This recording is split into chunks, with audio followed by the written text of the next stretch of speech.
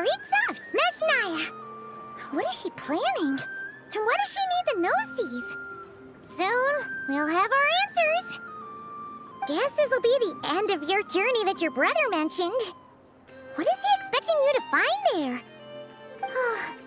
Snezhnaya still feels like a long way away. Hopefully, there'll be plenty of time to relax, eat some good food, and have fun before we arrive. But whenever Paimon gets thinking about how our destination is right around the corner, all these questions come flooding into Paimon's head. It makes her so nervous. Yeah. Anyway, enough about all that. We can't start the final leg of our journey with that kind of mindset. Just think. We've fought dragons and sea monsters, defeated creations of the gods, faced prophecies of doom and the threat of the abyss. Heck, we've even been to the moon! With all that experience under our belts, how can we be any more prepared? Sure thing! Now, stick close to Paimon, the best guide you could ever ask for, and let's charge straight for the finish line! Off we go! What about me? Do I get a call out? Whoa! Columbina? You kinda snuck up on us there.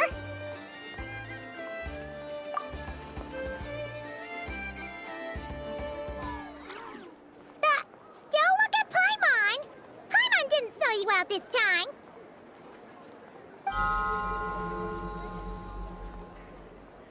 Oh, so it was you!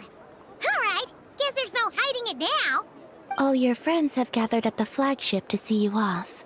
I invited Sandrone, too, but she said she had to go back to Snezhnaya. She must be busy.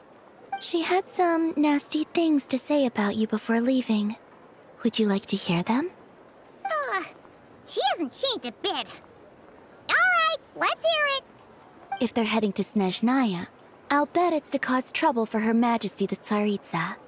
Attending a farewell party for people like that would not be a good look for me right now.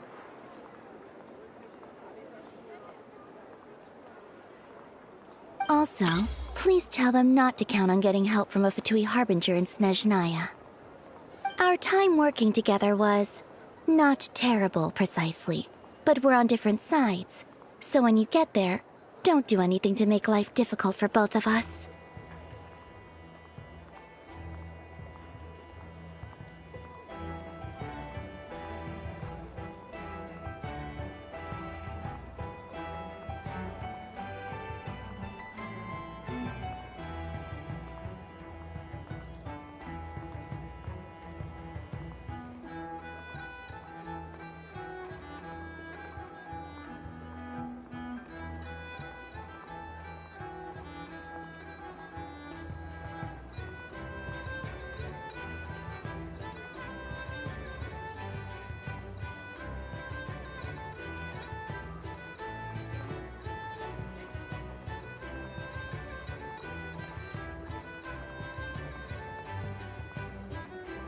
Well, that definitely sounds on brand for her. The attitude, the reasoning. Alright, we'll do our best to keep our distance then.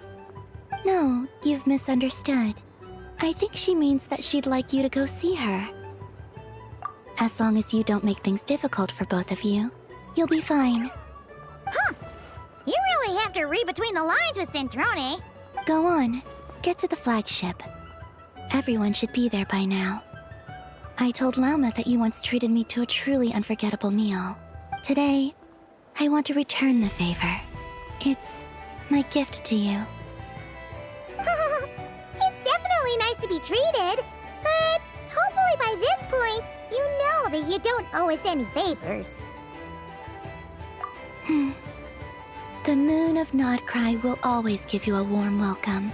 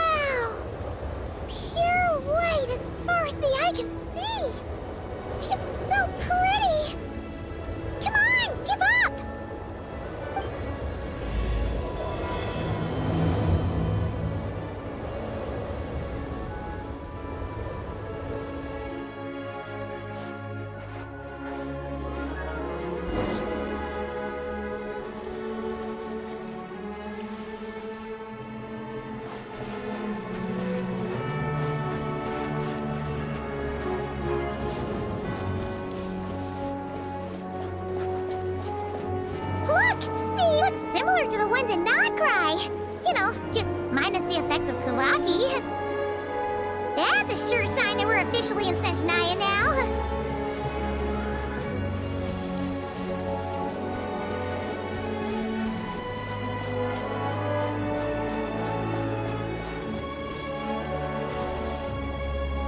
There's gotta be a treasure chest around here somewhere. No adventure is complete without a chest or two. Wah!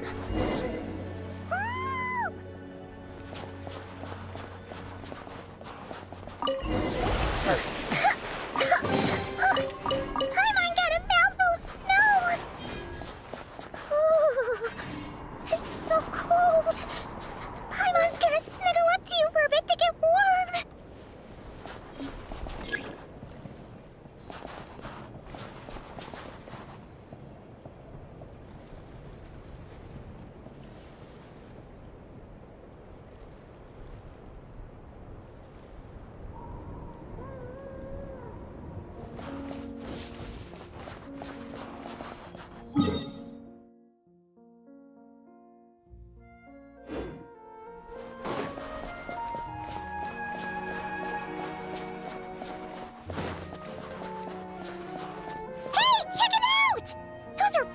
Right? Oh, look how big and fluffy they are! So cute! Quick, take a picture before the moment passes. Right here. If we get any closer, we might scare them away. Let's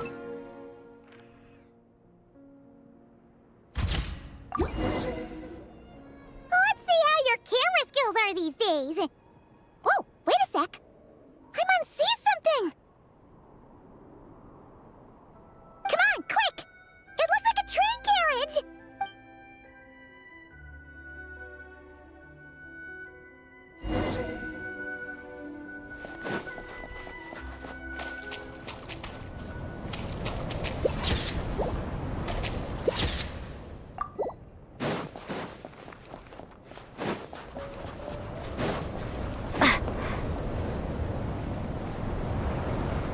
Paimon's heard that Snezhnaya has loads of railways and trains. This must be one of them. But why is it abandoned? Ooh, it's still so cold. Oh, I don't know. Maybe. Oh, also, is it just Paimon or is the snow getting heavier?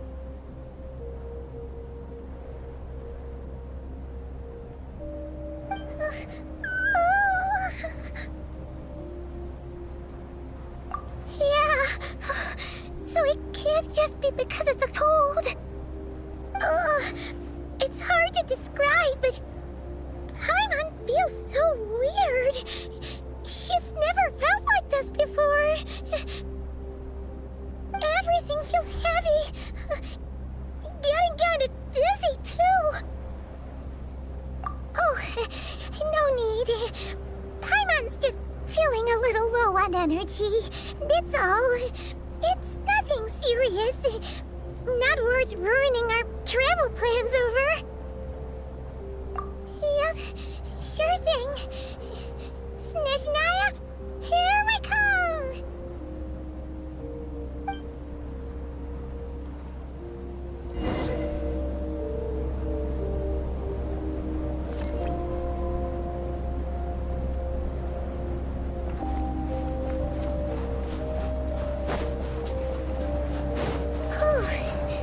Seems like the snowstorm is getting worse by the minute. Paimon can barely fly.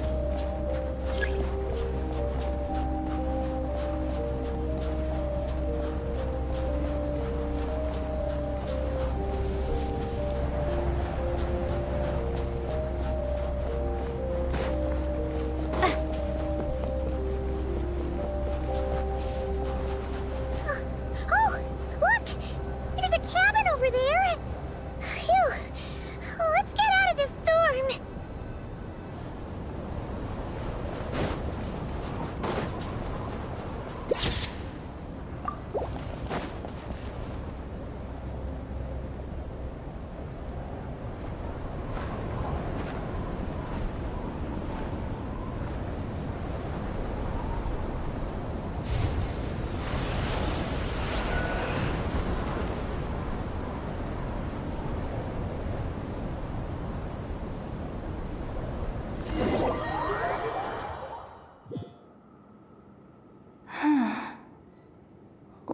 this place? Where's Paimon? I need to find her. Fast!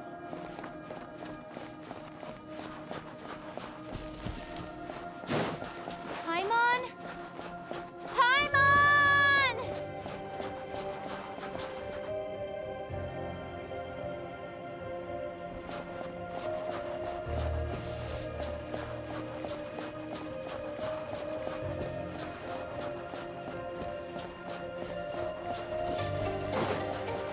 That's strange. Where could she be? I guess I'll try further ahead. Hang in there, Paimon.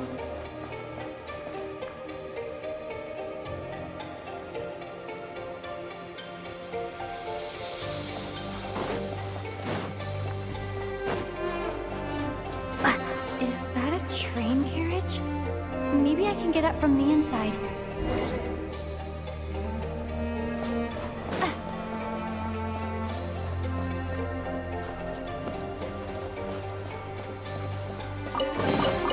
A reward on the road.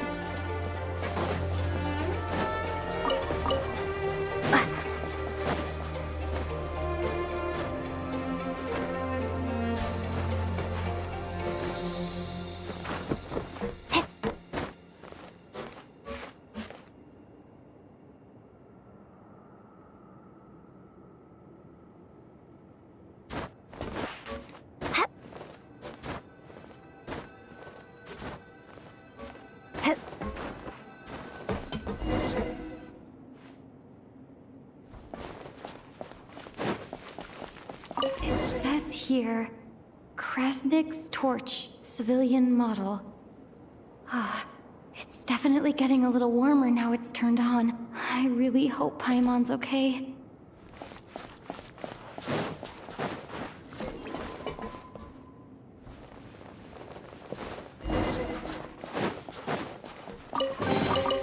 I'll keep this close.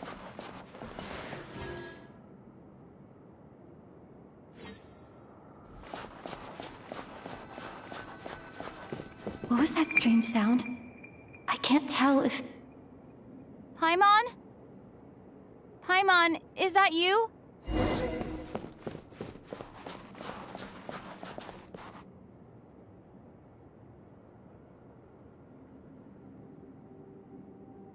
Incoming entity detected. Authorization granted. Initiating original. Hello, Descender, who's reached the eve of tomorrow. Eye of Grey at your service. Time since last activation. Time measurement unavailable due to the influence of... Anyway, it must have been a very long time.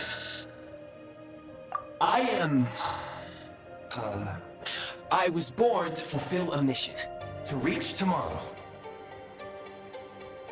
To this end, I must... Strange. What was it? Wait, my body? Huh? Why is my body like this? Apologies. After a long period of inactivity, it appears that a lot of data has been lost. Anyway, I was created so that humanity could reach tomorrow. But I am unable to load further details at this moment. Nevertheless, serving humanity remains my primary objective. I have detected a drop in your surface body temperature.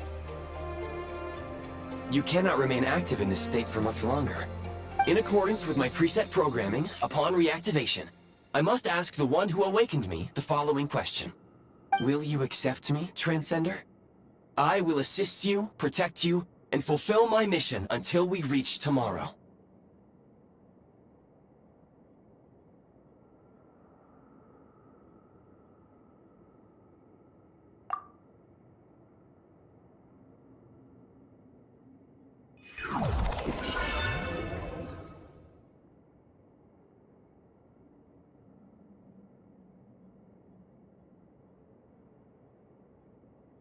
You have made a very wise decision. Now, I detected that you called out a name earlier. Presumably that of your missing companion? The name was Paimon. After helping you get out of here, I will search for a match in the nearby area and pinpoint their location. Merely the tip of the iceberg. Now that we have reached an accord, you will be my new user. May I ask your name? Very well. I will remember this name until the mission is complete. I need to recover my body, retrieve the power to unlock tomorrow, and help the suffering masses to reach the far shores where the empty Ark floats. I can sense my power scattered across this ice-covered land. I even have a vague sense of where it might be found. But right now, that is not essential. The key right now is you. You must survive and reunite with your companion.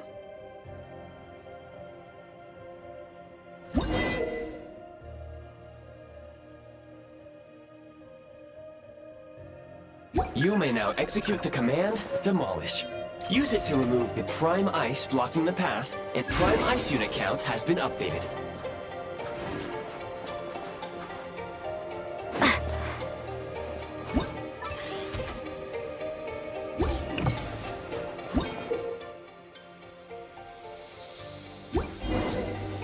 You may now execute the command, Build. Use it to create a Prime Ice construct to prop up the door.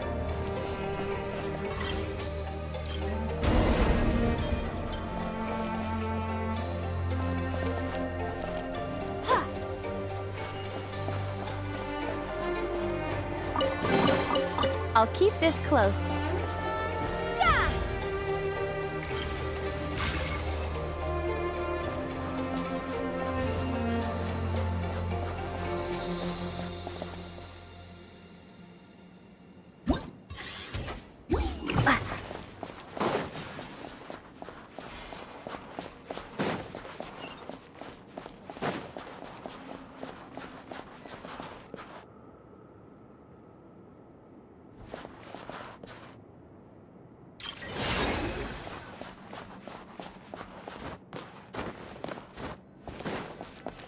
Scanning local environment.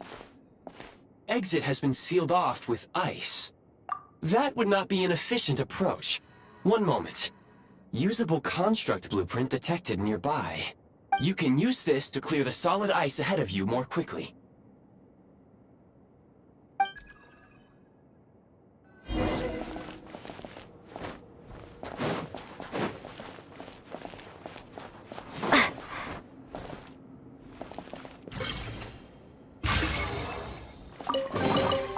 I'll keep this close.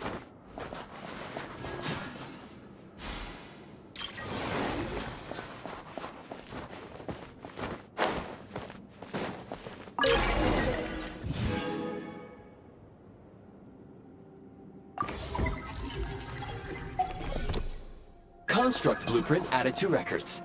You may now execute the command, Build Heat Source. Generate a temporary heat source to rapidly melt the solid ice.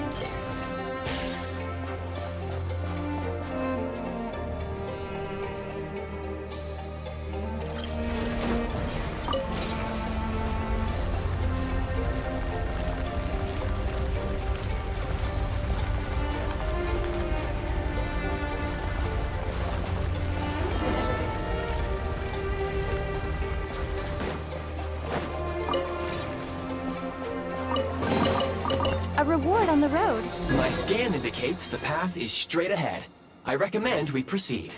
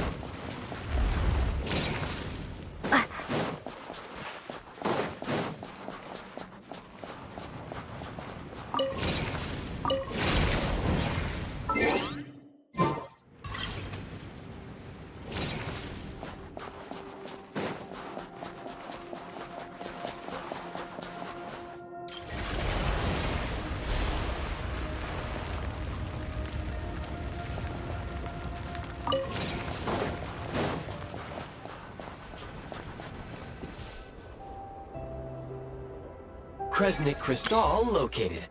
Please collect at your earliest convenience. The recent construct you built provides highly efficient heating by utilizing the unique properties of Kresnik Crystal. Unfortunately, prime ice constructs have a very short lifespan and cannot be stabilized during the development period. Hence, the authorization to use Kresnik Crystal was granted. That said, I have already forgotten what warmth feels like. Yes. Perhaps then, we can warm ourselves by the fireside together.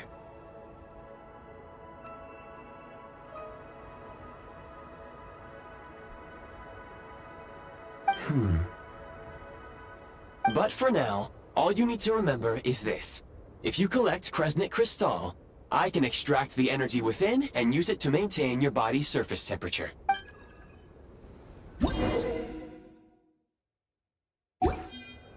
Low power. Please use Kresnik Crystal to replenish energy reserves.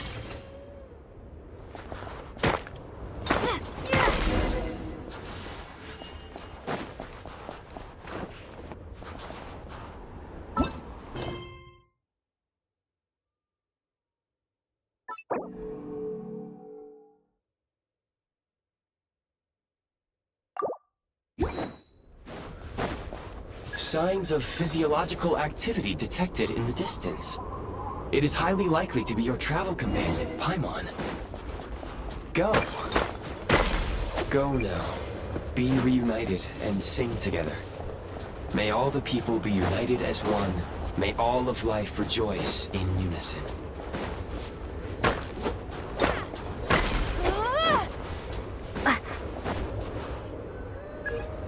Approaching the target location. Scanning for signs of life. Life forms detected. 2. Affirmative. However, that is not the reason for my confusion. According to my database, this location, real-time environmental data suggests that the train station may no longer be in use. But whatever the situation, please exercise caution.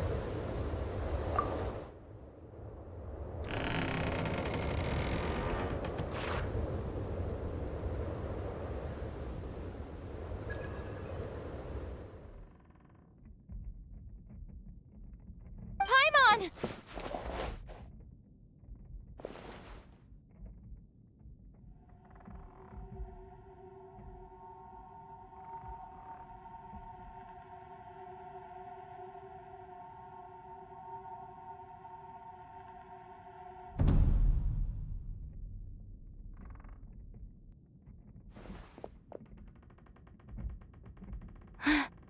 Who are you?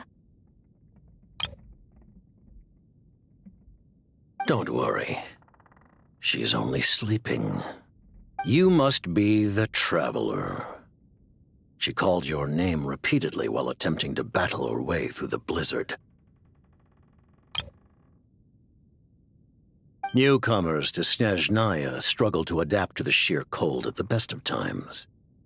Lately, even the locals are suffering, with a powerful monster having summoned a bitter snowstorm.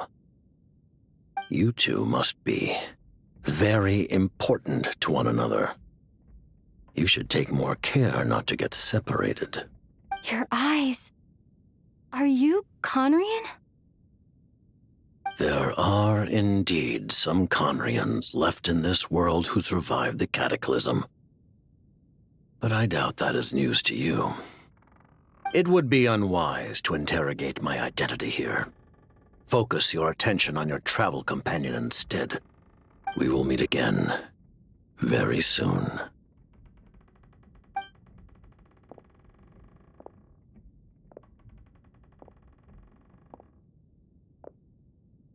The unidentified subject has now left the area.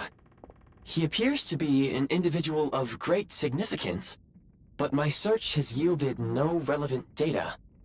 I will try searching the database again.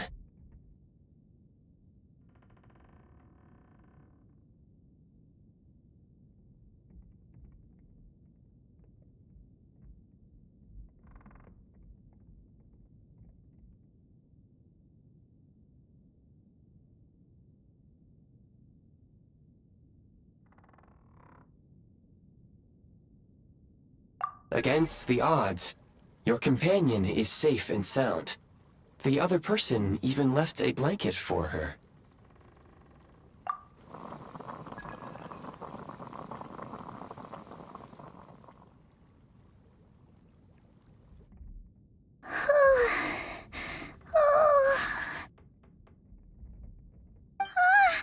Traveler!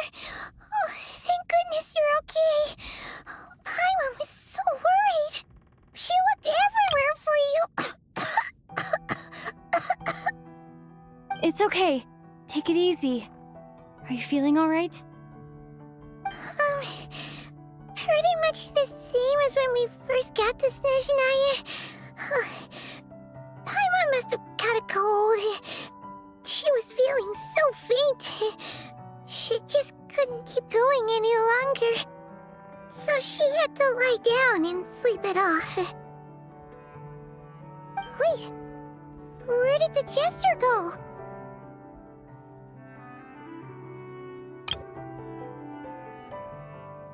Yep, the director of the Fatui. The Jester Piero. So, you met him?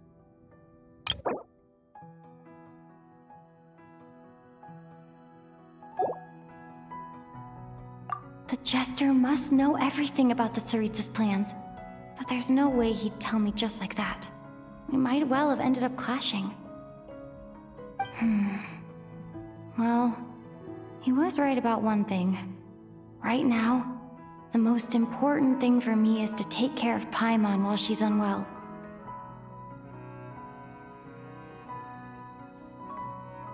He had no intention of explaining his motives, and he left in something of a hurry.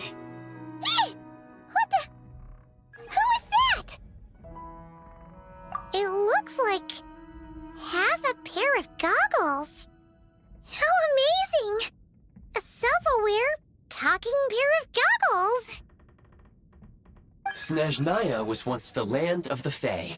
There are many ancient creations here that I'm sure would broaden your mind further still. Mind you, my database is also expanding as we speak. You must be a rare creature yourself. Oh, wow! Well, thank you so much. You've earned yourself some of Paimon's favorite candy. Oh, but by the looks of it, you probably can't eat that, can you? Goodwill detected. Instead of candy, perhaps I can suggest my preferred strategy. Please clean me regularly to keep me operating at peak efficiency. Oh, that makes sense. Every pair of goggles needs wiping clean once in a while. Sure thing, mister. Anyway, back to the Jester for a second. Paimon's still confused about something. When he first showed up, he already knew Paimon's name. And he acted like he expected Paimon to know who he was, too. Paimon could tell that he was Conrian from his eyes. And he definitely seemed like someone pretty important. But beyond that, Paimon didn't know anything about him. It was only later, after he rescued Paimon from the snow, that he properly introduced himself. That's the only reason Paimon knows he was the Jester. Oh, seems unlikely. He ran into the snow following the sound of Paimon's voice, with a really anxious expression on his face. And after bringing Paimon here, he just stared out at the snow. He didn't do anything to Paimon at all. In fact, he barely said anything. Wouldn't even answer any of Paimon's questions either. Paimon didn't feel unsafe around him, and he didn't seem to have any ulterior motives. For all we know, he might have just ignored Paimon's questions so she'd give up and go to sleep. Please allow me to interrupt. Fatui and director are unfamiliar terms. May I ask for clarification? Who heard of the Fatui? Oh, they're like the Tsaritsa's inner circle. Really powerful people. And the director is their boss.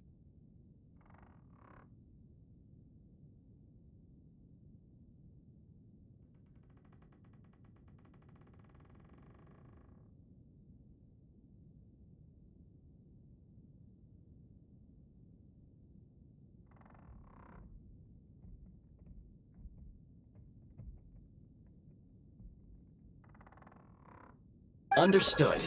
Since they hold elite positions and serve their god directly, it stands to reason that they would conduct themselves with due decorum. I am inclined to agree with your assessment, Miss Paimon.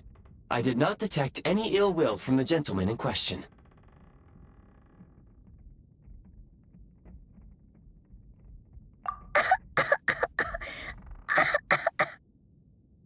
Sorry, I shouldn't have encouraged you to talk so much. Paimon, new plan.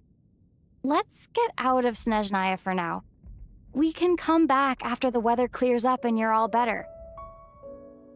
The jester mentioned that this snowstorm being the work of a monster is worse than most. Even if we made it to Snezhnograd, we'd still have to wait out the storm before we could do any exploring. Oh, well, it's really nice of you to look out for Paimon, but she doesn't want to hold you back. We were really psyched up for this journey when we first set off. Just think of all the burning questions we have. If we turn back now, who knows how long it'll take before we finally get answers. Further information is required regarding the monster situation. But objectively speaking, there is another, more pressing issue at hand. At this point, we have traveled a significant distance into the blizzard. Were we to turn back now, the road would be extremely treacherous, especially since we would need to travel on foot. If, however, we continue onward, there may be a better solution. Do you remember what I said as we neared this location? I told you that this is a train station. While it has evidently fallen into disuse for unknown reasons, the tracks remain intact. We can break through the blizzard and forge ahead by driving a train. That is the Snezhnayan way. There is a small town up ahead, which would be the perfect place for Miss Paimon to rest and recover. Paimon thinks Goggles here makes a great point. Let's do that! Oh, come on. Don't worry. Think of all the traveling we've done so far. When has Paimon ever gotten sick before? Practically never. 'Cause she's in great shape. Sure, she's a little tired right now, but it's sure to clear up on its own. Affirmative. Should you ever need my assistance during your future adventures, please call for the Eye of Grey whenever you wish. Otherwise, I will remain silent to avoid causing any unnecessary distraction. Now, please follow me to the train tracks.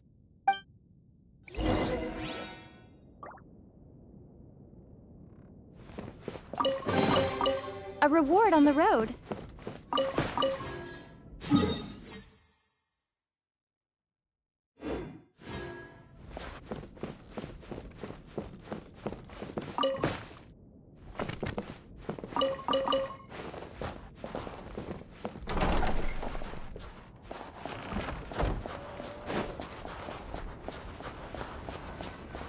Please confirm when you are ready to depart.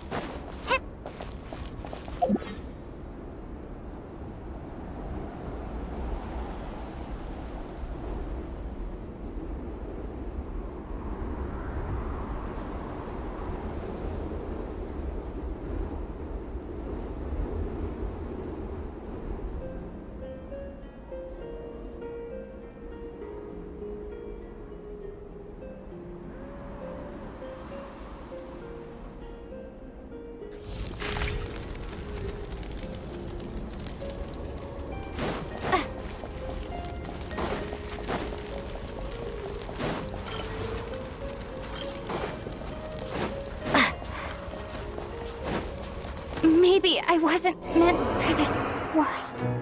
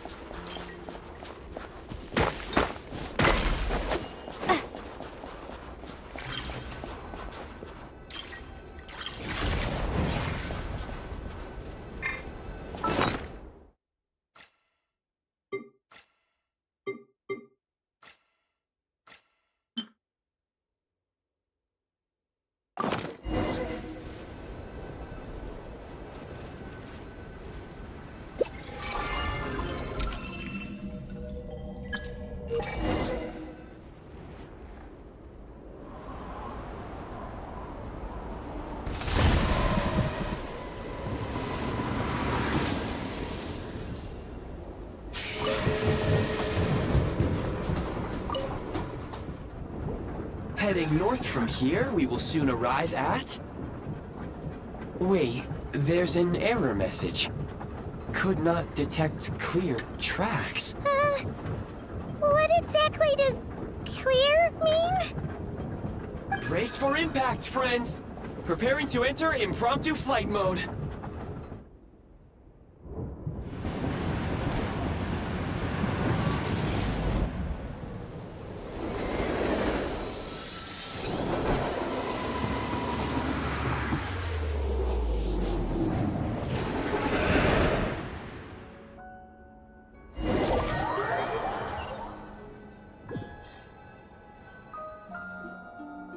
How strange.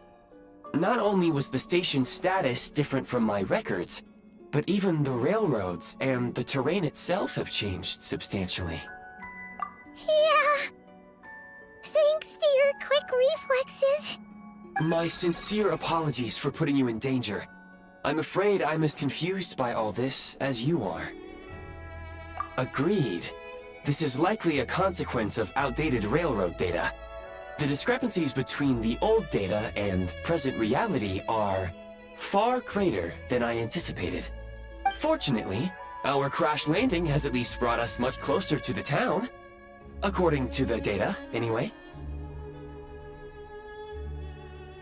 Your data had better be right this time. I can assure you, it certainly is. Please look this way, and you will see a Kresnik's torch. It seems our ill-fated train ride was a blessing in disguise. We have taken the shortest possible route. Rest assured that I will take user preferences into account next time I plan a route. Next time, I will get it right.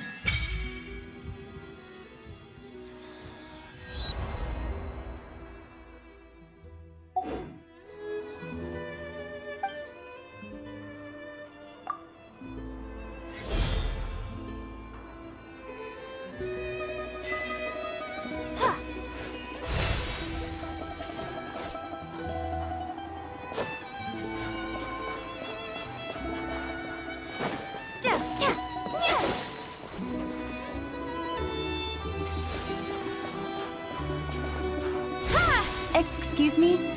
Is there an inn nearby? I'm sorry, but they've all closed.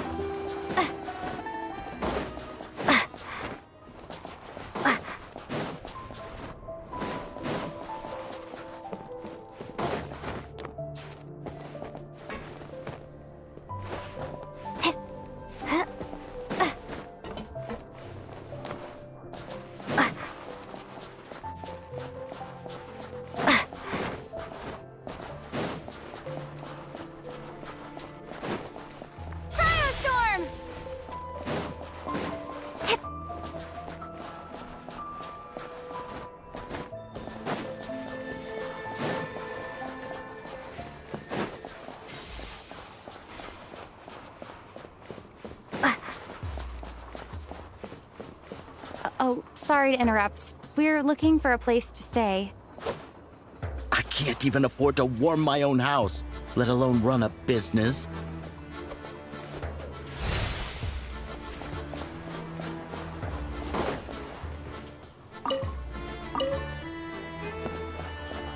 Excuse us.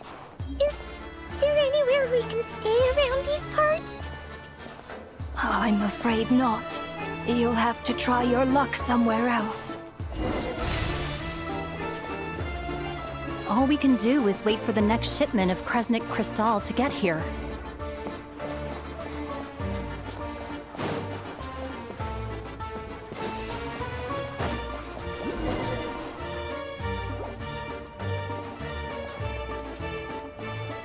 Hi there. Do you know if there are any inns still taking guests in this town? Doubt it. They're probably all closed. No one has enough Kresnik Crystal to heat their own homes, let alone a business. Oh, what a bummer. I clocked you a while back. You adventurers or something? We don't get many tourists in inland Snezhnaya these days. Why's that? Because of the snowstorm? In part. But the bigger reason's Project Stuja. Since it's Her Majesty's will, we have to put up with it whether we like it or not. Oh, sorry. I assumed it was common knowledge by now. Basically, the Tsaritsa is planning something big. Something that requires an enormous amount of energy. Even if they used all the surplus Kresnik Crystal in Snezhnaya, it still wouldn't be enough to meet demand. So, the Vetja passed a resolution requiring all factories and households to reduce their energy consumption. The policy has thus been charmingly named Project Stuja, meaning bitter cold. Bitter cold? So, like, it's gonna be a cold winter, folks? You're all gonna have to find a way to get through it? That kind of idea? Pretty much. When you're broke, you scrimp and save. When it's cold, you huddle together for warmth. There's always a way to stretch things out to make ends meet. Trouble is, if you stretch someone out like an elastic band for too long, who knows if they can ever bounce back. You know what? Come with me and see for yourself.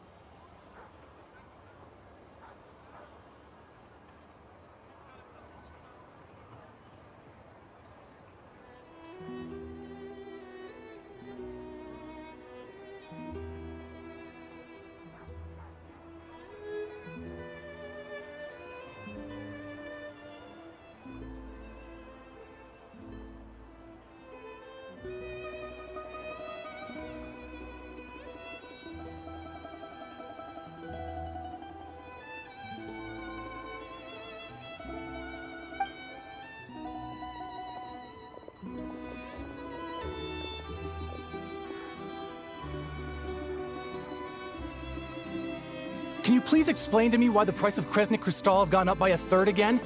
Even as our purchase quota has gone down. You only come here twice a month. This won't even last us a week. The supply and pricing of Kresnik Crystal are based on current production volumes and price data. We Fatui are only responsible for delivery and security. I'm not in a position to explain to you how the figures are calculated, but I assure you, they are as fair and reasonable as possible.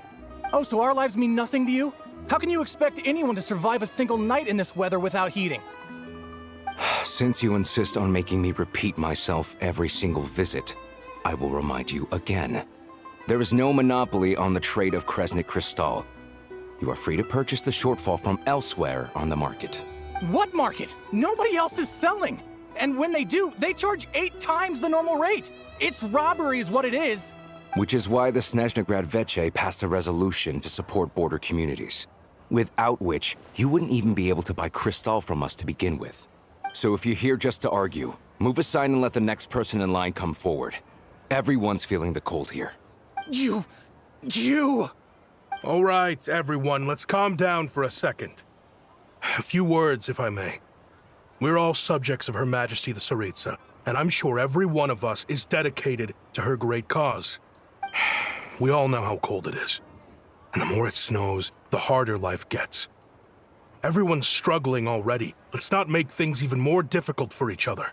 But Liaison Shishkin, there's clearly something wrong with this quota. I have a family in Marepasak who tell me they can buy at least double our Crystal allotment. Oh, believe you me, I had the same reaction when I first saw the numbers. Couldn't believe what I was reading. Still, you must understand that calculating these energy quotas is a complicated balancing act. They have to factor in population, town size, industrial application. Our top priority must be to keep the largest Kresnik's torch burning continuously.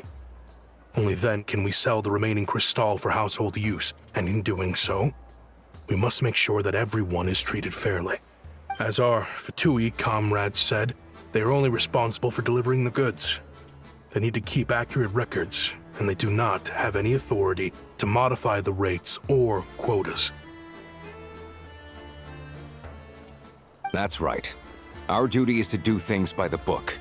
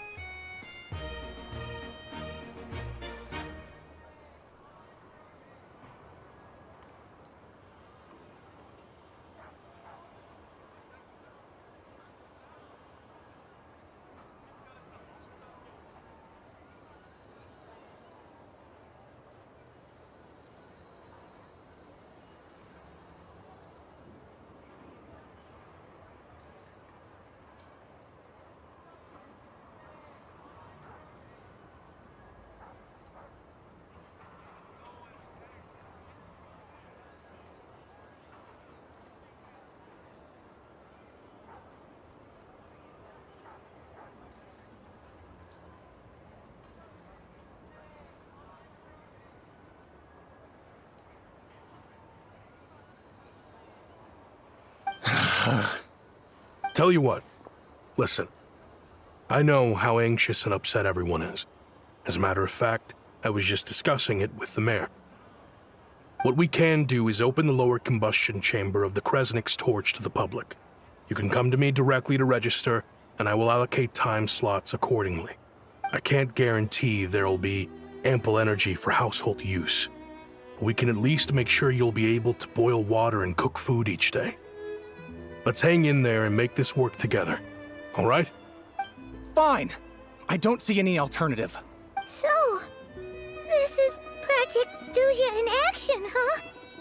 Oh, no wonder nothing's open for business. People are barely getting by.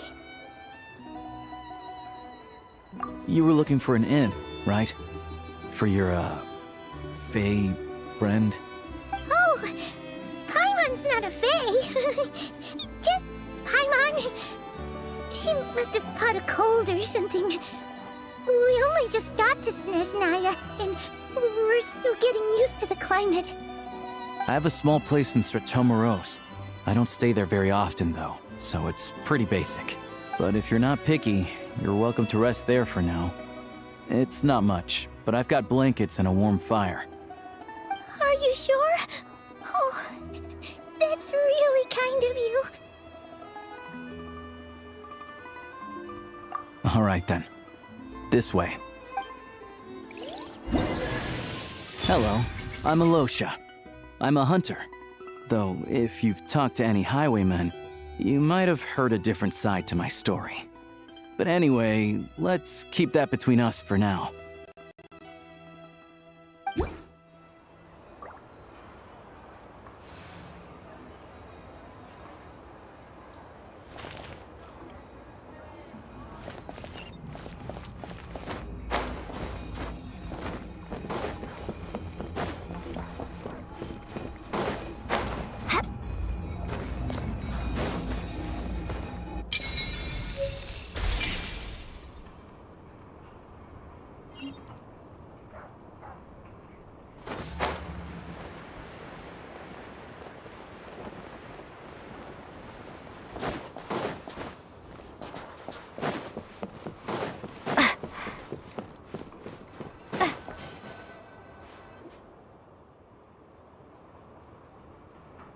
Oh, so cozy and warm.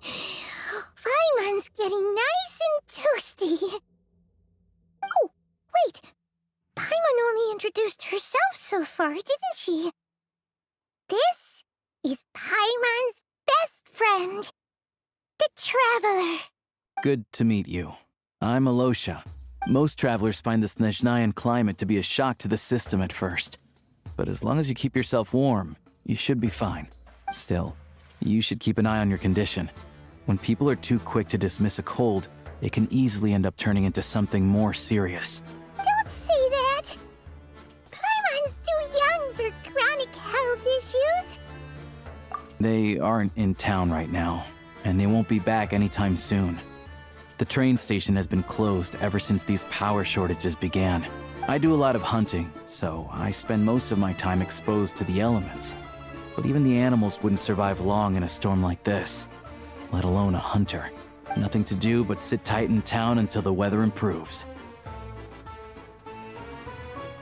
I get that you're in a hurry, but even if the station were open, that doesn't mean there'd be any trains. We could end up stuck here for a long time, I'm afraid. What? Your own train? Wait, hold on. That train? The one that suddenly fell out of the sky and crash-landed on the ice? Oh, we got lucky and found it in a cave.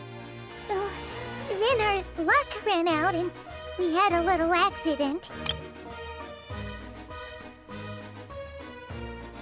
Pretty crazy for a random find in the mountains. Well, as long as your train's good to roll, you might get to Snezhnagrad after all. I've been doing some digging recently. Turns out, the real reason for the current energy crisis in Stratomoros is that some of the supply is being seized for a private stockpile. But to expose what's going on, I need to catch them in the act. So, I'm heading off to catch a rabbit. Huh? Wait! A rabbit stole the crystal? It's a figure of speech. Real rabbits couldn't pull this off. They'd prefer carrots to Kresnik Crystal anyway.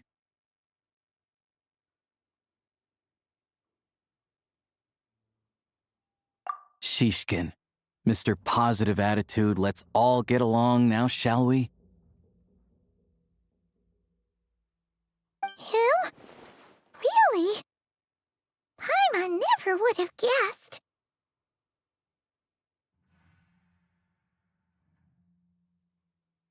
Huh? You're coming with? Huh. Oh, okay then. Just give Paimon a second to get ready.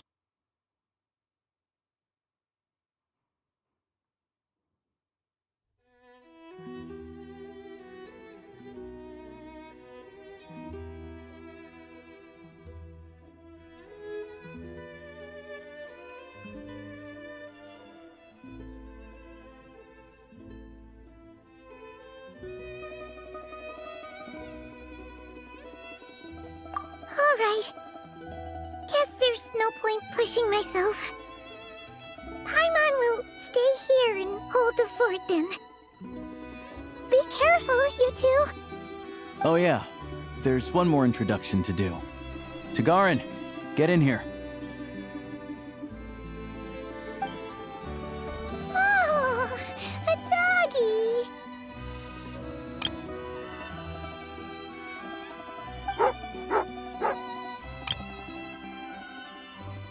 Oh, angry doggy. Oh, Tagarin doesn't like being petted then. He likes to think he's above that kind of thing. He's my hunting partner, so he'll be joining us when we head out. Carrots aside, we'll need to stay completely undetected. We can't risk spooking our rabbit, but there's no... First, we need to find a way into the train station and see if we can find any real freight data. Then, we get to Garin to catch a scent and find out which way the crystal went. What are you eating? Oh, check it out. When you're all out of carrots, try turkey. Good doggy. Good doggy. A fellow dog lover, huh? Yep. And rabbit lover. Carrots are great too, you know. Good to know. Eat up, Tagarin. We got a lot of work to do.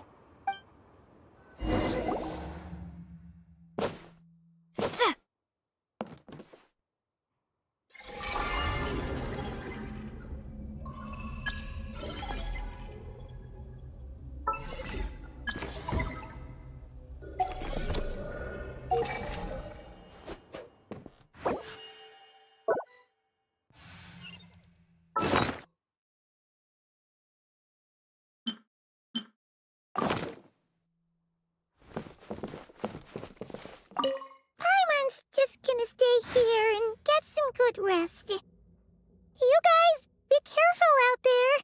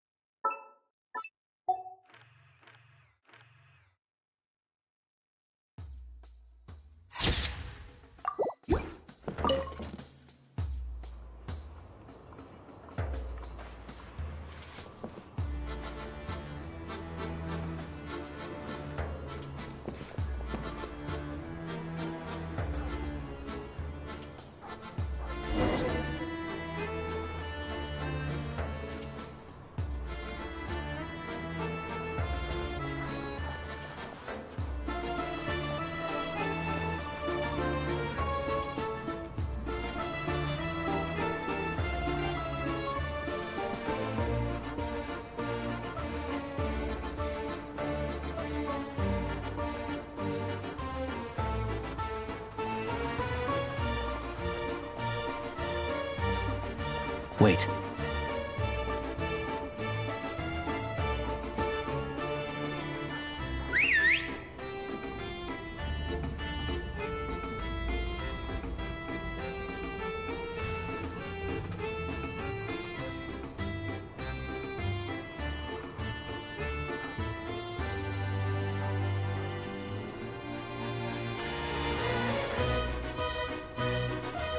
Nice work, Tagarin.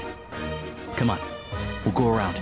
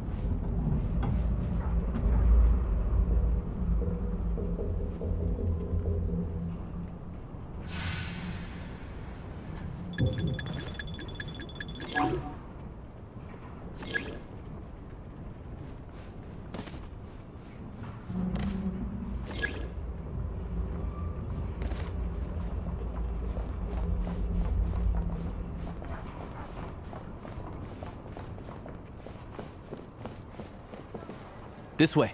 We'll enter from the upper floor.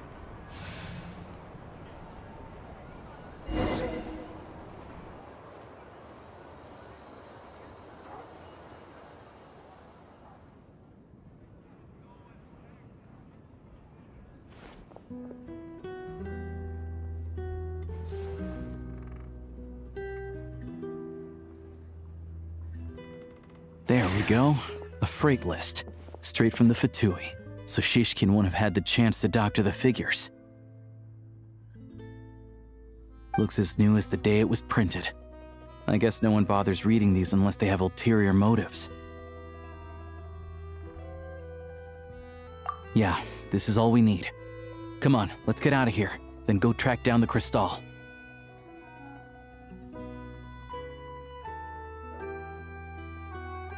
Tagarin's a keen hunter, and catching rabbits is his specialty.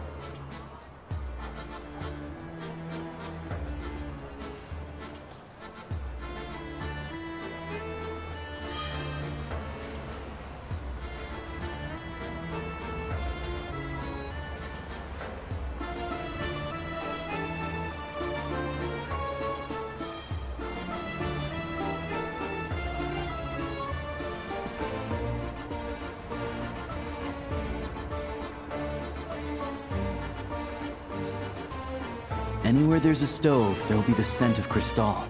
That's normal.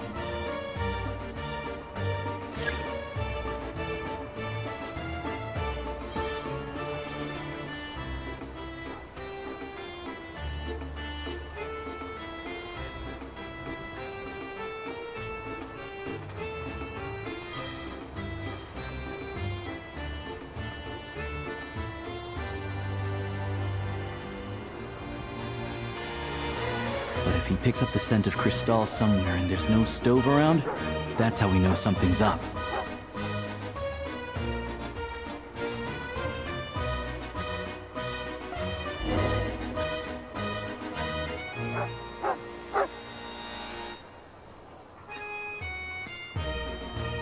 This must be the rabbit's warren. Good job, boy. Sure enough, there's a tunnel. You stay here and keep watch. I'm gonna take a look inside.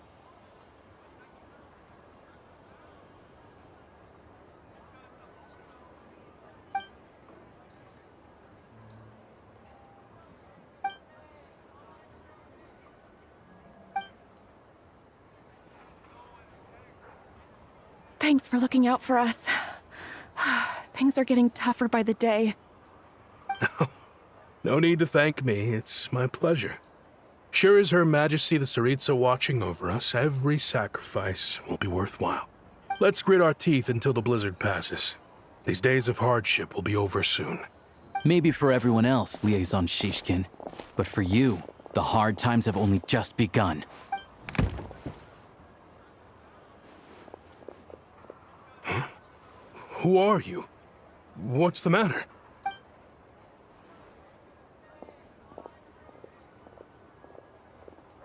I just had a question for you. Why, when times are as tough as this, would someone hoard more Kresnik Crystal than they could ever use? All the crates here are from the most recent shipment, but they weren't brought here for sale. Instead, they were secretly stashed away. Would you be able to shed any light on the situation, Mr. Shishkin? Me? Why, I have no idea. But look at how much there is. It's quite a godsend. Now there will be plenty to go around. This godsend was found in a cellar adjacent to your residence following a tip from Mr. Alosha. And this is only a fraction of what we found down there. We're still taking a full inventory. The official figures will be finalized shortly. I've always been grateful for your efforts to mediate between us and the townspeople of Sretomaros. But now, Mr. Shishkin, it appears you were the source of the conflict all along. How could you do this to us? We trusted you to have our backs. You've been lying to us this whole time? Hey, I owe you all an apology. I'm sorry. I'm so very sorry. This isn't who I am. Please believe me, this was a one-time mistake that I will never repeat. We all know how difficult life has been since Project Stuja came into force. Energy is an increasingly scarce resource. People everywhere are getting desperate.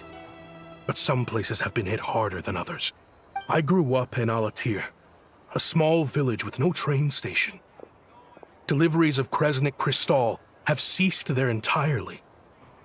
If nothing is done, they're all going to freeze to death. You know as well as I do how downright impossible it is to buy Crystal these days. The thought of my poor mother and father, with no one to help them, I felt so afraid. I watched as energy grew scarcer by the week, all the while knowing that their lives were at risk.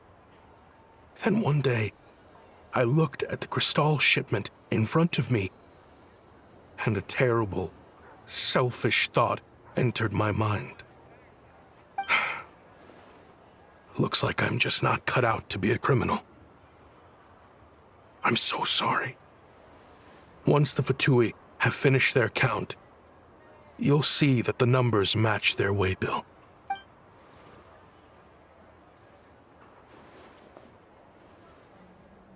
I have the official Snezhnayan quotas here. Anyone who has already purchased energy, please make your way over here to correct your transactions. I'll make a batch purchase of Crystal worth 3 months' salary for you all to use free of charge. As for Alatir, I'll think of something else. You don't have to go that far. Yeah, owning up to your mistake is enough for me. You've done plenty of good for the community in the past. I'm not looking for a handout. Drop the act. You claim this was a one-time mistake, but the real reason there's only one shipment's worth of stolen Crystal in your basement is that you have an accomplice. Reporting in, sir. We've conducted a full search of the mayor's house. As expected, we found many crates full of Crystal, half of which were still in their original shipping containers. This wasn't your first time at all. You've been colluding with the mayor of Sretomaros for a long time now. The train station's currently out of service, but it does open for a short window every time there's an energy delivery. And every time a train pulls in, you're there on site to take inventory and oversee the workers unloading the cargo. The mayor handpicks said workers. Per his instructions, they transport the Crystal by tunnel at night to the mayor's house, and he sells it out of town. But since he can't get the goods out of town by train, he had to arrange an alternative method of transportation. This meant slower sales, which gave me plenty of opportunity to catch him in the act. Wait, the mayor's involved in this too? Preposterous. What proof do you have of any of this? Basic math. I've spent a lot of time lately counting carriages as the snowstorm rages. Counting carriages? What? The energy consumed by a train depends on its total weight. And since energy is a limited resource right now, it's fair to assume that every carriage is packed full. So, if we take the energy required for the Kresnik's torch, add the sales figures you provided, then compare that figure to the train's theoretical cargo capacity, guess what? The numbers never match. It's always off by 1 or 2 carriages worth. This time, you set a new record. 3 carriages missing. You mean to tell me that you sat around outside, counting carriages, in this weather? I'm a hunter. I have 2 options. Hunt or starve. Well, I've heard enough. The evidence speaks for itself. Take Shishkin and the mayor into custody and escort them back to Snezhnograd.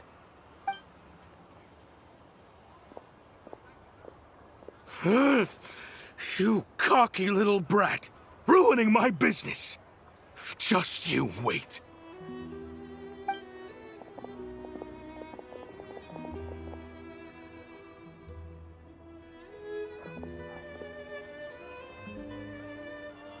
Yeah, something felt off, so I just followed my gut. Math isn't my strong suit, though. I'm lucky my dad made me learn enough to get by, but all this number crunching was a million times harder than the aim and fire work I'm used to. Thank you for your assistance. You're a brave lad. Shishkin was quite the cunning criminal, as I'm sure you can tell. He did all of this right under our noses, and we never suspected a thing. A wolf in sheep's clothing. He had everyone fooled. Even with that sob story he fed us. He was probably trying to keep the mayor out of it, not just mask his own motives. Without the compelling case you put together, even I might have fallen for it. Alosha, was it? Tell me, are you really a hunter?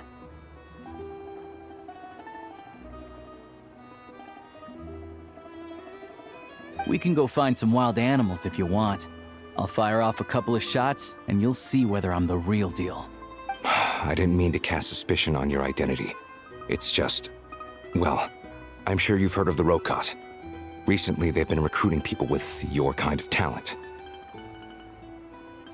They hide in plain sight under false identities, working against Project Stuzha, sometimes directly opposing the Tsaritsa herself. They aren't a violent organization, and their goal is to improve the lives of the common folk, but still, as a member of the Fatui, I wouldn't be doing my job if I didn't keep tabs on them. First I've heard of this. I don't really keep up with what goes on in the city. All I know is, people who don't mind their own business in the city end up paranoid about everything. As for me, I just couldn't stand Shishkin. I'm from Alatir myself, and I can tell you, nobody's lived there in years. Why would an abandoned village need Crystal? Of course, no one really cares about the fate of that place. I'm guessing today is the first you've heard of it. I see. It does sound quite tragic. Really. Well, thanks again for your assistance, and your friend here too.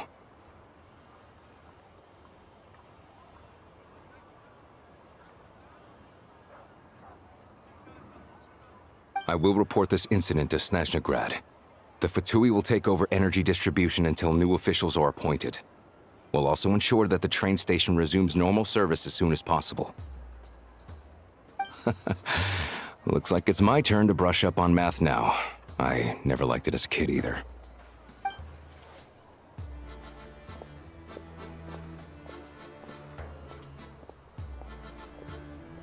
Don't mention it. Isn't the soldier overseeing the delivery supposed to verify the quantity of the goods? Was he just careless? Or was he being paid off too? Excuse me. I'll take a share of Kresnik Crystal too. Thanks. I need to take a detour before we head back. There's someone I have to deliver this crystal to.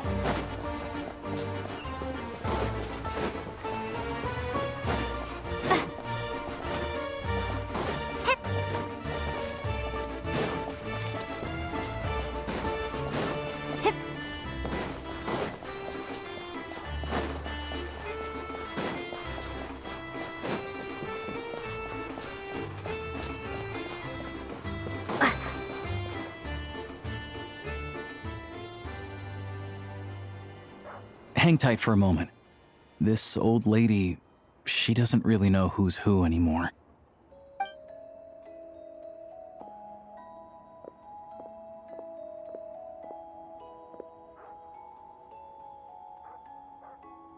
Oh, grandson.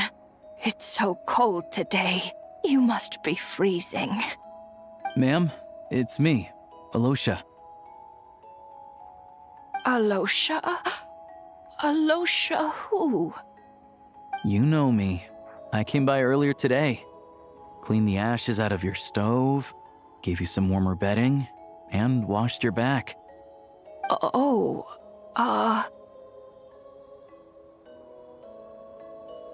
I'm sorry, I don't remember. Now, how often do I get to see my grandson? Hmm? Come on, take a seat and relax while I fix you something to eat.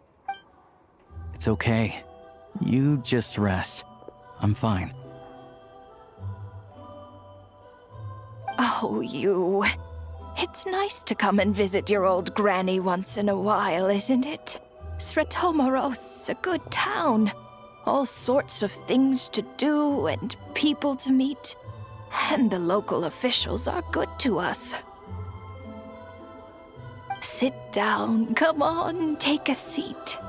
I still have some fruit left. Let me get it for you. Please, don't get up on my account.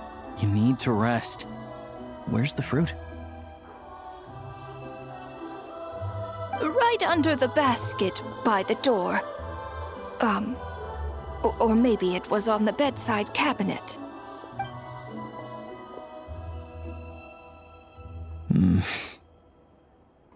Well, grandson dear, do you like it?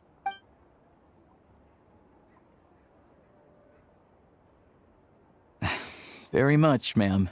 It's delicious. Good, good. Wonderful. You don't need to save any more for me next time, all right? Fresh fruit is hard to come by at the moment. You should eat it as soon as you get it. Oh, I don't need it. I'm fine. But if you like it, come back for some more soon.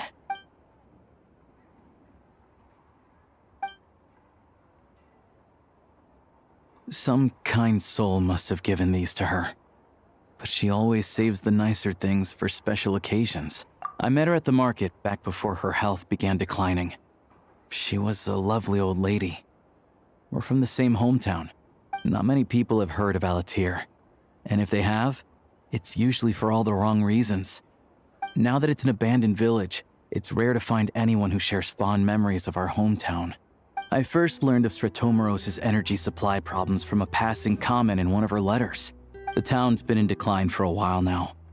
But because of her memory problems, she thinks of it as the bustling, prosperous Sretomoros still in its heyday. That said, I kinda appreciate her optimism.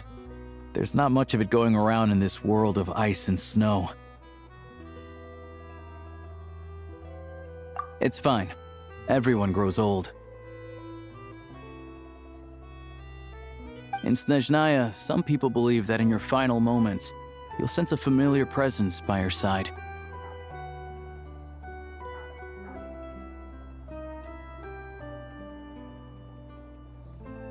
You turn to look at them, but their face is blurry. So you focus hard, trying to make out who it is. And when you finally see their face,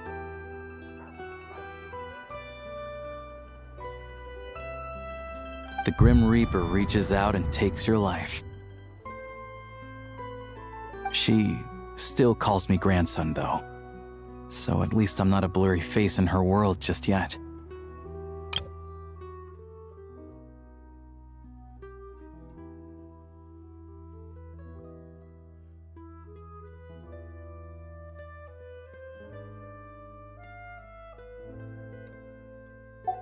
Come on, let's get back and see how Paimon's doing.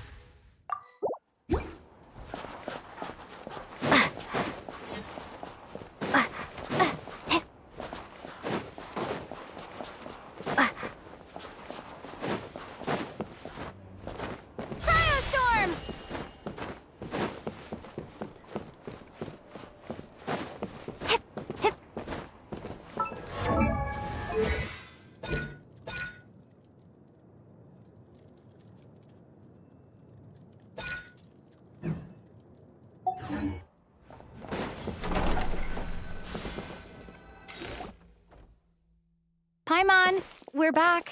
Are you feeling any better?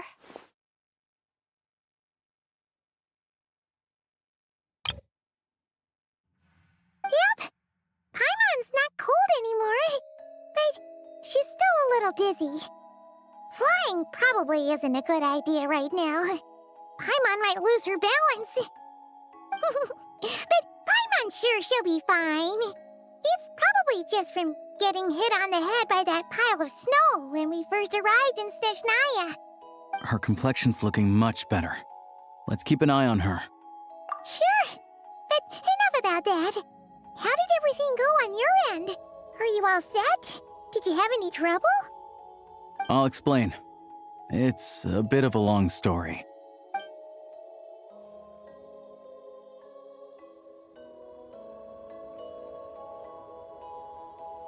Jeez, you guys got pretty busy.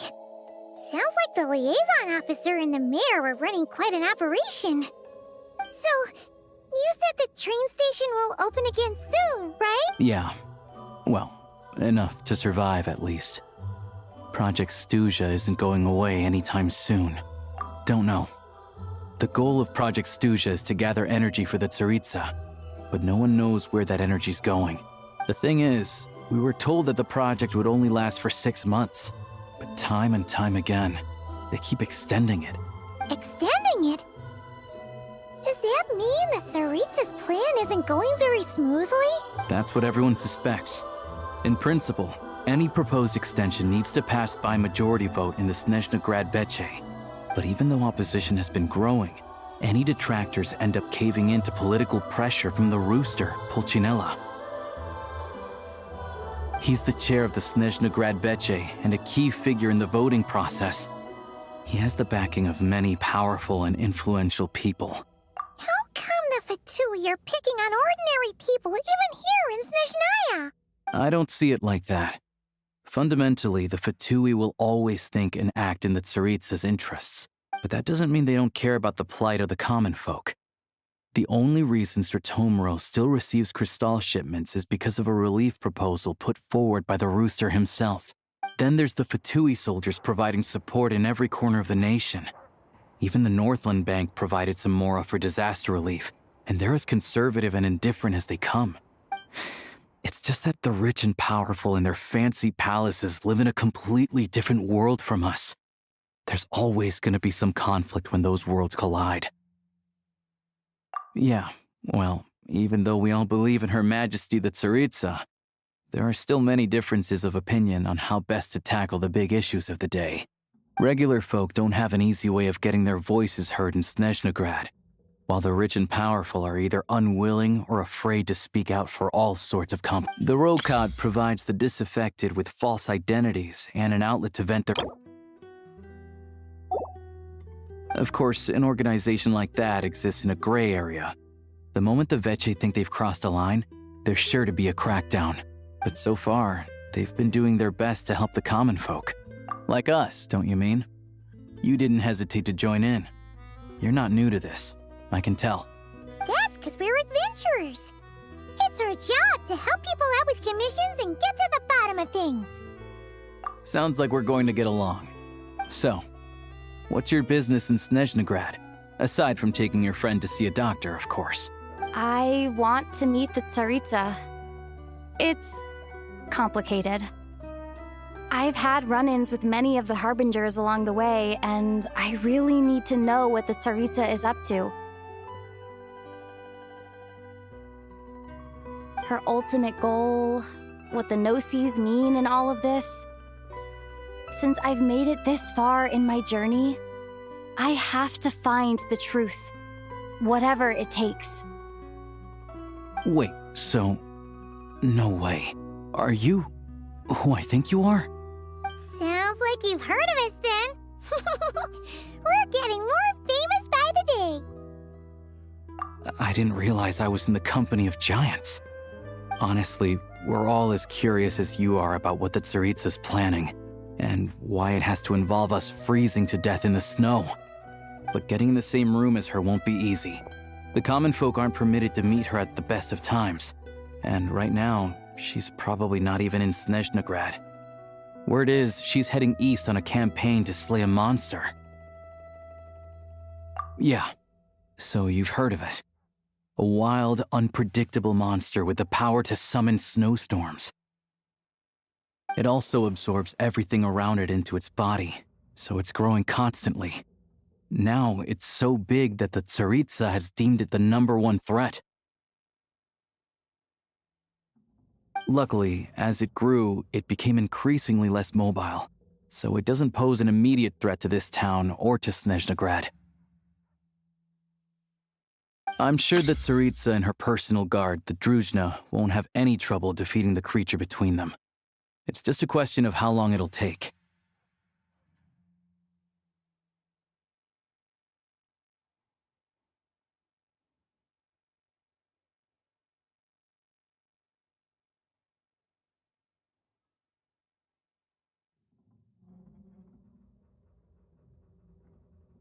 Suffice to say, you won't be seeing her anytime soon.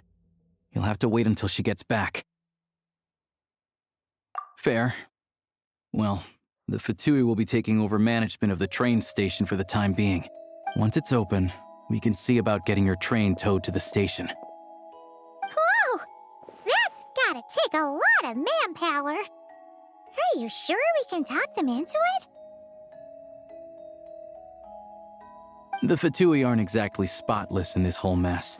Plus, we helped them out. Should be easy enough to negotiate. As far as I know, all the paperwork is dealt with upon manufacture. I've never seen anyone check it, so I wouldn't worry. Having a train makes everything much easier. We'll reach Snezhnegrad in no time. I need to head there myself anyway. Got some game to trade for Mora. I know a good doctor in the city. I'll introduce you when we get there. Oh, thanks so much. Let's get a good night's sleep ahead of our big trip tomorrow.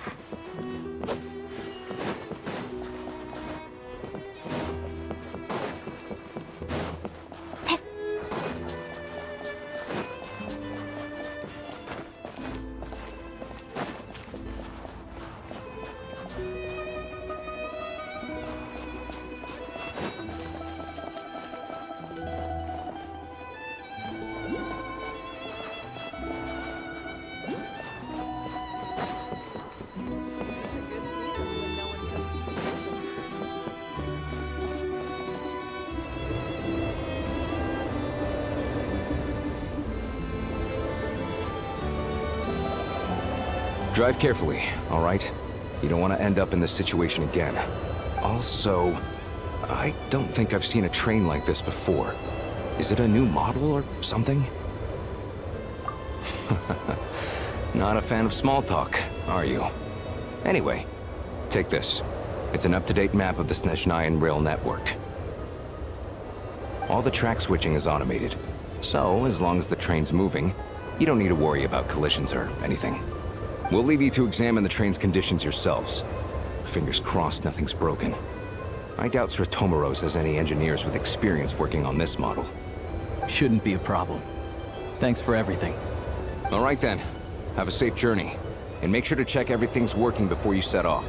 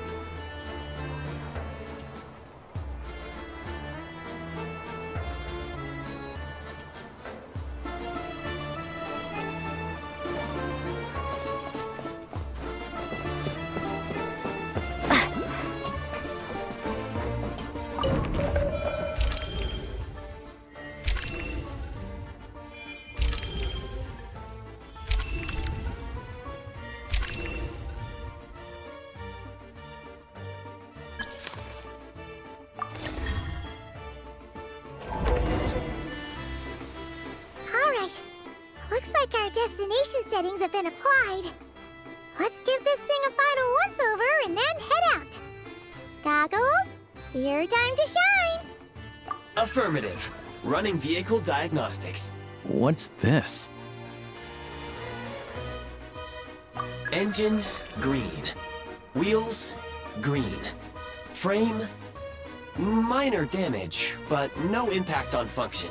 Diagnostics complete. All systems nominal. Neat! Huh. Paimon still can't get over the fact that you just found this tech lying around in a random cave. I've lived in Snezhnaya my whole life, and I've never heard of an interactive, talking train autopilot. Strictly speaking, I wasn't designed purely to drive trains, though I doubt you have any interest in navigating the practically unreadable operator's manual yourself. All configurations are complete. Should you require any further assistance, please call for the Eye of Grey. Away we go! Oh, nope. Paimon's gonna find a warmer seat.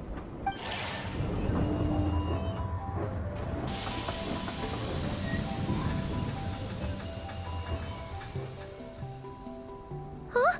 What's going on?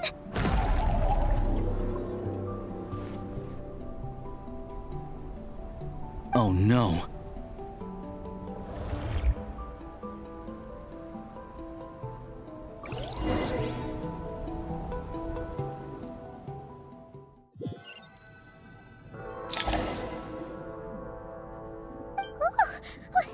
What is this place? Traveler, are you okay? Paimon's still airborne, but it feels like swimming through thick, gloopy water. Just our luck. Of all the things that could have gone wrong. Halosha, you're Snezhnayan, right? Any idea what the heck this place is? It's called the Shadow Realm. A place where no wind blows, no light shines, and no elemental energy flows. Even time itself doesn't exist here. It's a world where everything seems to come to a standstill. I've only seen it a few times before, and this is my first time inside. It's a dangerous place. Most people who get sucked into the Shadow Realm are never seen again, and the few who do make it back, they're never quite the same. Huh? Then what the heck do we do now? Oh, maybe Goggles knows something. Goggles? Great! Now we're done for! Hold it together. Let's not get ahead of ourselves. I heard a story once about the world of shadows. Come on, let's explore.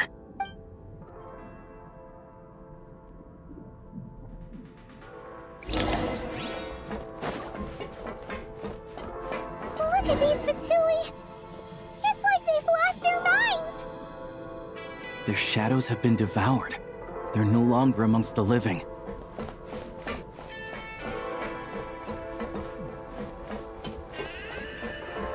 Let's hammer this out! I can't channel elemental energy here, but I have a few gadgets that still work.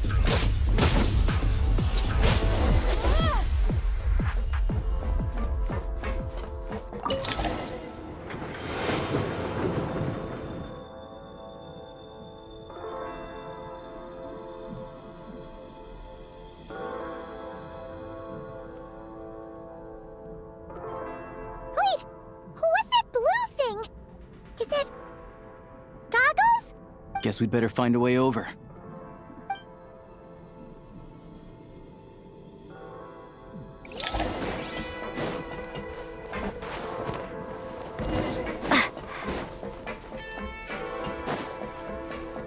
I'll take point!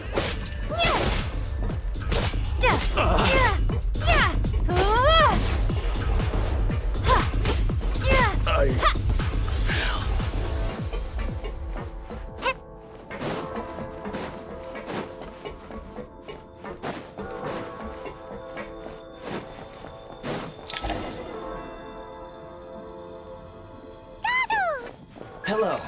I am glad to see the three of you safe and sound. For now, at least. But things aren't looking too good. Correct. We are now inside what is known as the Shadow Realm, the darkest space in the shell, where even the Most High is loath to cast its gaze. Time and space hold no meaning here. It intersects with the world of the Light Realm only rarely. We must leave this place before— Sounds like you have a plan. Yes. It appears that I have marked the exit to the Shadow Realm for your convenience. In addition, I have prepared some equipment to aid you as you traverse the Shadow Realm, traveler. It may well be one of my core functions. Activation code? We once peered into the past from the ruins of the shadows.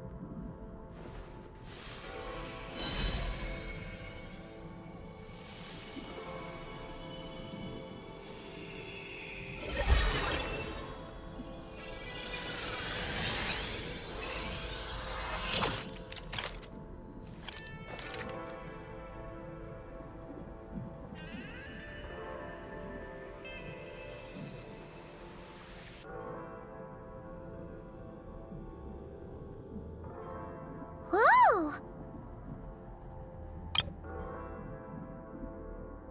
Now go.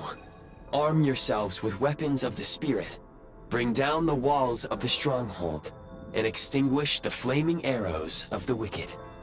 Is this a gun? In the Shadow Realm, where humans cannot channel the elements, there once was one who, after— Let's go. We don't have much time.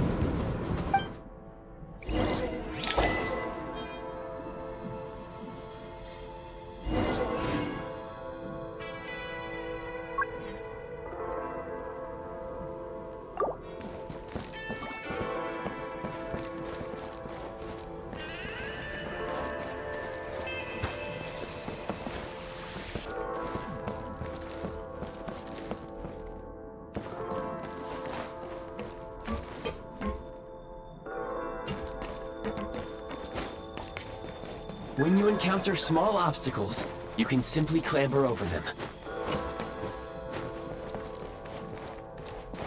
You can slide to navigate through low, narrow tunnels.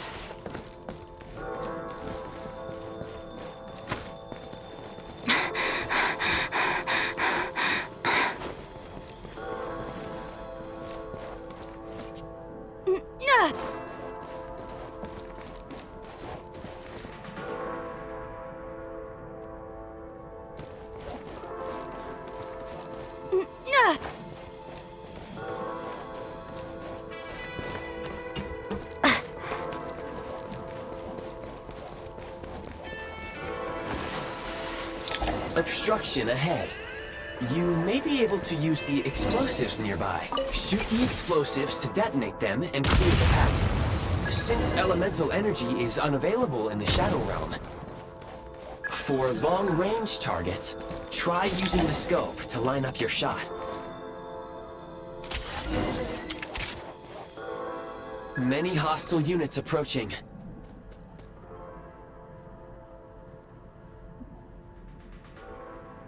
I suggest a new strategy. The advantage is ours! Charge! Where's the... Gotta recharge. More enemies detected. Try attacking with the newly unlocked Assault function.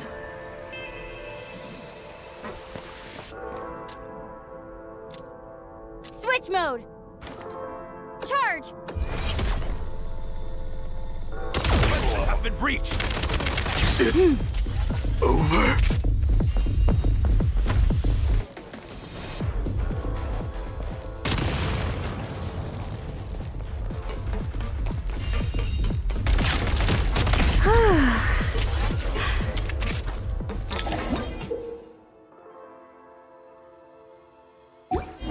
Aim at the freeze mark and pull the trigger to move using the rope.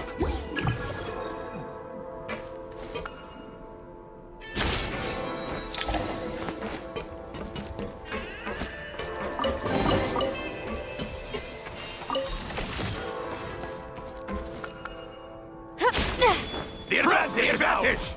Charge! I'm losing ground! Where's the... Back in business.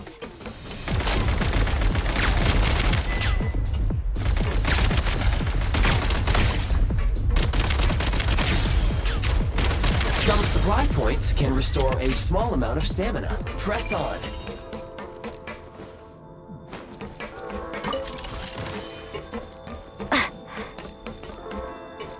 Change of tactics. You should be able to use the Prime Ice construct left here to cover long distances.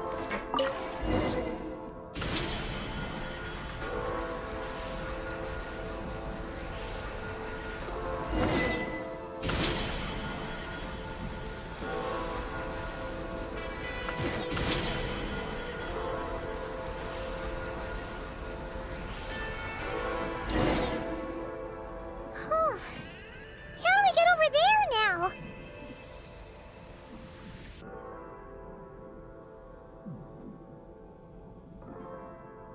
I recommend using this grappling gun. Such devices were originally used to secure structures in the Shadow Realm.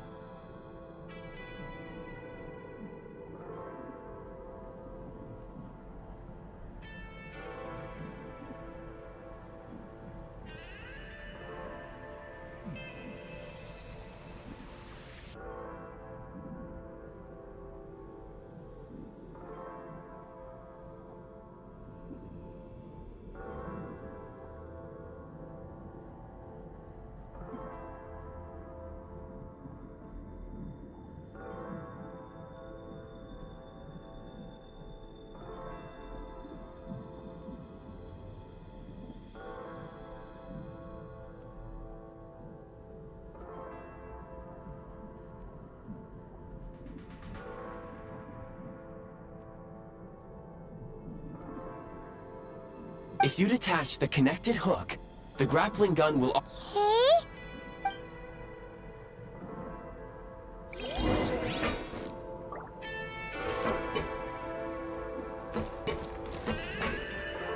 Charge. State number 2.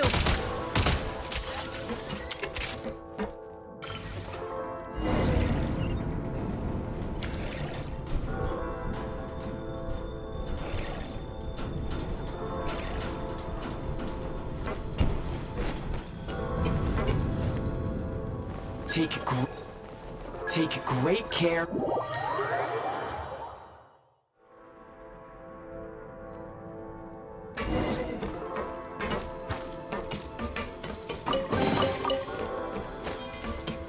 Nice.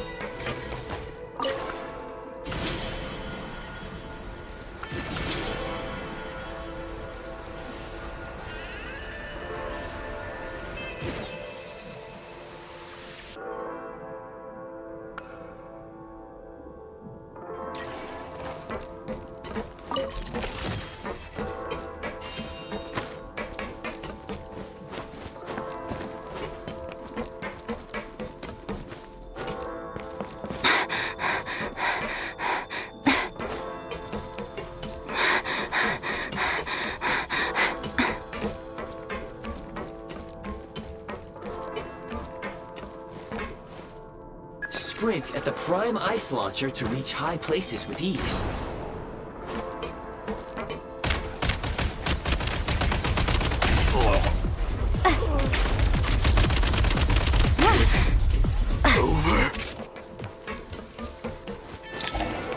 Usable munitions detected. Frag crystal.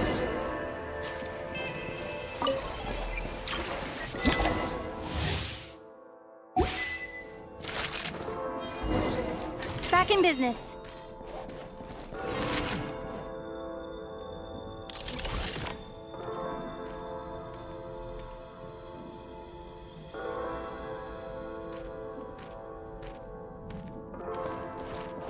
Close it! I've been reached! Frag out! Try this!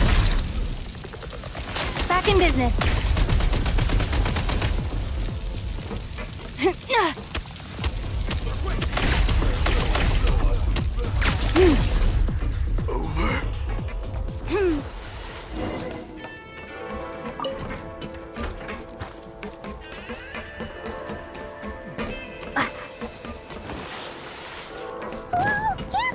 Shift your center of gravity and slide down.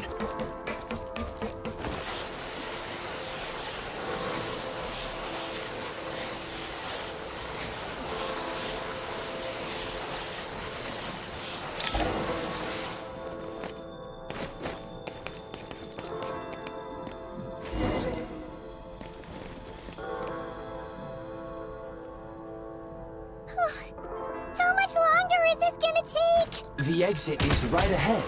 We are very close now. However, It's like they're trying to keep us trapped here.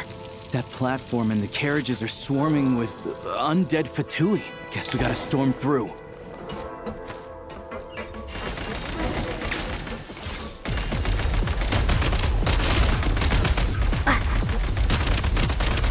Need a repo.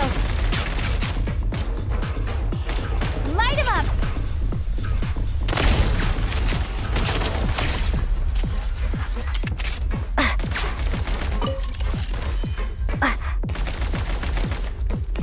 Back in business.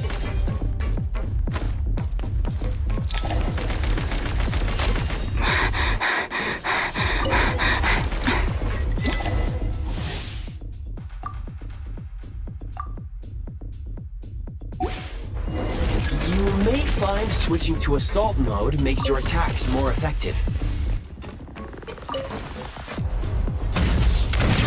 Taking cover!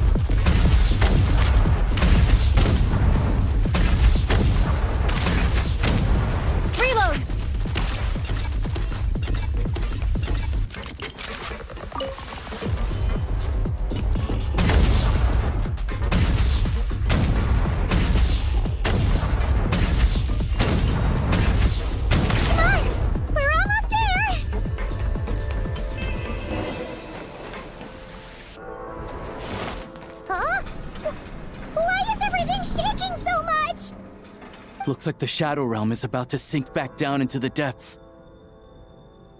The exit? You mean this weird but... No time to think. We just gotta go for it.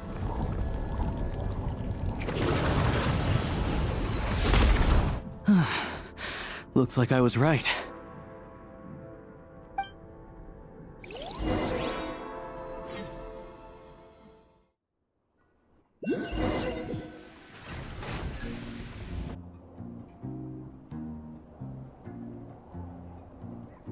I can't believe the Shadow Realm manifested right on the railroad tracks.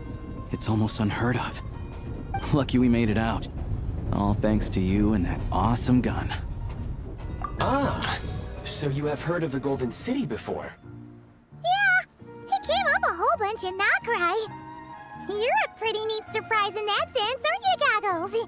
We had no idea they left cool gadgets like you behind. Make no mistake, it was a team effort. For a first-time firearm user, your performance was quite outstanding, far beyond my expectations.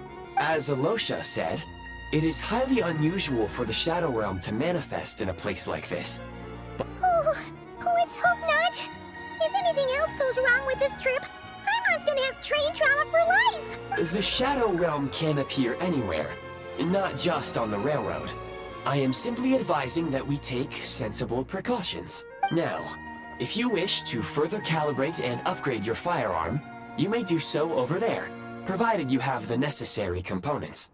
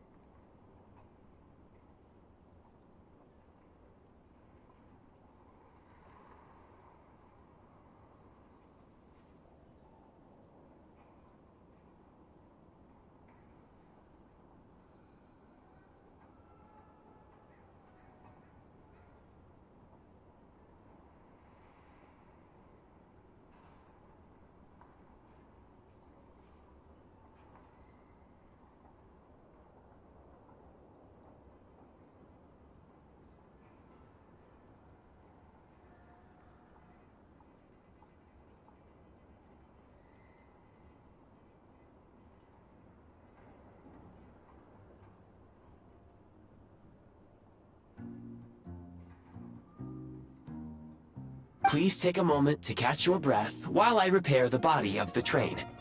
Amongst other things, this will ensure Paimon is a little warmer while on board. Oh, thanks, Goggles. You're a trusty train conductor. Well, maybe trusty isn't quite the right word, considering. Anyway, at least you get the job done. Yes, of course. And just like the Eye of Grey, I am sure it will be a great asset to you in your future adventures. If not the trustiest, then it will at least get the job done.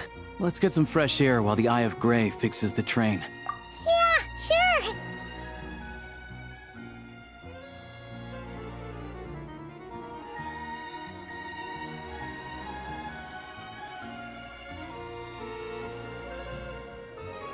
It's so quiet here for a train station. Not a person in sight. Just abandoned houses.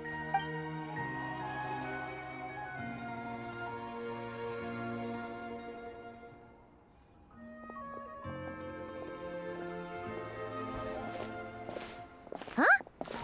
So much for repair? You've swapped our train out for a whole new model! My plan was to restore the train to its original appearance per my records as quickly as possible. Now that the repairs are complete, the train offers optimized performance and a significantly improved trendiness level. Huh. Didn't know trendiness was a parameter. According to my calculations, parameterization is the most effective way for the Eye of Grey to understand trendiness. Hyperborea, huh?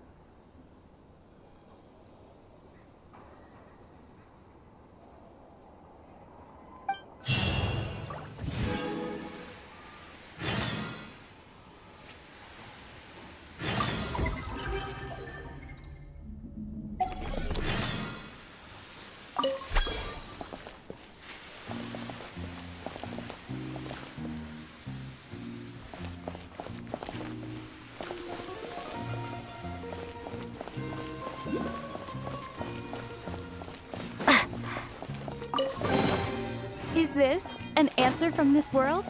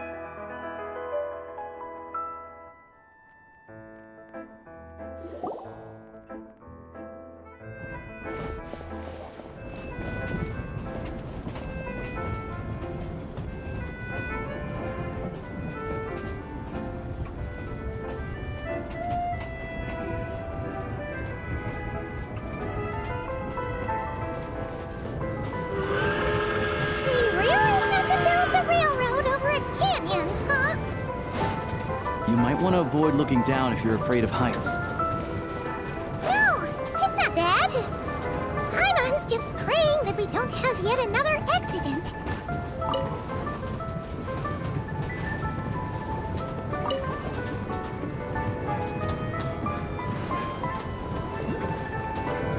That mountain is breathtaking. Reminds Paimon of Dragonspine. They say this mountain's the domain of a Snegovic lord. A lot of the Snegovic retreated there to live in seclusion, so it's a pretty mysterious place. You hear all kinds of stories. Even the residents of the nearby town of Svietlo-Lidovka steer clear of the summit, and they make a living off of harvesting prime ice.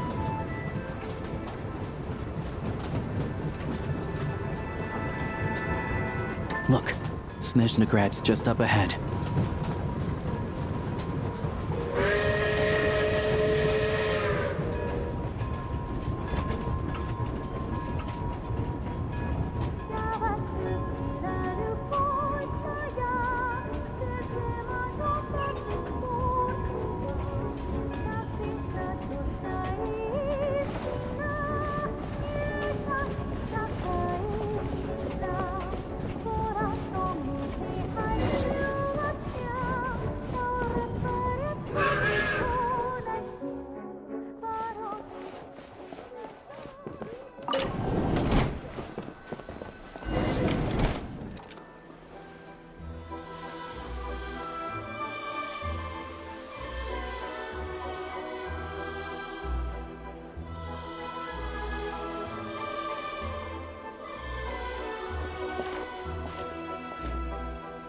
Here we are. Welcome to Snezhnograd train station, the biggest transport hub in the nation.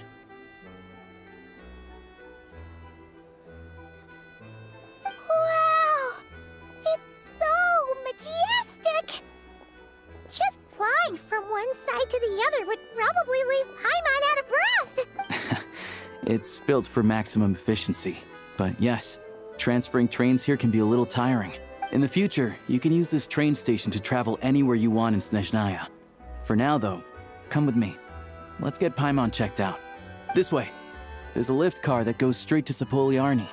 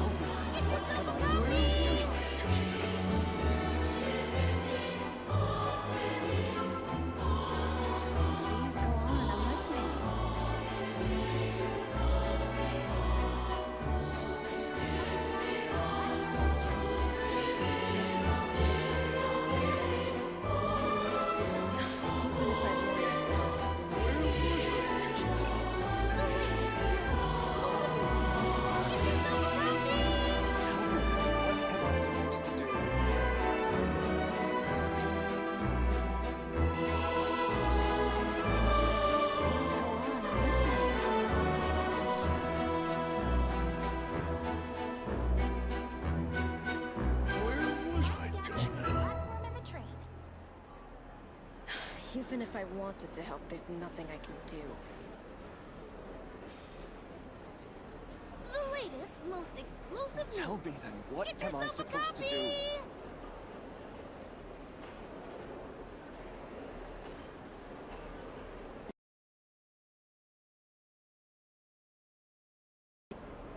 Please, mind the gap between the platform Where and the train. was I just now? Even if I wanted to help, there's nothing I can do. Tell me then, what am I supposed to do? The latest, most explosive news. Get yourself a copy! Please go on, I'm listening. Where was Mind I the gap just between the now? platform and the train.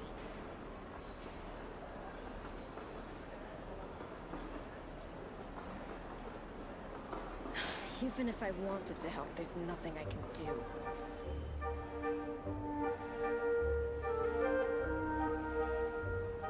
Tell me then, what am I supposed to do?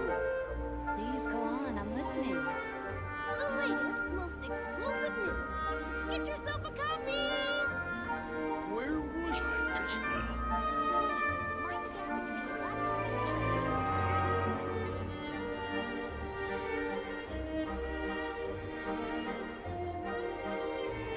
Even if I wanted Tell to me help, there's then, what nothing am I I can do. supposed to Please do? go on, I'm listening.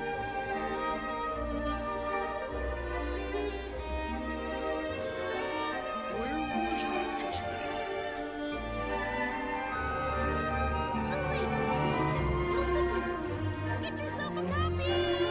Mind the gap between the platform and the train.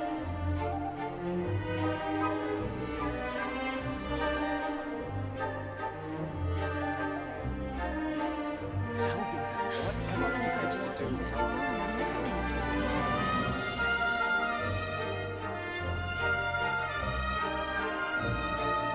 Where was I The just latest, now? most explosive news. Get yourself a copy!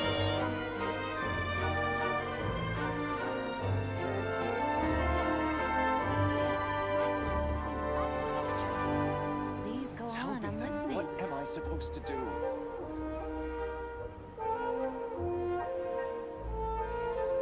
Where was Even I if I just wanted to now? help, there's nothing I can do.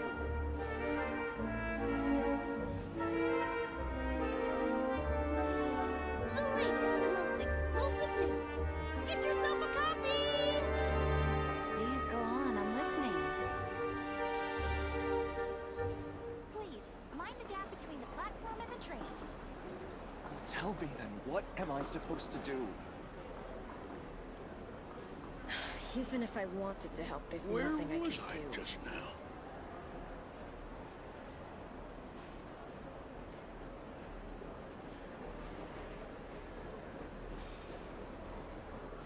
The latest, most explosive news. Get Please yourself go a on, copy! I'm listening. Please, Tell me mind the then, gap what between am the I platform supposed to and the do? train. Even if I wanted to help, there's nothing I can do.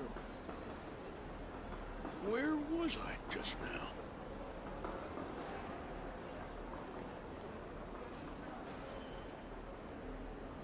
The latest, most explosive news. Get yourself a copy! Please go on, I'm Tell me listening. then, what am I supposed to do?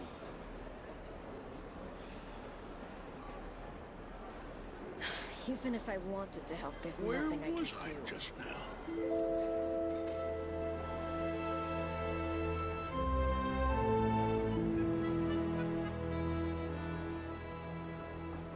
The latest, most explosive news. Get yourself a copy! Please, mind the gap between the platform and the train. Tell me then, what am I Please go supposed to on, do? I'm listening.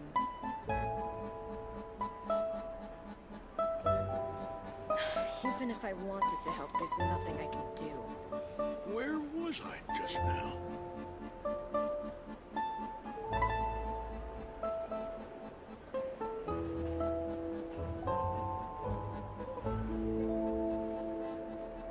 Tell me Please go then, on, The what am I latest, supposed most to do? explosive news. Get yourself a copy!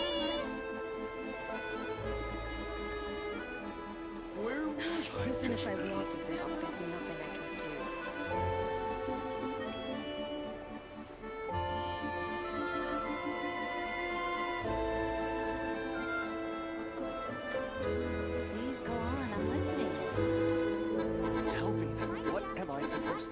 Even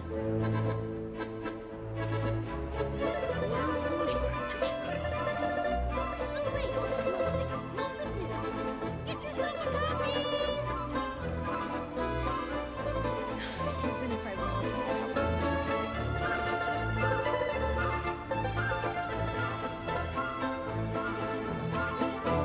Tell me then, what am I supposed to do? I'm listening. Where was I just now? The latest, most exclusive news. Get yourself a copy! Even if I wanted to help, there's nothing I can Mind the gap do. between the platform and the train. Tell me then, what am I supposed Please to go do? on, I'm listening. Where was I just now?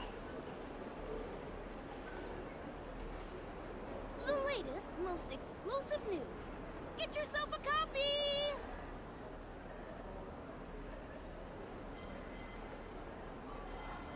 Even if I wanted to help, there's nothing I can do. The platform and the train.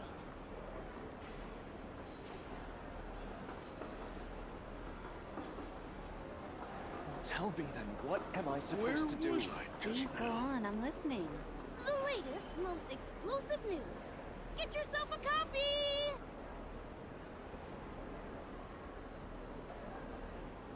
Even if I wanted to help, there's Mind the nothing gap I between can the do. platform and the train.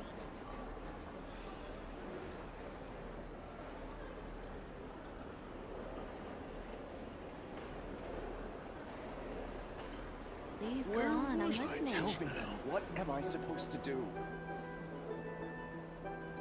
The latest, most exclusive news. Get yourself a copy! Even if I wanted to help, there's nothing I can do.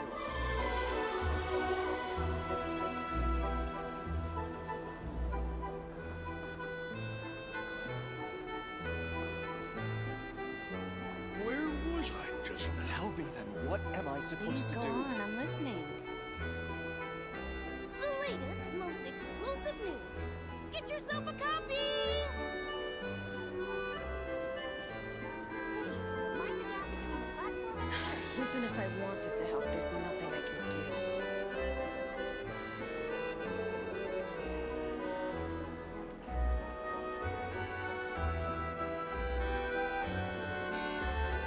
Where was I just now? Tell me Please go then, on, what I'm am I listening. supposed to do? The latest, most exclusive news. Get yourself a copy! Mind the gap between the platform and the train.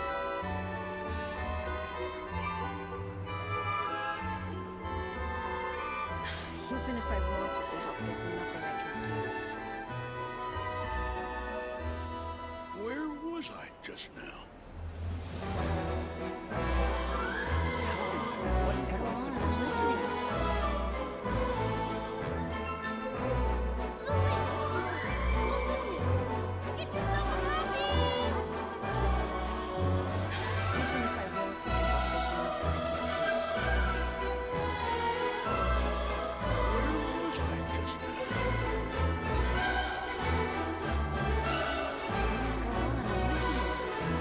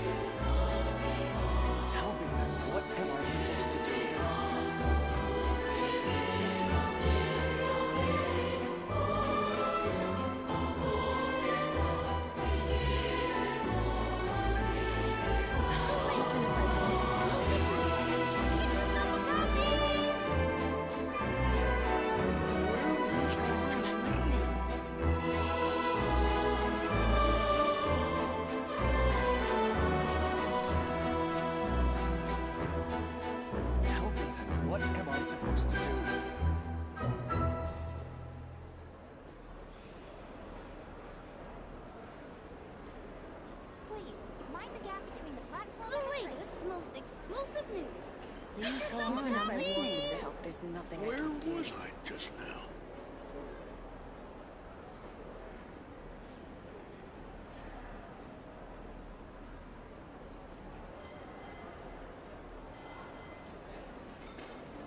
Tell me then, what am I supposed to do?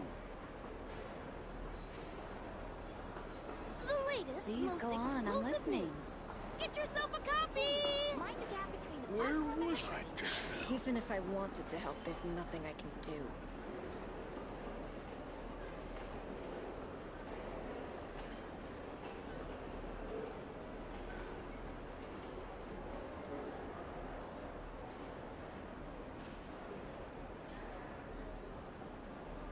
Well, tell me then, what am I supposed to do? Please go Where on, I'm was I listening. just Mind the now? gap between the platform and the train. The latest, most exclusive Even if news. I wanted to Get help, there's yourself a nothing I copy! can do.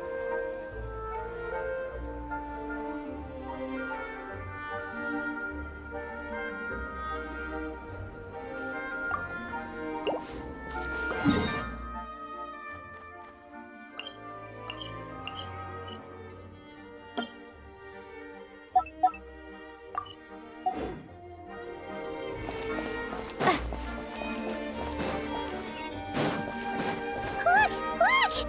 They have really funny-looking heads!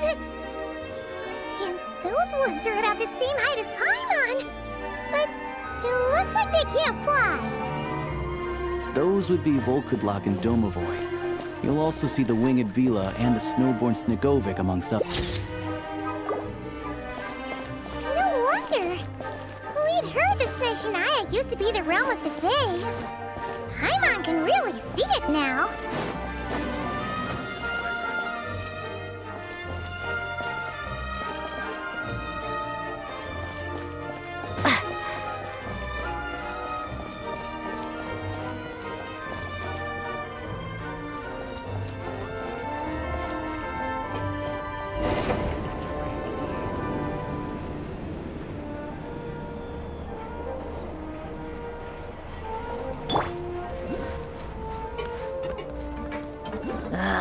Time for more. To the left is the market of Zolny. They sell everything there. You can often find some nifty little trinkets. To the right, you'll see the Korolievsky Theater in the distance. Look at that! Incredible!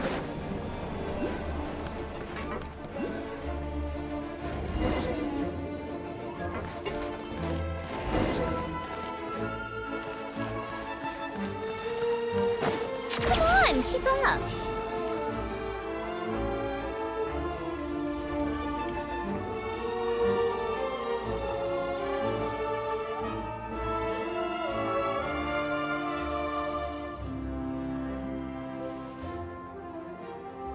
Wow! Snezhnegrad is stunning! Seeing it with our own eyes makes all the trouble we went through to get here worth it! I found it pretty stunning when I first came here, too. I'm just a small-time hunter, so Zolny is where I spend most of my time. This way will take us to Podvorier Restaurant. They offer food and lodging there, so you can get settled in while I fetch the doctor. Is that gonna be stunningly expensive too? Yeah, I mean, there are places to stay in Zolny, but I highly doubt they'd meet your standards. Most of the stoves are out of crystal, the windows are drafty, and at night, four-legged roommates come out to play, sharpening their claws on the roof beams and floorboards. Yep, no way! Not a chance Paimon's staying anywhere like that! Maybe we can split the cost of the room between us?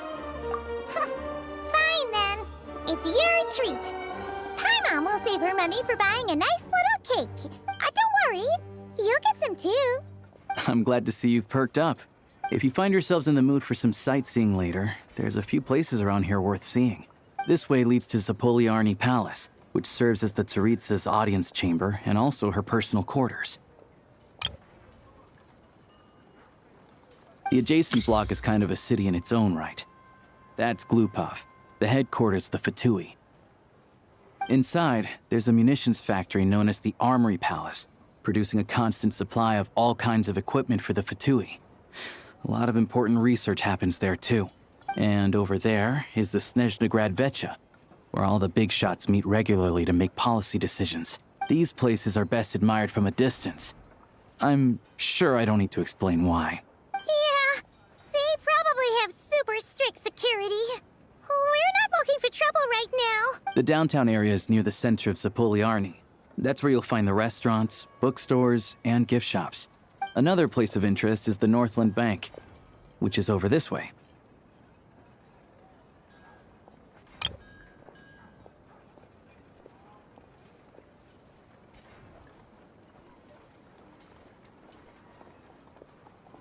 Oh, and I'm sure you'll want to make contact with the Adventurers Guild at some point, right? Ooh, speaking of adventuring, we use alchemy quite a lot. Do you know where we can find a crafting bench? No one practices alchemy at Snezhnegrad, I'm afraid. Oh, we'll just have to use the one on the train then. Kinda inconvenient. Wait, Yeah, I don't know. Not my area of expertise. Anyway, that's about it. You guys go ahead and get checked in while I track down my doctor friend. sounds good. Thanks for all the recommendations. It'll be good to get out of the cold wind.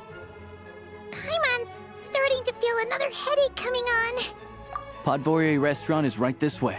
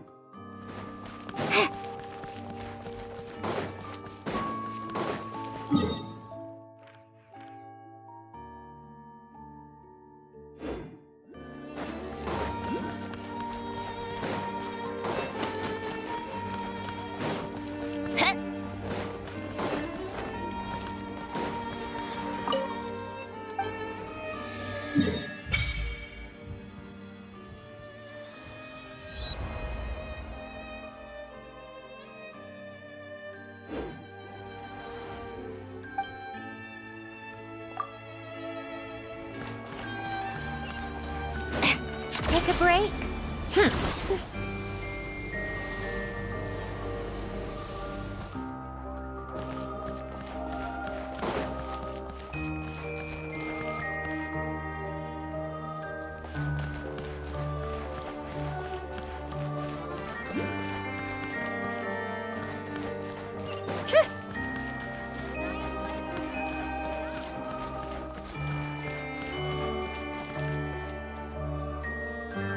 How exquisite.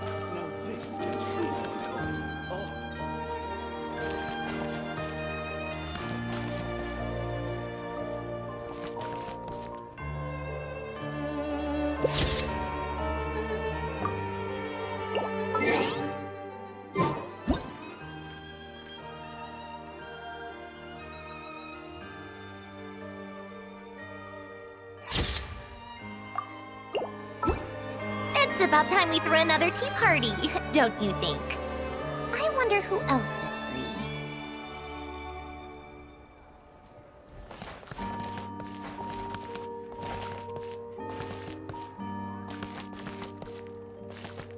How exquisite. Now this can truly...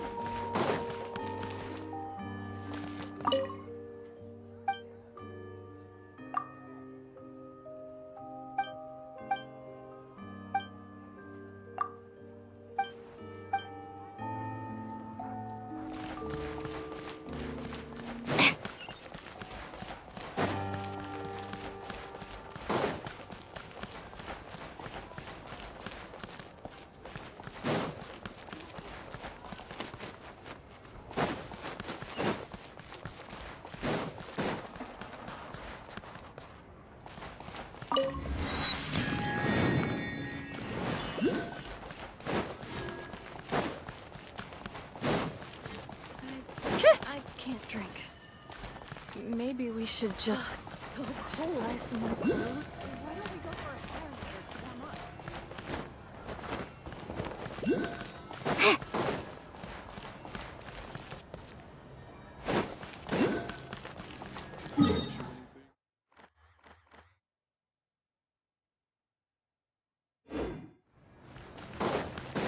But in the days when the Bialik songs...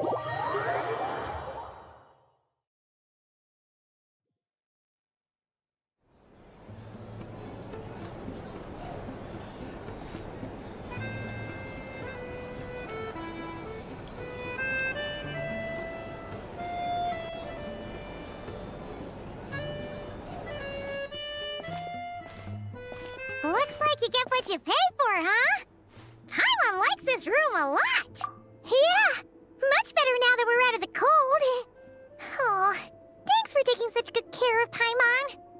Honestly, she feels kind of bad for throwing a wrench in the works. If this were anywhere else, we'd be out investigating and adventuring by now. You're right. No need to push ourselves too hard for no reason. A lot happened on our way into the city. Obviously, the million more question is, what is this Aritza planning? Sure was. And so far, we've learned that in addition to the 7 Gnosis, her plan also requires a ton of energy. But we won't get to see her anytime soon. Alosha said that she went east to fight that big monster. It must be a pretty powerful one if it can blanket the whole of Snezhnaya in a snowstorm this awful. To be honest, what we're really lacking right now is information. The kind of information that only the higher-ups in the government would know. Now, Paimon can think of a few people who might be able to help us. Right. And when we left Nokrai, Sandrone specifically left a message reminding us which side we're on. So, it's unlikely they'd tell us anything confidential about the Tsaritsa's grand plan. Yeah, fair point. Besides, that Glupov place is right nearby. There's gotta be someone there willing to talk to us, right? Maybe Arlecchino or Sandrone? Or possibly Tartaglia. But it's unlikely we could sweet-talk Arlecchino. Let alone Sandrone. She basically told us to stay in her lane already. Yeah, the last time was all the way back in Fontaine, right? Too bad we missed him in Nokrai. Apparently, he came to help out. Hello. Is there a traveler and Paimon in there? That's Alosha! Come in! Hello, I'm Dr. Luneva. Alosha mentioned that one of you is feeling a little under the weather. I see. So you're my patient today, yes? Good question. Paimon's not too sure either, but she's definitely not the same kind of fae as the ones we saw at the train station. Is that gonna be an issue? Not exactly. It's just, I'm used to treating human patients. Fae tend to be far more resilient than even the healthiest and most long-lived of humans. But don't worry, I do have some experience treating Fae. It'll be fine. Right? We're no different when it comes down to it, are we? More like you don't eat enough. The more talking you do, the more you need to eat.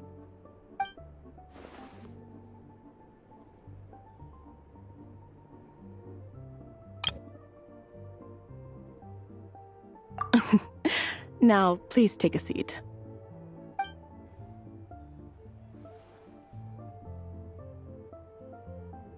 Okay, vital signs are good. Test results are all within normal ranges. I don't think it's anything serious. I can give you some medicine to tide you over.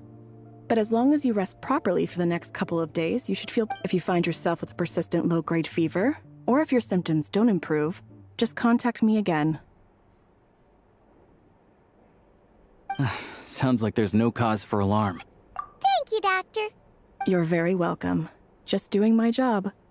I'll leave you in peace now. Time to visit my next patients. Take care. You heard the doctor. Best you rest up here for a couple days. No sightseeing for the time being. All right, then. Guess we've got no choice. Let's just treat it as a short vacation. I have to get back to it. If you need anything else from the doctor or me, go to the Hunter Trade Station in Zolny. The boss there knows how to reach me. Hey, no big deal. You saved my life in the Shadow Realm. This is the least I could do. See you around.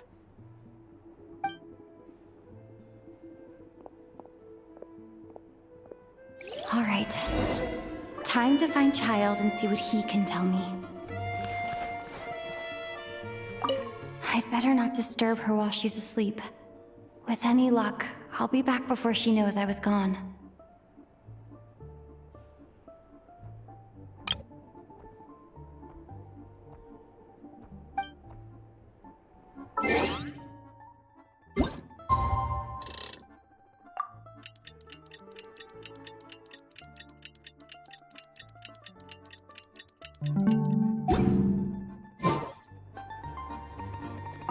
I'd better not disturb her while she's asleep. With any luck.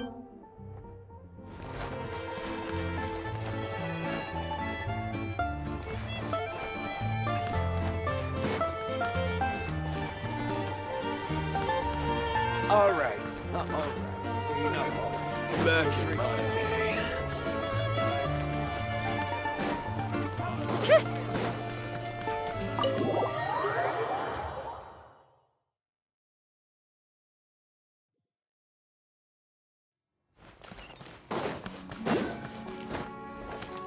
Yep.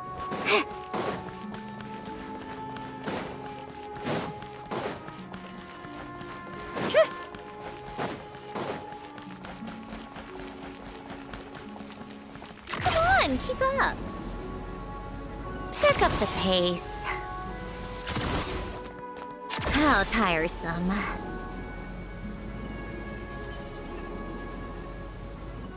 Take a break.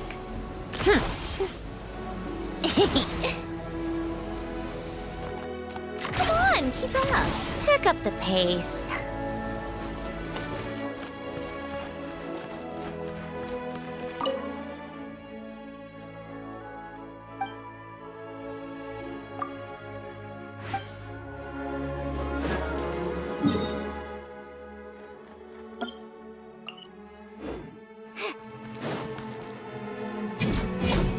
Cha.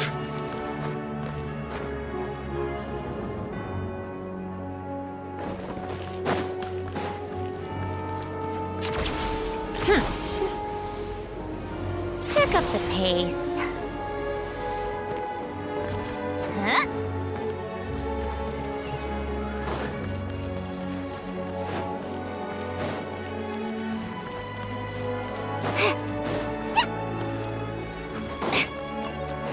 Take a break.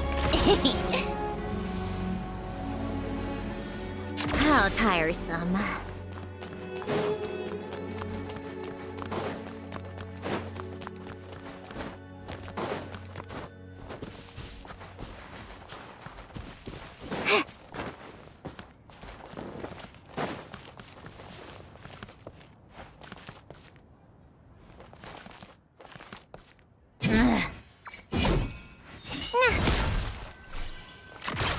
Pick up the pace.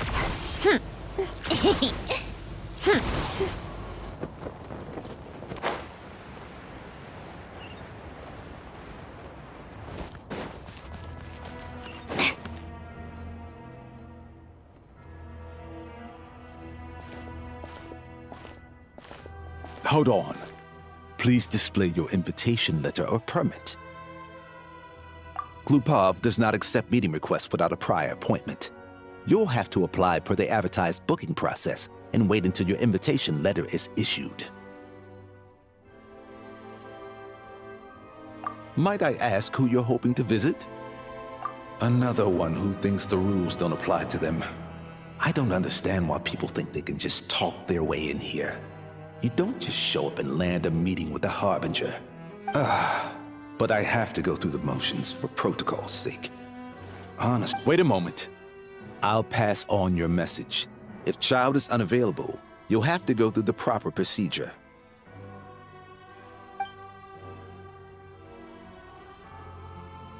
Lord Child is a busy man. He's probably not in Glupov at the present. If I were you, I'd cut your losses. No point waiting any longer. Even if you two are old friends as you claim, please understand that the Fatui Harbingers are often busy with their official duties. They tend not to stay in Glupov for extended periods. Next time, stick to the rules. You'll make life easier for both of us, Greetings, Lady Marionette.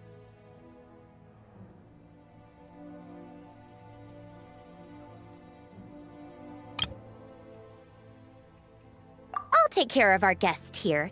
It's her first time in Snezhnaya, so it's no surprise that she doesn't know the rules yet. I trust no choice words have been exchanged. No misunderstandings I should be aware of. No, Lady Marionette. No incidents to report.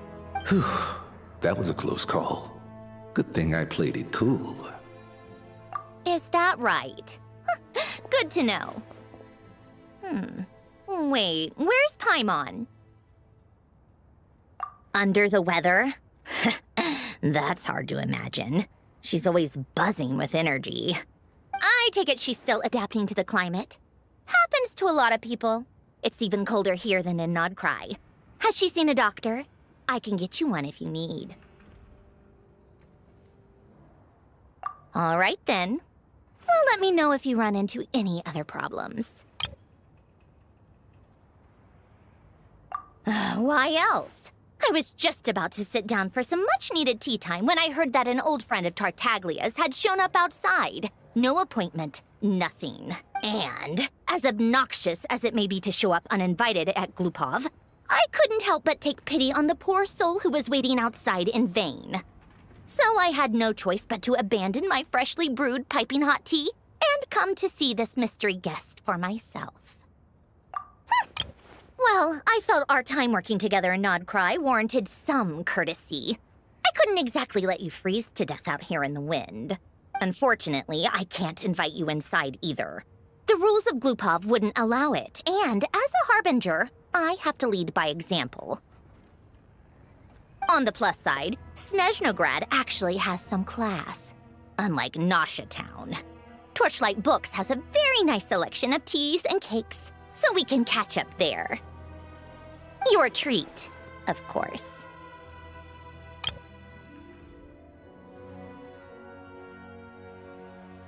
Because I already wasted one perfectly good cup of tea today. That's why.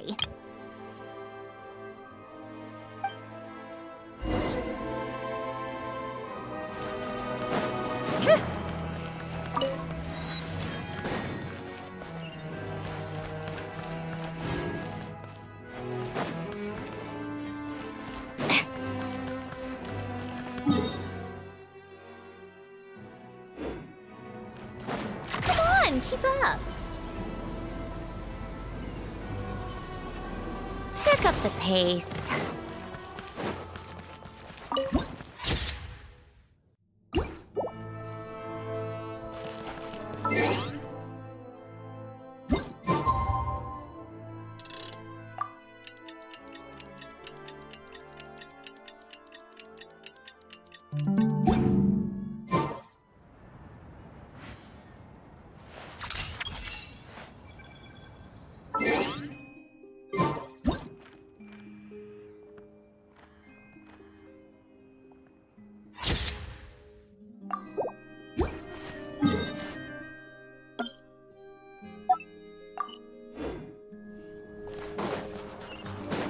Take a break?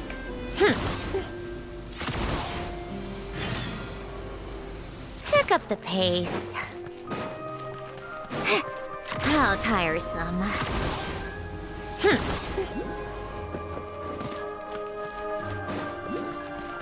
Take a break?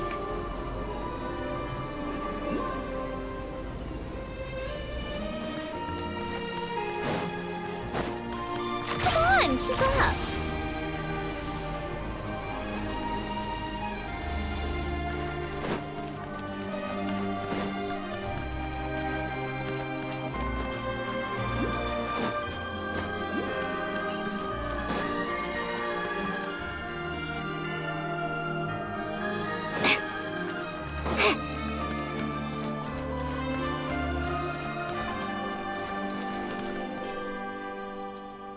How exquisite. Now this can truly be called art.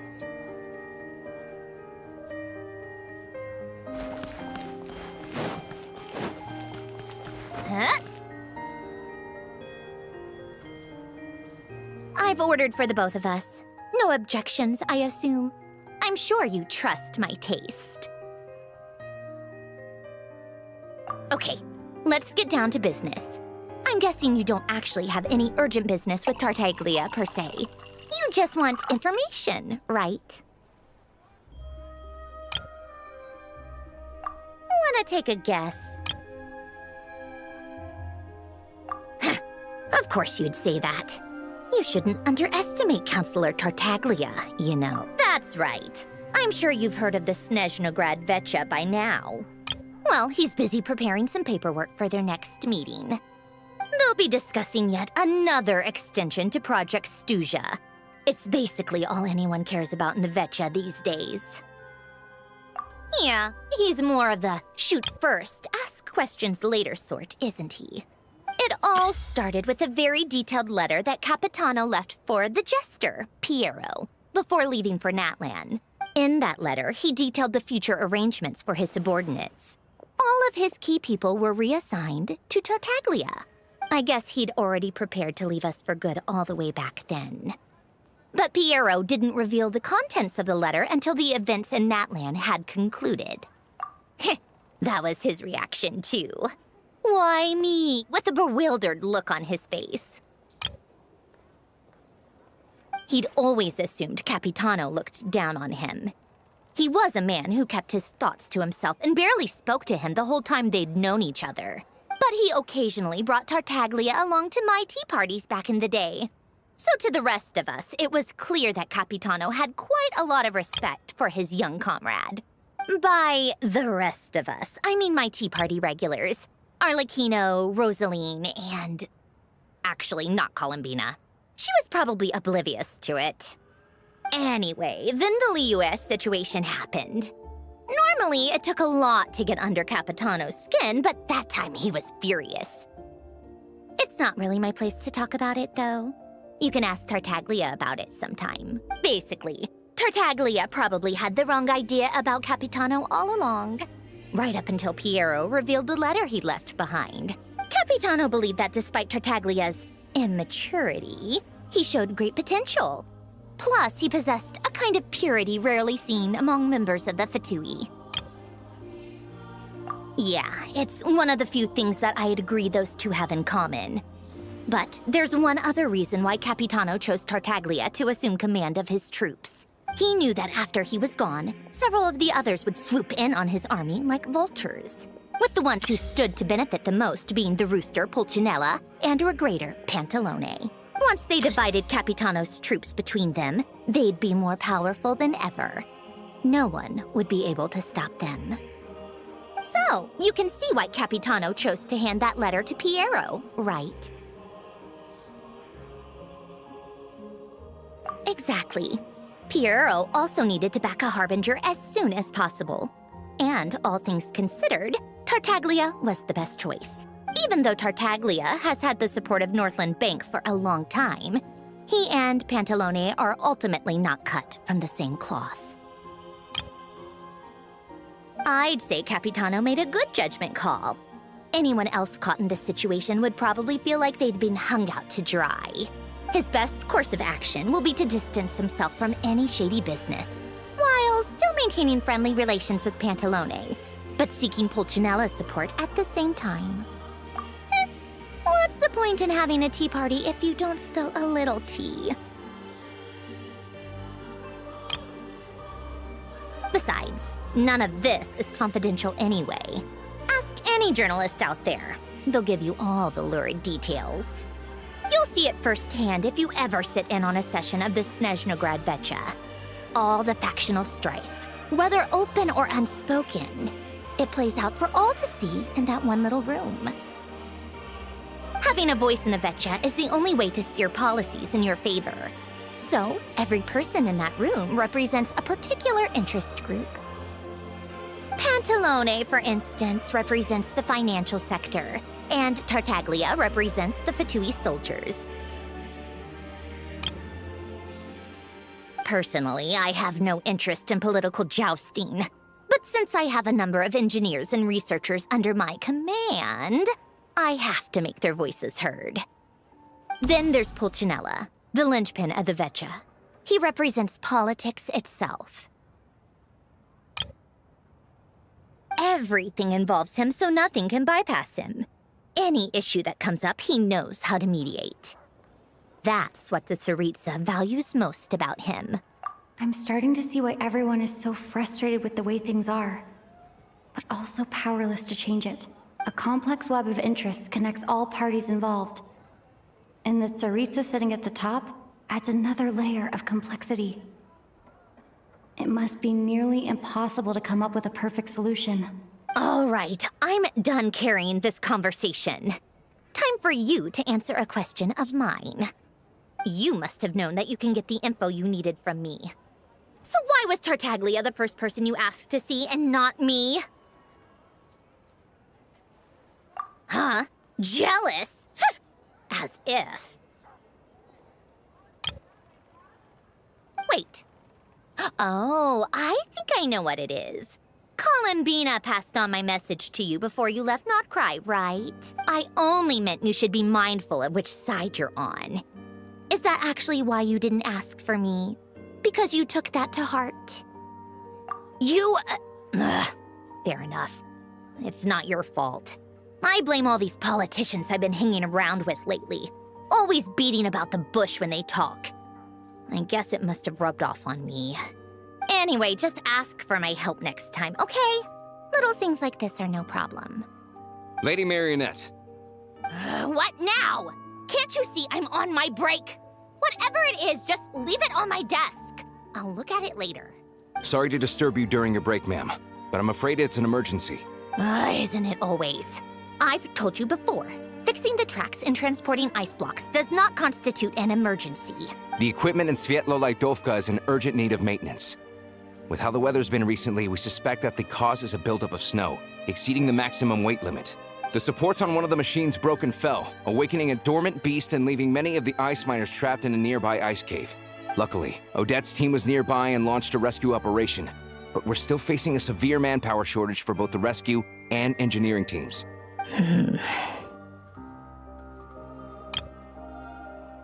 I guess that's it then. Our tea party will have to end here.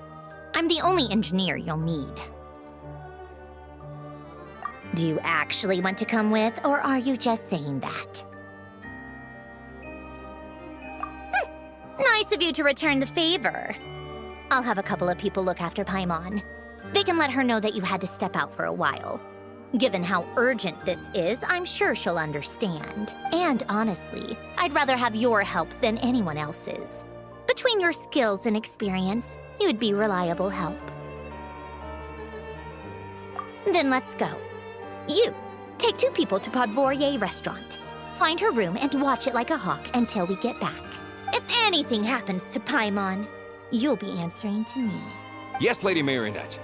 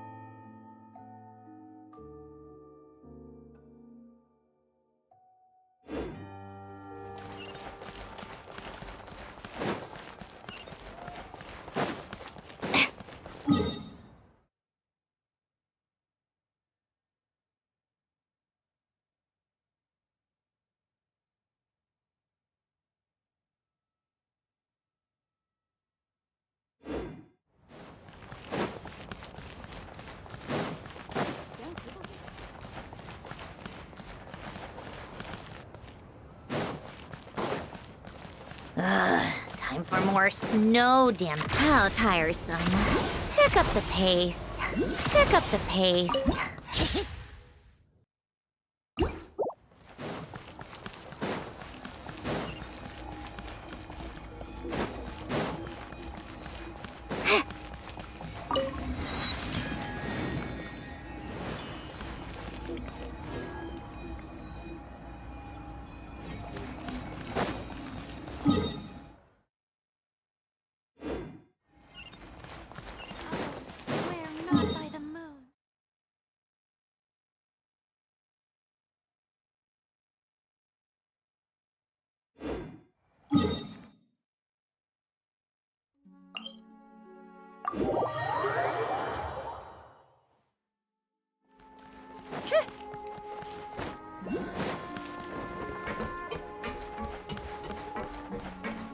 Come on, keep up.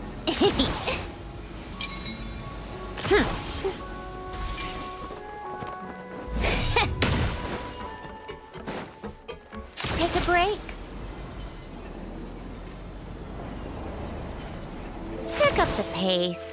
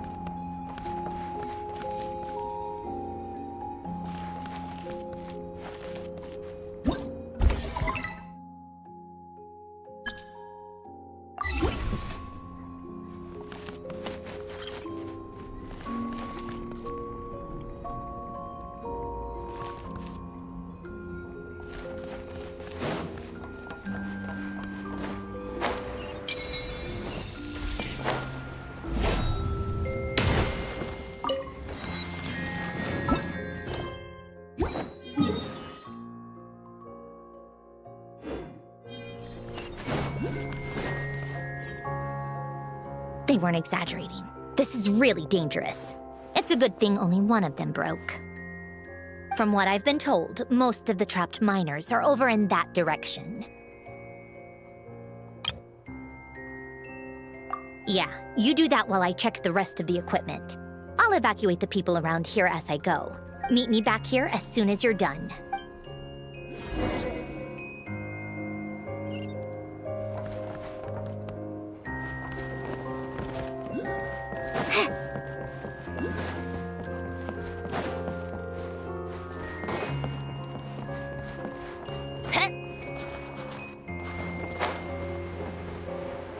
Yeah. I have to be getting close. Don't go any further.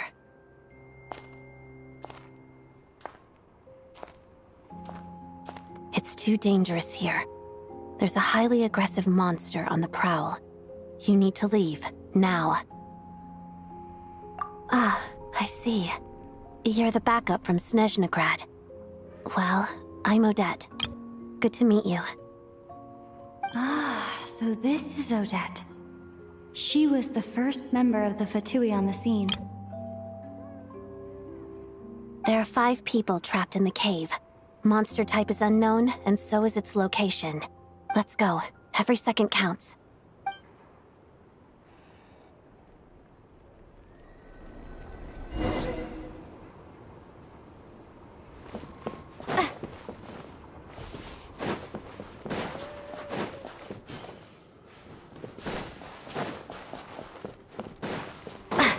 Careful. Something's moving.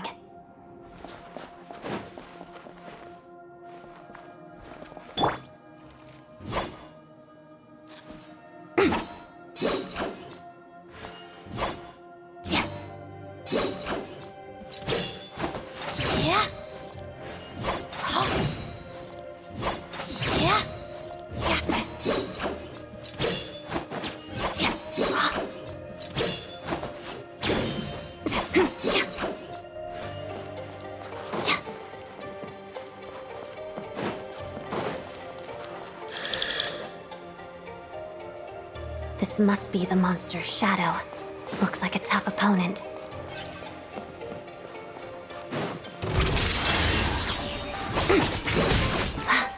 Pirouette.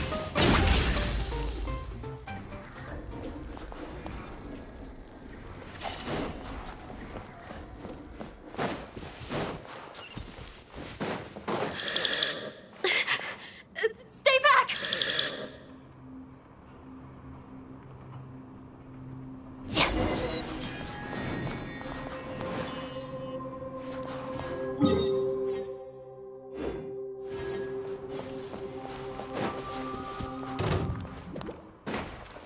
Witness the snow swan's grace. Pas de deux.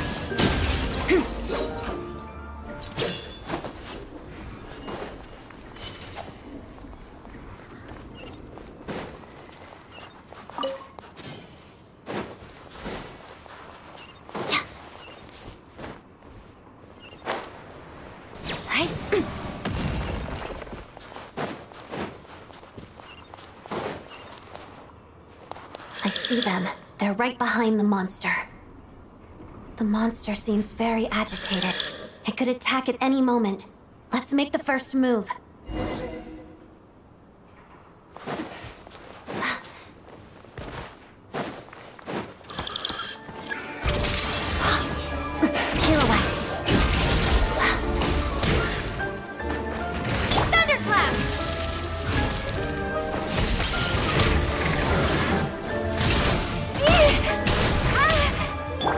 Crystalline Adagio.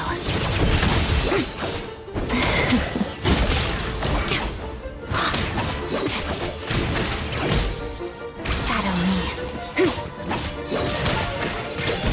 Take this!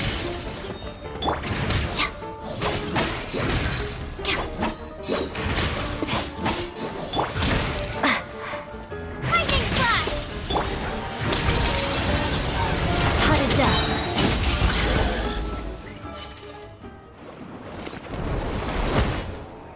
Thank you for saving us. We'd have been monster fodder otherwise. Thank you. Thank you. You're welcome. You should be safe now. Follow this route out. She and I will stay behind to watch the rear. Thank you. Come on, let's go. This way.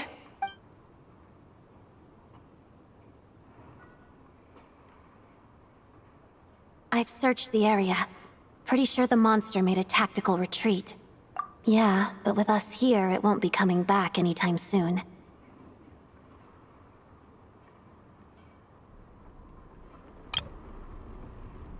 It may be small, but don't be fooled. It's a ferocious beast.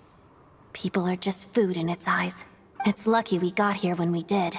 The trapped miners have been successfully evacuated. Time for us to leave. Wait, this place... There's... something unusual about it.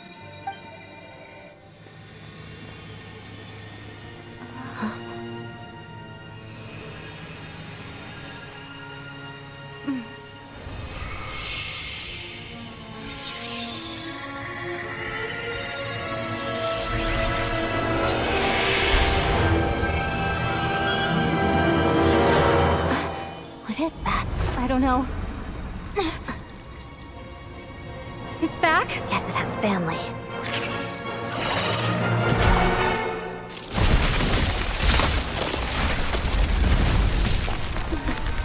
This way. Run!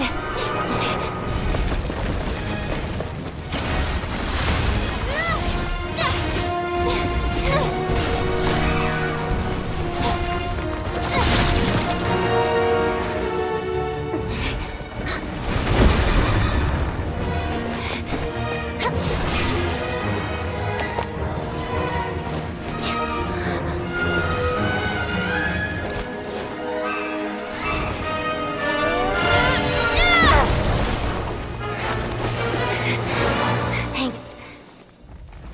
Let's get out of here.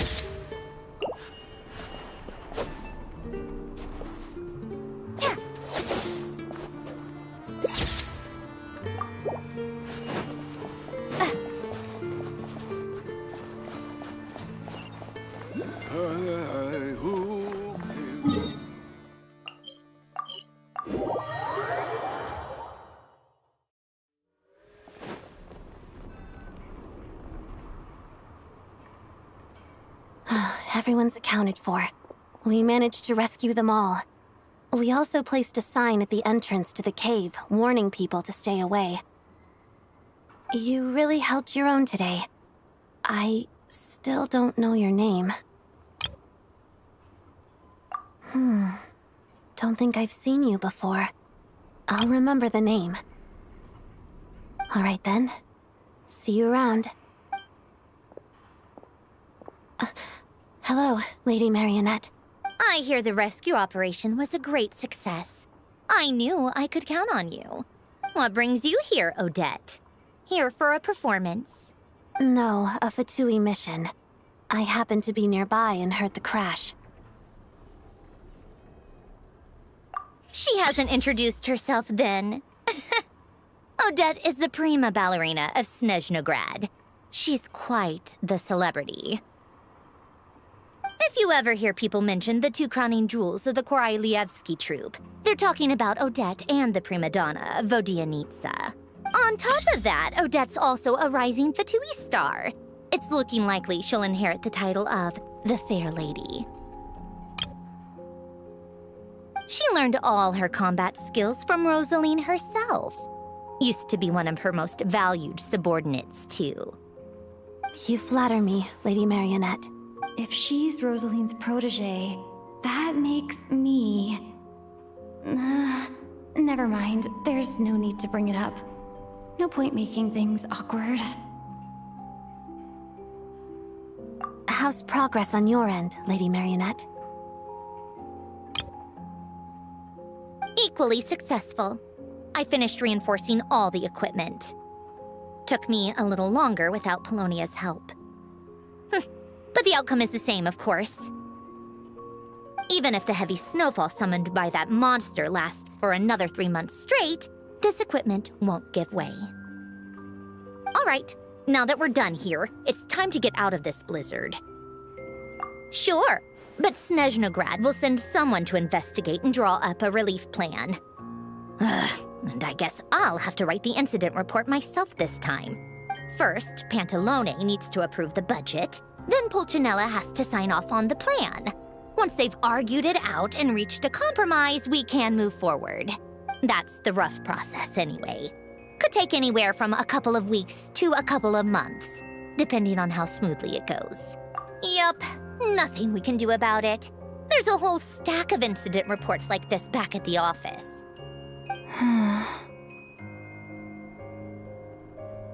The snow has eased a little for now, but there's no telling when that will change with that monster still at large.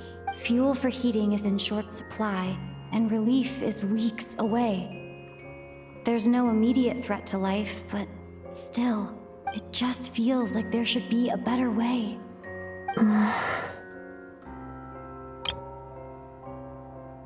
Hey, quit daydreaming. Let's get back to Snezhnograd. When did you get a new sword?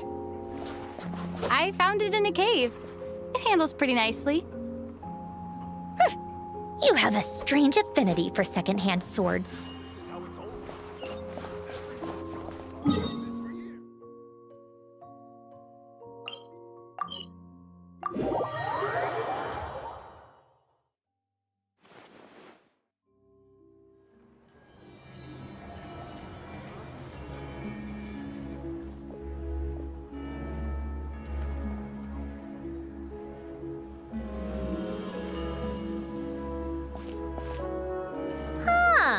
Well, if it isn't Counselor Tartaglia, Mr. Big Shot himself. Go easy on me, all right? I'm still recovering from the interrogation the real Big Shots put me through. Hey, comrade, it's been too long. I heard you came looking for me earlier. Nicest surprise I've had in a while. Good to see you too, Odette. I'm guessing you guys just got back from Sviatlo Lajdovka. How'd it go?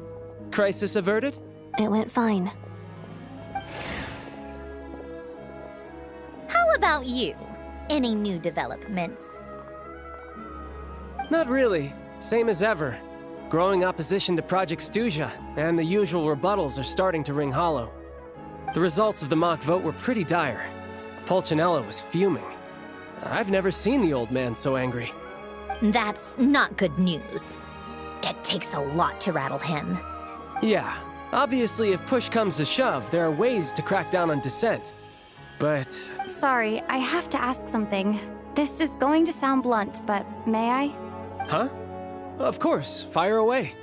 It sounds to me like everyone's tearing their hair out trying to figure out how to deal with opposition to Project Stuja. But what exactly is this project's purpose? And how can it be so important that even people like you two refuse to stand up for the ordinary people of Snezhnaya?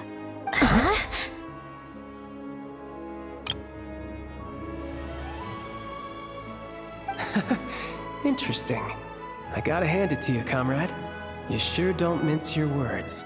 Excuse her? What does she mean? Refuse to stand up for ordinary people. Oh my gosh. How does she dare speak to the Harbingers like that? Are you interrogating us now? It's okay, Sandrone. Let me explain. I think I understand where she's coming from. If I could, I'd take your side right now. In fact, my position's very similar to yours. I've only held back on casting a dissenting vote in the Vecha because the Tsaritsa would never let me get away with it. Still, I have a responsibility to the Fatui armed forces, so I do what I can to make their voices heard. Most of them are just regular folks from small towns far from the capital. I'm sure you've seen how much those kinds of places are struggling right now. Oh, and for what it's worth, I'm from Arepasak myself. Things aren't going so swell there either. The Tsaritsa wants to create a better, safer future for the people of Snezhnaya, but she's thinking long-term. I don't doubt that from where you're standing, Project Stuja seems to be creating all sorts of issues for everyone.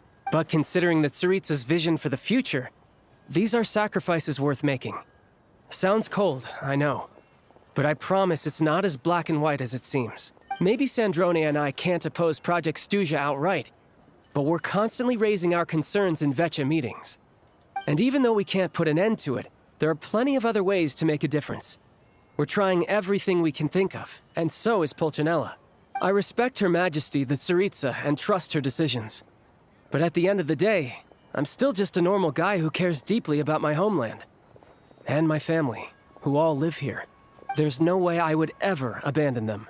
As contentious as things can get within the Vetcha, there's no selfishness or malice behind it. Everyone wants to get through this period as smoothly as possible. The issue is that there's no way of pleasing everyone under the present circumstances. Most of the time, we're trying to decide on the lesser of two evils, which obviously isn't a great look. But that is not the same thing as being blindly loyal to the Tsaritsa. No one's got their head in the sand here. We're all well aware of the way things are. We're just doing our best to make it work. In fairness to Sandrone, she rushed to Svietlo Laidovka's aid the moment she heard that people were in danger. And even Tartaglia, who used to only care about the thrill of the fight, is clearly doing his best to rise to the demands of his new role as counselor.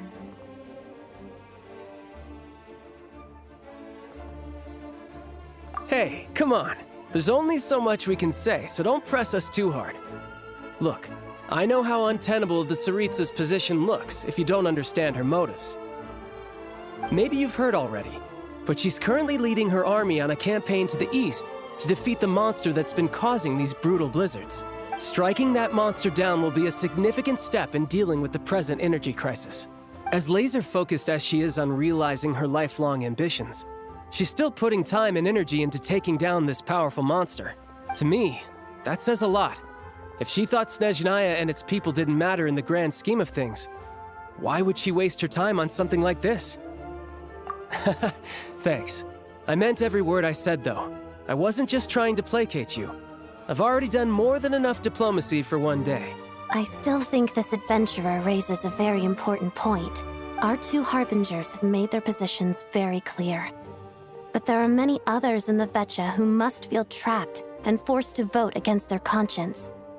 I think it's a very valuable quality to be willing to speak one's mind, despite the risk of offending powerful figures. You can say that again. I highly doubt we'd feel the need to explain ourselves so much if we didn't know you so well. Forgive me, adventurer, but might I be so bold as to ask about your background? How is it that you can converse so openly with two harbingers?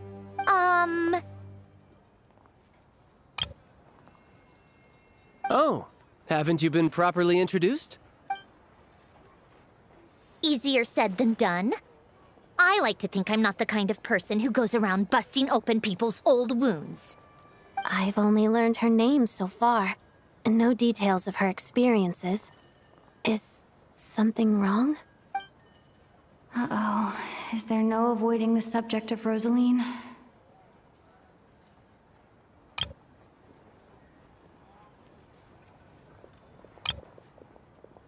No, it's just... All right. I guess there's no getting around it.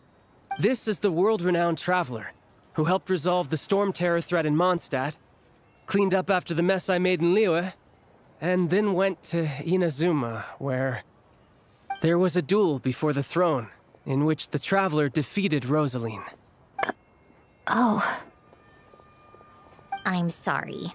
I didn't think you two would be seeing much of each other, so I figured it wasn't worth bringing up. It's fine. It was a long time ago.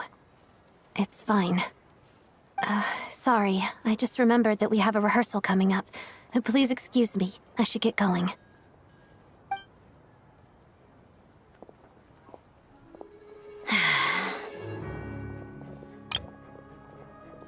I've mentioned this to you before, remember?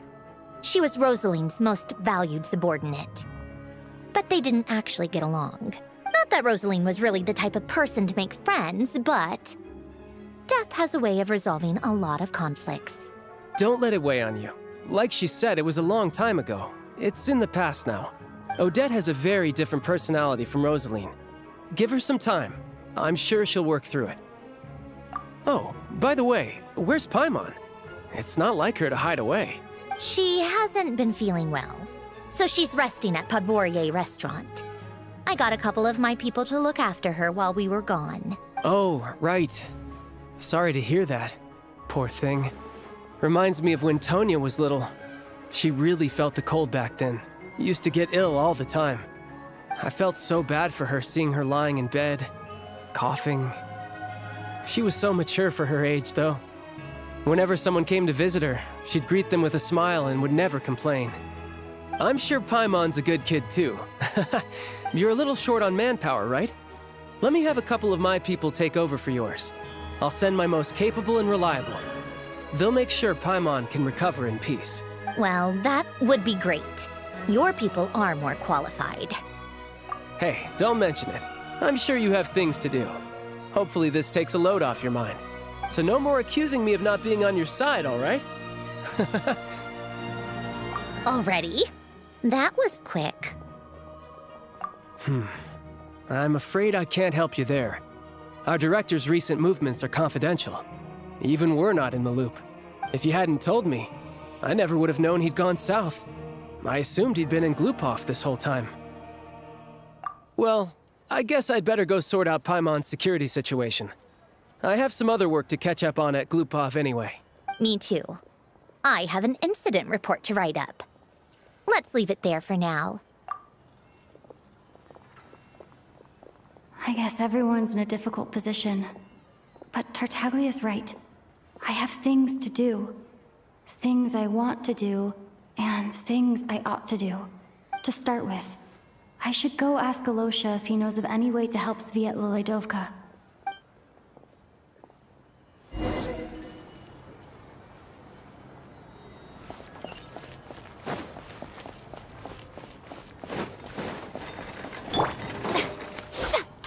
Come on, keep up. Pick up the pace.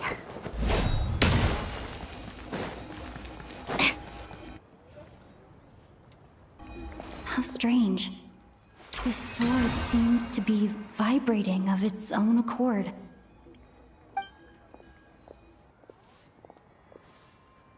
It's a very faint vibration, but it's getting stronger as I get closer to the Statue of the Seven. Does this sword have some connection to the statue? But all it does is vibrate, even when I touch it. That place I got this sword from was definitely out of the ordinary. Maybe I should try channeling the power of cryo?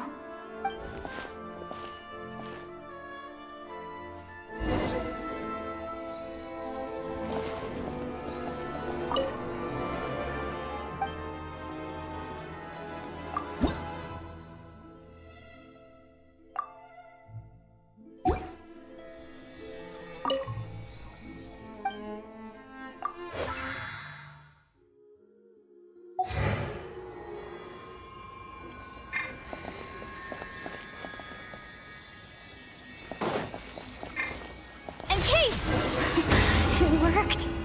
There really is something special about this sword.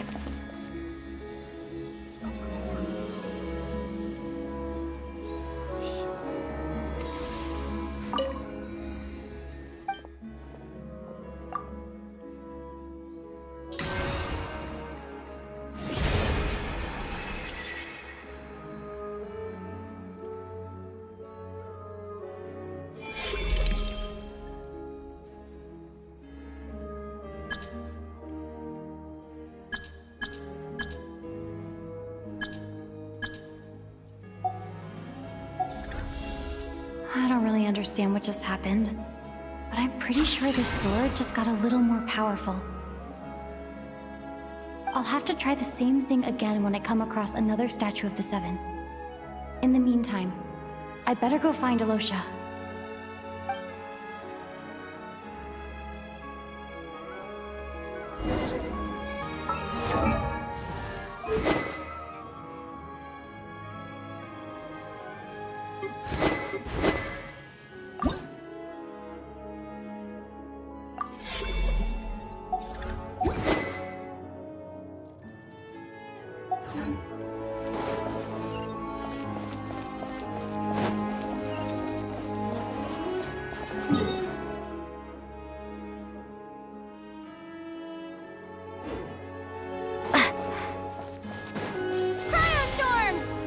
How tiresome. Pick up the pace. Pick up the pace.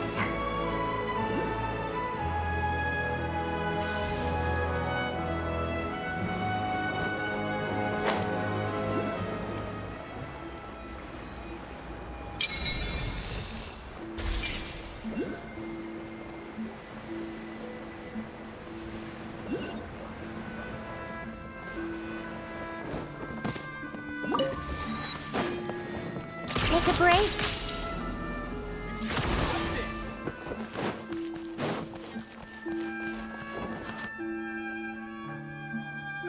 Hello there. How can I help? Ah, sure thing. Give me a second. I'll go fetch them for you.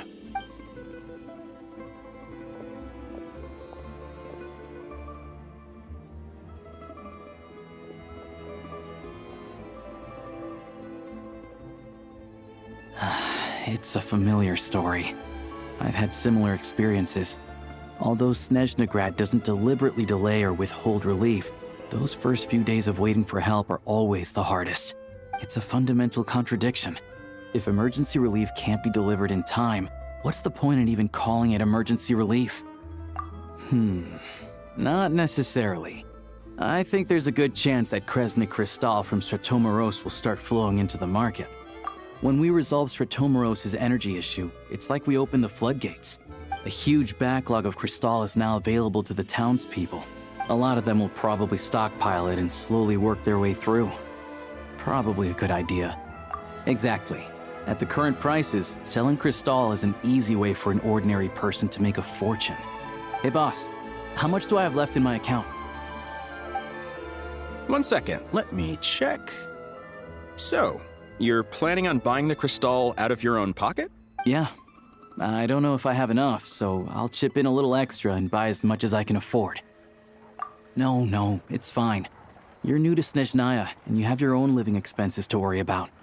Besides, you're already providing the train. Here's your Mora. See what you can find at the market. But I doubt there'll be much crystal left. Yeah, well, can't hurt to take a look. Let's see. Huh?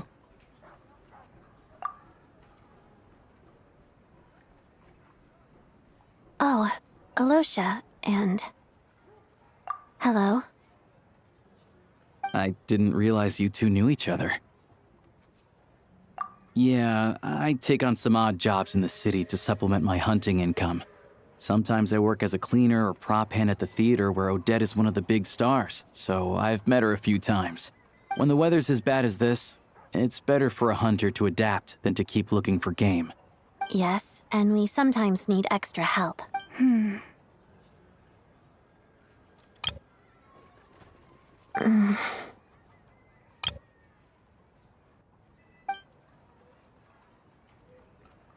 Wait, why is the atmosphere so awkward? I thought things went pretty smoothly in Svietlolaidovka. So, what brings you here, Miss Odette? Looking for some new props? No. After I got back to the theater, I couldn't stop thinking about the situation in Svietlolaidovka. It bothered me so much I couldn't focus on my dancing. So I decided I'd come here and see if there's anything I can do.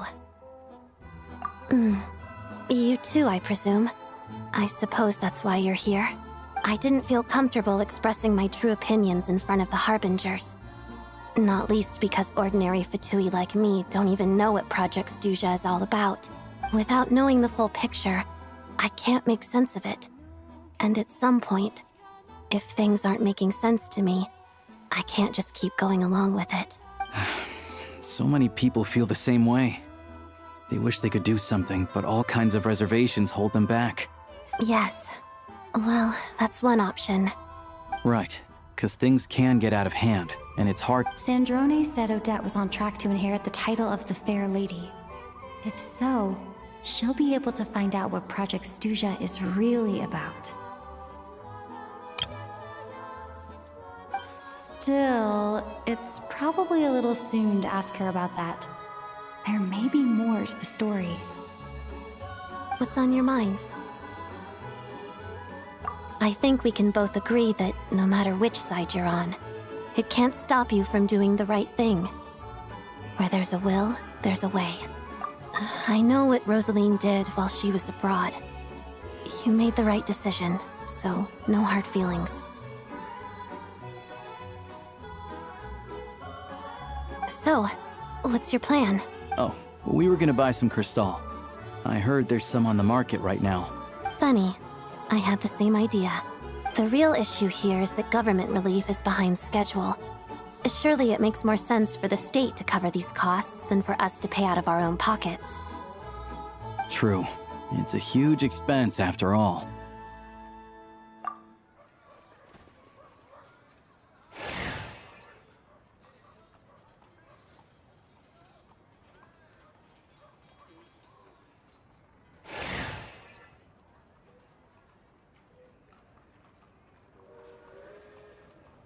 Let me see. I'll take it all, please. And I'll be needing a receipt. Right. Choose mission budget under the expense category, but be sure to specify emergency rescue operation in the description.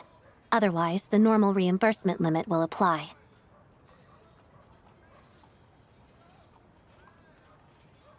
Let's book this train. Regulations say that if we need to transport Kresnik Crystal during Project Stuja, extra carriages can be added 1 hour before departure.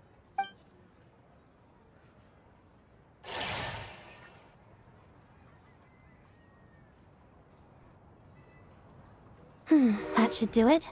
The train will be escorted to its destination by Fatui guards. This is my first time seeing you handle Fatui affairs, Miss Odette. It seems you're as skilled an officer as you are a dancer. You flatter me. It's only because I've been doing both my whole life.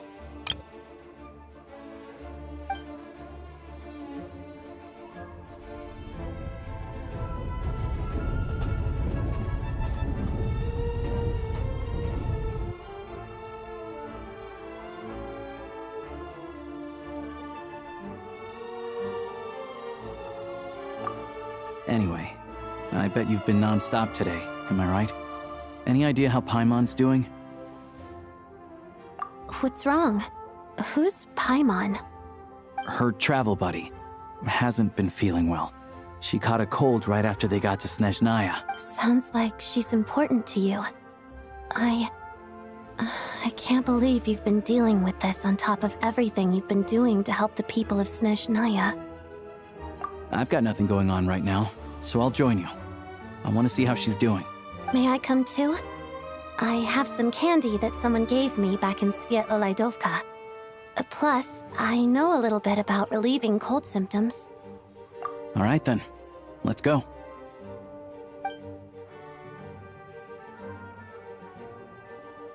I still don't know what the deal is between these two, but at least the tension seems to have vanished. A good sign, hopefully.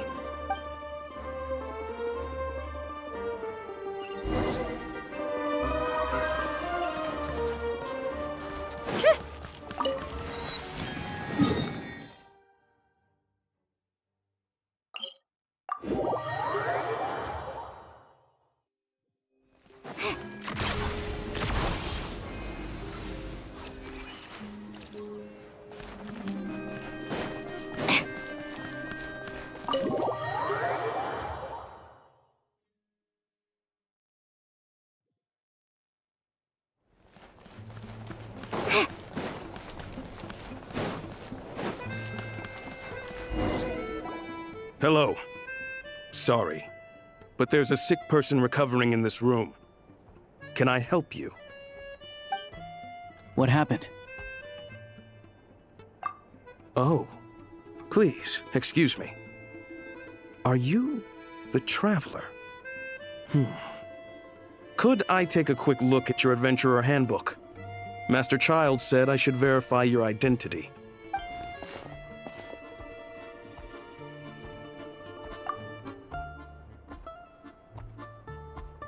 Ah, it's really you.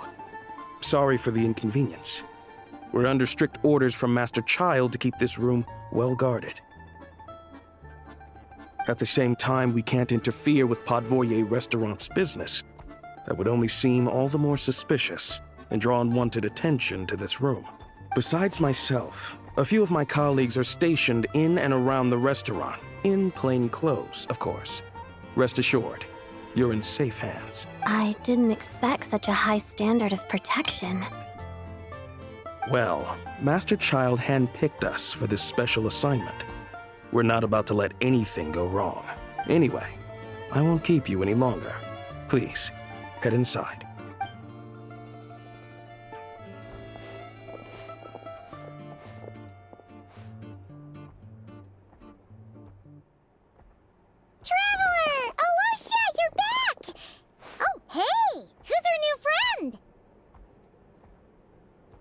Hi, I'm Odette.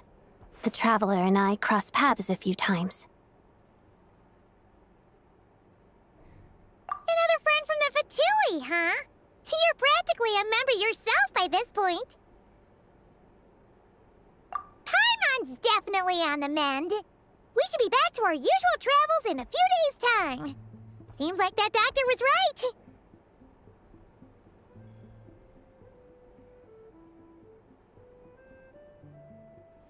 It's just... Paimon's limbs are still feeling a little chilly.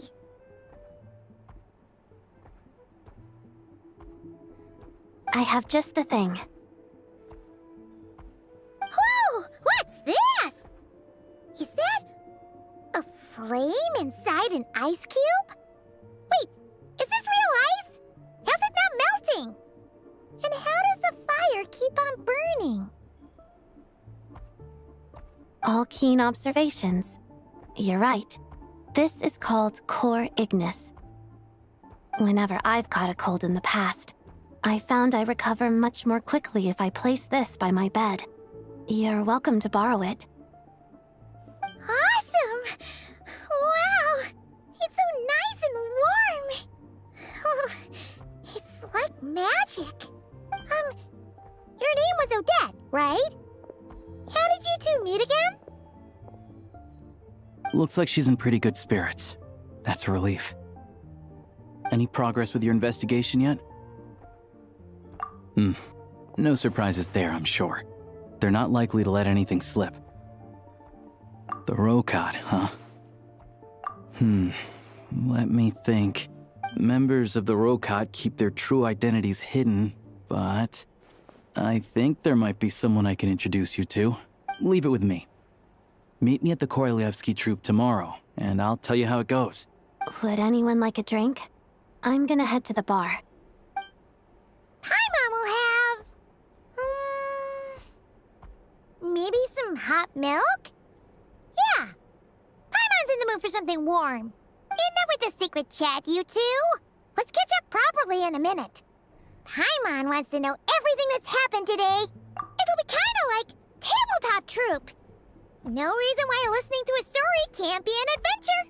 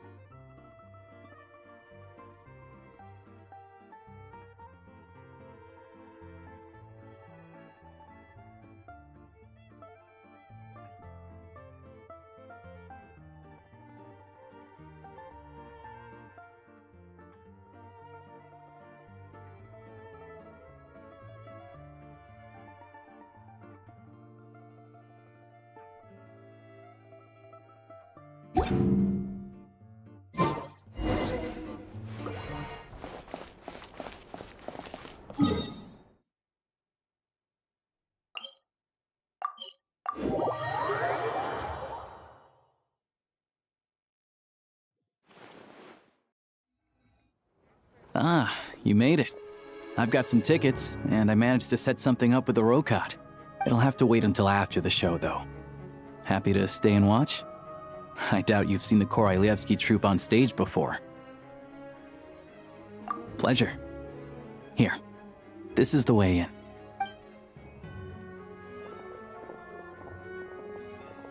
Please present yourself for a routine inspection in accordance with theater regulations. Thank you.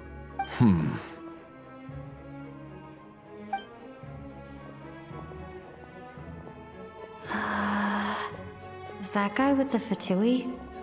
Looks like he's waiting for something. Okay, all done. Thank you for your cooperation. Please proceed through to the theater.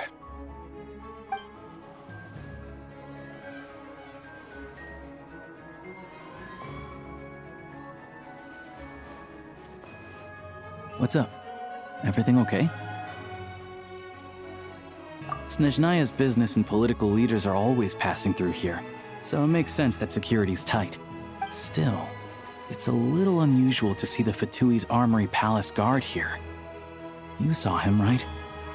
The guy right at the back. Strong, silent type. His name's Valeri. He's part of the Special Assignments Battalion, but I only ever see him here for one thing. To look for a guy named Mitya. Supposedly a researcher, though he never seems to put much time in at the office. The theater is one of his favorite places to hang out when he's playing hooky from work. But that's not for us to worry about. Let's go. The show's about to start.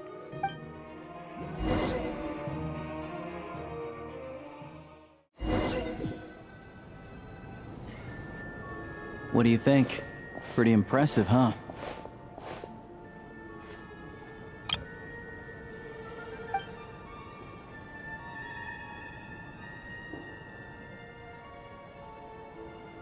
Oh, the one in Fontaine? I hear it's iconic. Never seen it for myself, though. Here we are, just in time. Sorry, coming through.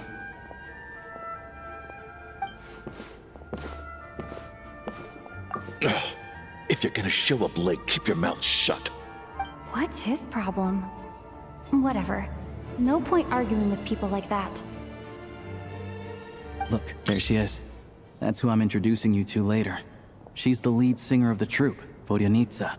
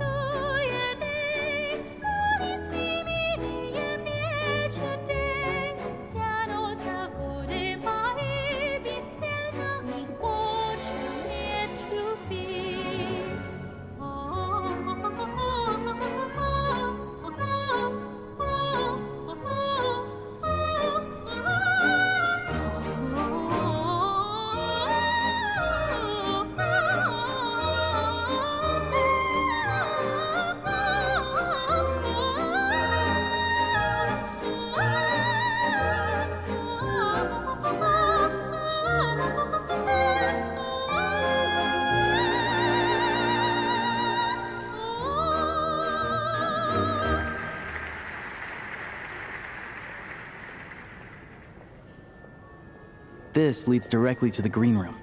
They're expecting us. Vodyanitsa will be waiting for us there.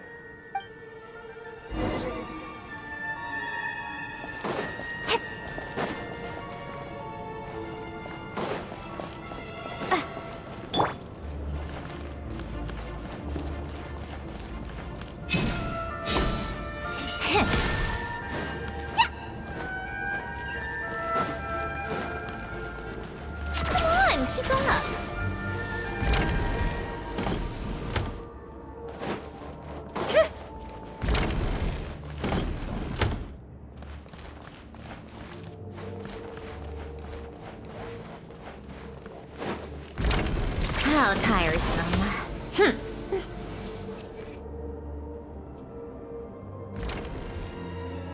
Hey there. Excuse me. Ugh! Can you believe it? I am so mad right now. Come in. Oh, it's you two. Huh? You know each other? Oh, wait. Is this who you were telling me about? The one you met yesterday and couldn't stop thinking about? I never said that. Yes, you did. Why are you denying it? It was right before I went on that rant about the moody factory owner. Oh, I remember it so clearly. Might I ask what brings you two here? Oh, I just brought her here to see the show. And when it finished, she was full of praise for Vodyanitsa's performance. So I thought I'd try my luck, see if we could get the chance to chat for a bit. Maybe get an autograph? You work here. You of all people ought to know that's against the rules. It's not what the green room is there for. Oh, what's the big deal? Come on, don't be shy. I can give you an autograph. You can take a picture too if you want. Do as you please. I finished all my shows for the day. I'll leave you to chat.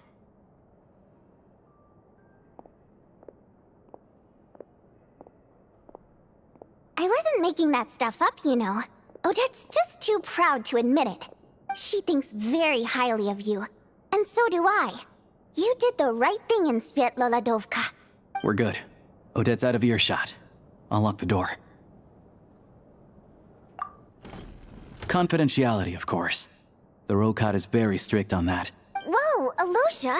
Not out loud! Not with an outsider here. Relax, I've taken care of it. Look at this. The president's reply sent this morning. Wait, so she's been approved to join? You told me last night that you wanted to get intel from the Rokat. Unfortunately, Rokat intel is only available to members. But ever since you set foot in Snezhnaya, we've been working together. I've seen the way you work, your character, and your motives. Everything about you is perfectly in alignment with what we're trying to achieve in the Rokat. So I figured I might as well cut to the chase. I wrote a letter to the president explaining your situation, including just the right amount of detail. His approval came very quickly. Of course, it's still your decision whether you want to join or not. We'll respect your choice. Well, assuming Odette was telling the truth and she didn't misjudge you, I guess we don't need to worry about you blowing our cover. Still, you gave me a real fright. I didn't know that's why you came looking for me. So, that stuff you said about admiring my performance, was that just because Odette was here? Did you actually mean it? Now you're talking. That's what I like to hear.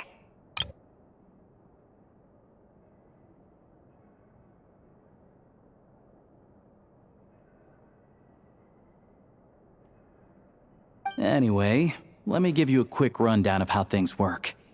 Like I said, the Rokat is a covert organization, and we hide our identities.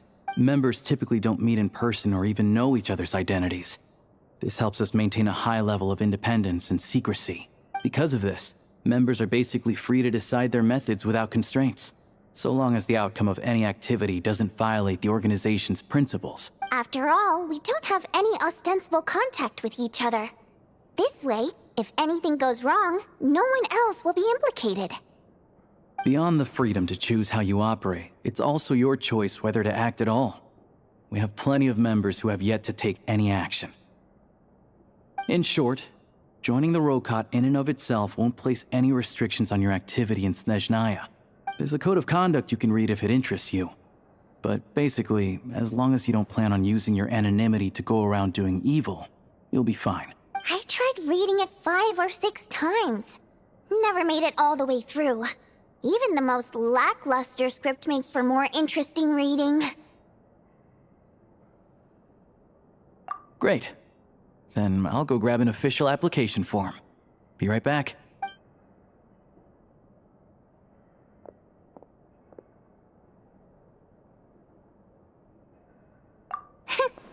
Well, Alosha has this pet dog, you see. His name's Tagarin, and this one time, Alosha brought him backstage. Tagarin took quite a liking to me, so I played with him for a little bit and fed him some treats. Then, the Rokat was out on a mission one day, and even though we were all in disguise, Tagarin recognized me right away. Just a coincidence, really. We didn't report it to the higher-ups, though, to avoid dealing with the fallout. Like my job at the theater, for instance. I really needed to make ends meet. By the way, what were you complaining about just before we came in? Did everything go okay with Chuganov? Everything did not go okay. That's why I was so mad. I tried to make some small talk with him before I went on stage to fish for intel about the Iskra manufacturing plant. But he wouldn't take the bait. No matter what I said, he kept dodging the question. And then he started complaining. He said he didn't appreciate his second-rate seat in the stalls because he usually gets a private box. I mean, what did he expect? Everyone knows that if you want a box seat, you buy a ticket well in advance. But instead, he sends me a letter the day before the show when we're practically sold out. I had to juggle things around just to get him a half-decent seat, hoping he would appreciate the gesture enough to share some information. But nope, he didn't give me anything. Yeah, meeting Chuganov in person has definitely been a disappointing experience. Oh, you probably don't know who we're talking about, do you? Chuganov was that older guy you were sitting next to today. I'm sure he didn't make a great first impression on you either. To the citizenry, he's a family man and a kind boss. But our interactions with him tell a very different story. It's one thing to ask for a favor, but he acts like it's his right. He always expects special treatment. Take the ticket situation, for instance. I've actually gotten him a private box in the past. But not only was he not even grateful, now he's acting like I've sold him short this time. Not to mention that he's never paid for a single one of his tickets. And another thing, if he's such a big family man, why doesn't he bring his wife and daughter to see the show once in a while? I've never seen them here, not even once. Calm down, Vodyanitsa. If you won't do it the easy way, we'll have to try the hard way. But first things first. Here's your application form. Go ahead and fill it out.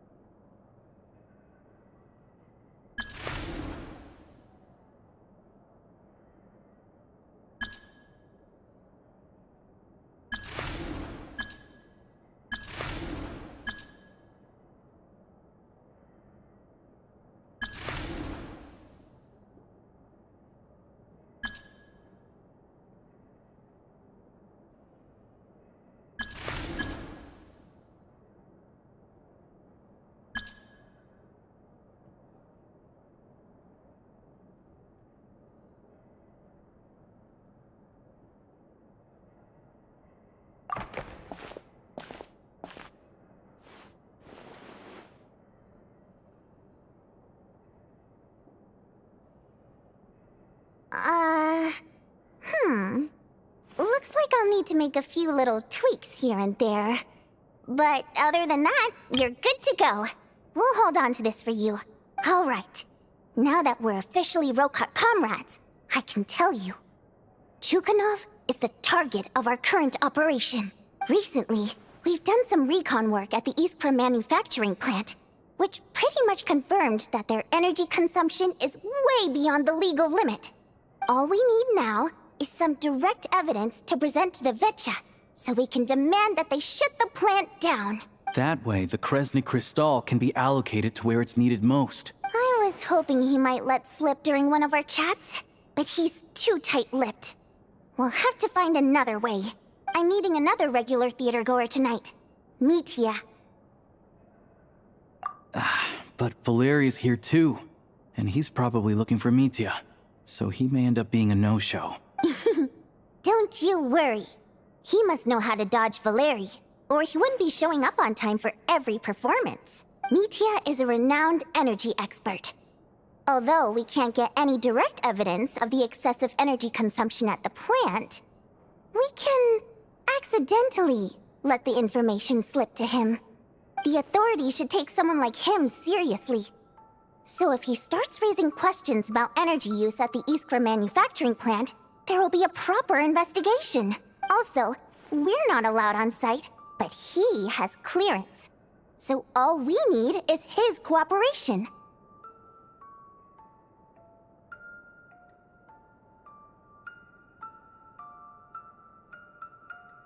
Yeah, so that's the other thing we're trying to figure out. Though I think we're far less likely to make any progress on that. Still, I hear that Mitya is a bit of a chatterbox. So, who knows? Maybe if we catch him in the right mood, he'll let something slip. What do you think? Sound like something worth your time? Okay, in that case, you guys find a seat somewhere nearby. Pretend you're a couple of buddies there to eat, and keep your ears peeled for useful information. He's a huge fan, so I doubt he'll have his guard up around me. But you two need to be convincing. If he suspects anything at all, he might stop talking. Sure. Don't worry. We'll make a believable pair of buddies. Perfect! You've sold me already. Now, help me tidy this room up a bit before we head out. Okay. What needs tidying? Everything!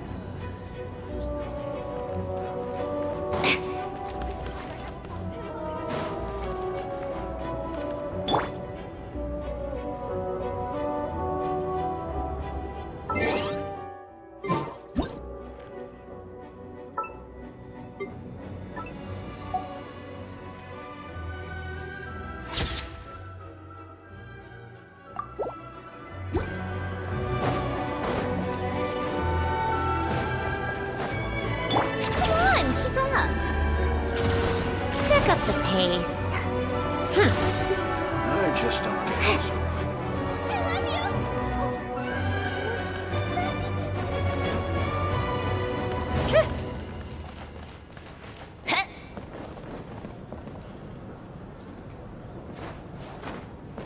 How tiresome.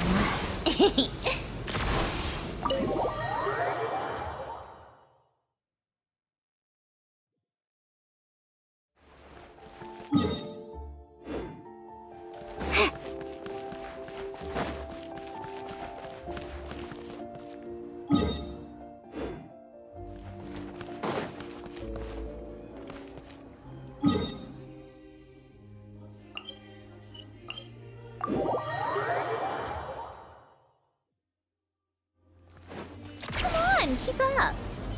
Pick up the pace.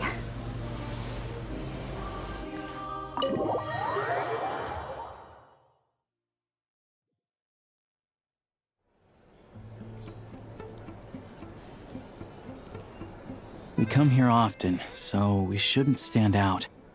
Let's sit here. Now, it's up to Vodyanitsa. Let's see how the conversation goes.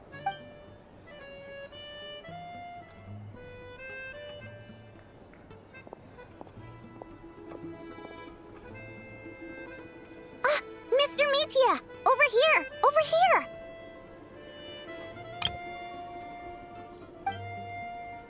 Oh, sorry. I got a little held up on my way here. Now we have even less time than we planned. Go ahead and order some snacks and drinks, whatever you like.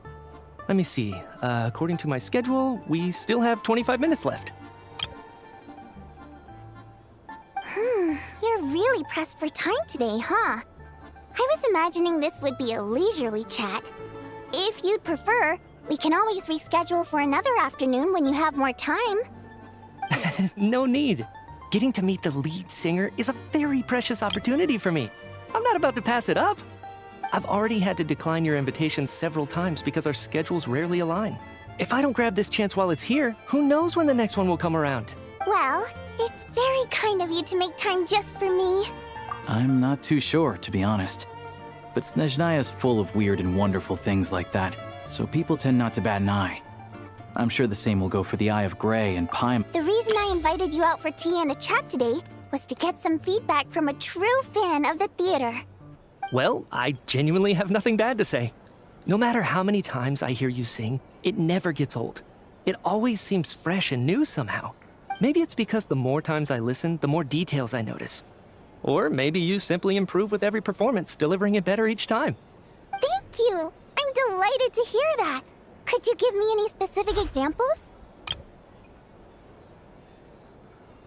Oh, yeah. The piece you sang today, for example.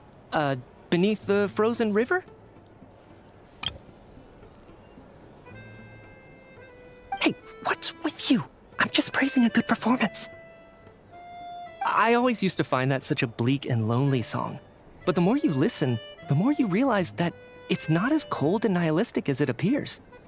When you really dig down into it, there's a certain level where you're surprised by the emergence of hope. Wow, I'm impressed. I didn't expect you to pick up on that. Actually, I only tried out that angle after talking with a composer. Still, Beneath the Frozen River wasn't on today's program. Oh, really? But it's a classic. You sing it every time. Almost every time. Oh, well then. Let me say a few words about that other all-time classic, Flying in the Wind from the Mountain Sparrow. I didn't sing that one today either. My voice wasn't quite up to it, so I switched it out at the last minute. Oh, but, Sorry, Mr. Mitya, but you were at the theater today, yes? Of course I was. Remember? I said hello to all the troupe members before the show started. You, Odette, and the others. So what did Odette sing today? Elegy of the Snow-Winged Goose, of course. Correct. I see. I see. You find my singing boring, don't you? That's why you don't remember a single song. Looks like I'll need to cut a few from the program next time. No, that's not it. I swear. All right. I'll be straight with you. I'm sorry. My mind was wandering as you took the stage today. I enjoy watching your shows because the exquisite performances stimulate the mind. It always sparks some inspiration for my research. So whenever I get stuck at work, I come to the theater for a change of pace. Odette's dance during the Elegy of the Snow-Winged Goose today was simply incredible. It got me wondering what she's been going through recently. That look of sheer defiance in the face of utter tragedy? It was so inspiring. I started scribbling in my notebook right away. Not that I made a ton of progress in the grand scheme of things, but I still think it was productive. So what you're saying is, you didn't listen to my singing at all? Unfortunately not. I'm sorry, I don't know which is more disrespectful. The fact that I don't always come for the show itself, or the fact that I missed your performance. Seems like things are getting a little awkward. Mitya just stepped into a conversational minefield. If there's one thing Vodyanitsa doesn't like, it's people who show disrespect for her performance. This meeting was so hard to set up.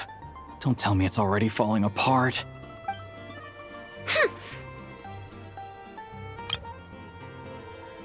It's fine. I suppose this is affirming in its own way. At least, it shows that our performance really touches people's hearts. Don't let it bother you. It certainly doesn't bother me. She's showing a lot of restraint. Well, sure to let Odette know how much you adored her performance. Please don't say that. I always love your performances too.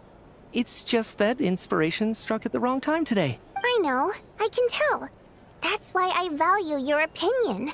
I'm sure some people can't stand it when others praise their coworkers right to their face, but not me. No, sir.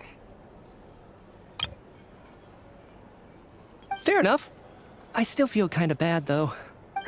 But you know what I really can't stand? People who only show up to the theater to pretend that they're cultured. Makes me sick to my stomach. Oh yeah, 100%. There are too many of those people around. By the time they're walking out the door, they've forgotten all about the show. What's wrong? You look furious. I don't know if you've heard about the boss of the Iskra manufacturing plant. He isn't even a theater investor, but he always demands the same privileges as actual investors. Box tickets only, premium drinks, even the right to request specific songs. Well played, Vodyanitsa. Seems like she's harnessing her rage to steer the conversation back on track. Now that you mention it, I've interacted with that guy before. I gotta say, everyone holds him up as an example of a benevolent businessman, but... Yeah, he couldn't care less about what's happening on stage. He's just there to flaunt his social status. What's the big deal with that factory he runs anyway? Oh, really? Yep, the things people are saying are pretty damning.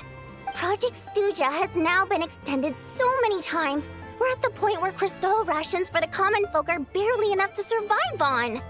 If the rumors are true, he's in serious violation of the law. Interesting. So you've heard about it too? What? So it's... Who knows? I've only heard the same rumors you have. But there's no smoke without fire. The Rooster's been coming down on us hard lately, demanding that we track and trace every single batch of Crystal. My coworkers in the Department of Energy have been tearing their hair out over it. The Rooster? I didn't realize he cared that much. Yeah. Even though there are no restrictions on Crystal trading, the poor will wind up freezing to death if we let the rich buy as much as they want. That's clearly unfair. Looks like we'll need to arrange an investigation into the Iskra manufacturing plant as soon as possible. I never knew you kept up with current affairs beyond the theater, Miss Vodyanitsa. You really have a heart for the common person. Most Fae in your position have long been indifferent to the plight of humans. Well, those of us who choose to live in human cities are naturally going to pay attention to any significant upheaval. Isn't the Rooster a Fae himself?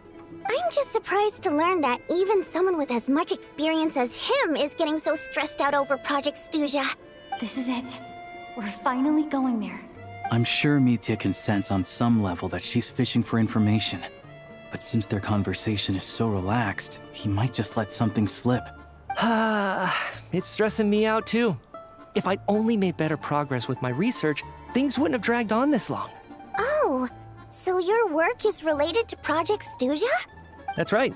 The Armory Palace needs a brand new energy source. Not the power of the Light Realm and not elemental energy. Right now, the only thing that meets the requirements is the power contained within stellar linchpins. But harnessing that power is costly. Each step of the process requires enormous amounts of Kresnik crystal.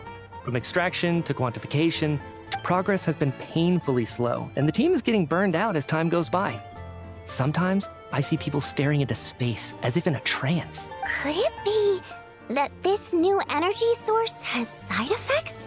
No, it doesn't affect us, because the energy is used for... Okay, I got it. Stop choking me. Sorry, I can't talk about that. I think we're all just exhausted. We've been working ourselves to the bone for so long with Seems like I owe you an apology. I shouldn't have gotten so mad at you for not paying attention during the show. Don't worry about it. I count myself lucky, to be honest. I don't envy the people who work closely with the Tsaritsa herself. So they're trying to develop a completely new kind of energy. Yeah, censored by a scarf. Who would have thought? Oh, dear. It looks like my time is up. I'm afraid I have to leave. I'm so sorry. We ended up barely talking about the theater. That's okay. It was a pleasure chatting with you, really. Let's make up for it next time. Yeah, hopefully once the work pressure eases up a little, I'll be able to focus more on the performance, and then we'll have more to discuss. We touched on some confidential issues today. I'd be grateful if you could keep it between us. That could have gone worse. Nice job. Why was Mitya in such a hurry to leave, though? Sorry, routine inspection.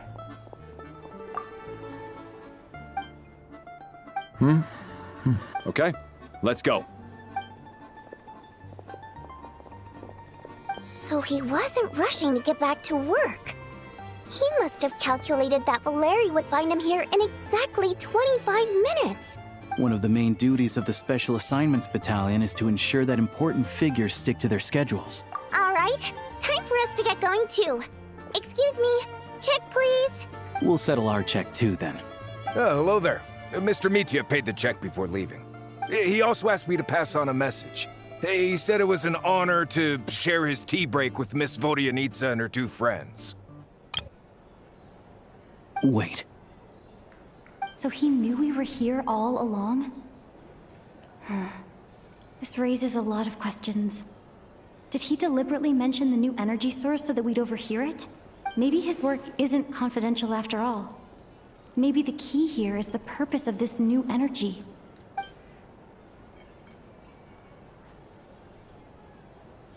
Vodyanitsa and Alosha have both left.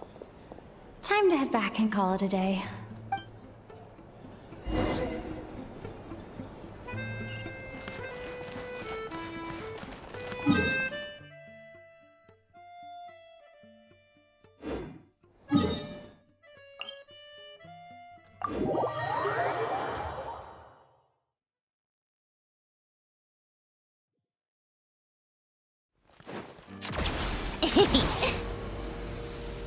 Pick up the pace.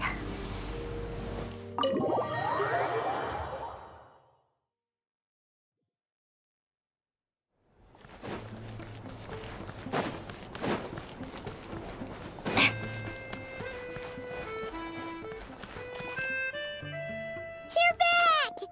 You're pretty early today. Paimon was just gonna mention that. After she woke up today, Paimon felt like her temperature was completely back to normal. But her strength still hasn't returned.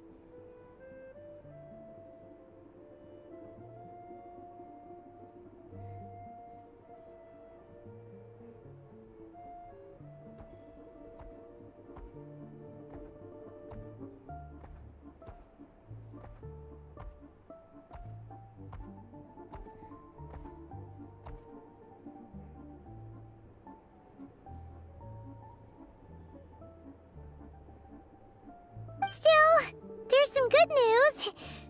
Paimon thinks she might have figured out the source of the problem. It's like there's some kind of mysterious power affecting Paimon. Paimon's never felt this way before during any of her travels. She only started feeling this way since we arrived in Snezhnaya. That's right. The Armory Palace needs a brand new energy source. Could that have something to do with this? What is it? You're making that face again.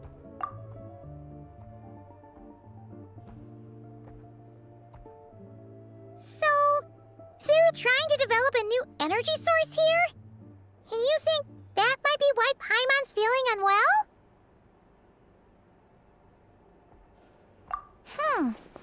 Well, Mitya denied that the energy they're researching has any side effects. Although, he did say that people working on the project have been having issues with their concentration and short-term memory.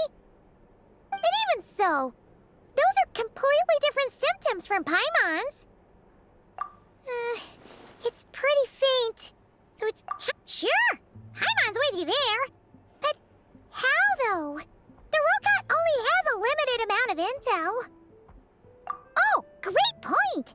They argue about Project Stuja every day.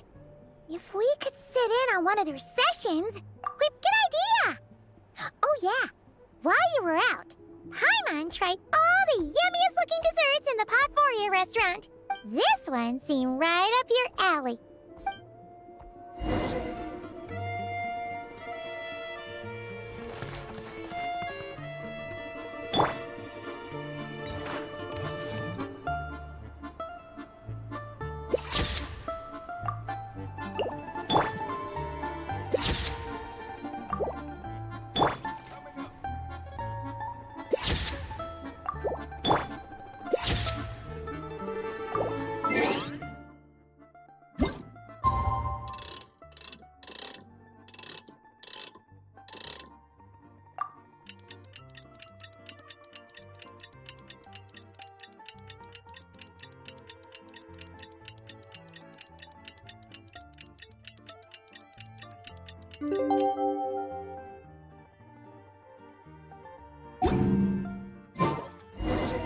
Alosha replied.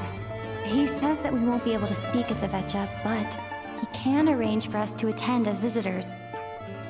Time to get ready. Then head to the Snezhnograd Vetcha. You're back! Paimon's been working on the crossword puzzle in the newspaper. It's actually pretty fun! Oh, shoot! Paimon forgot the next word! Oh, she had it a moment ago.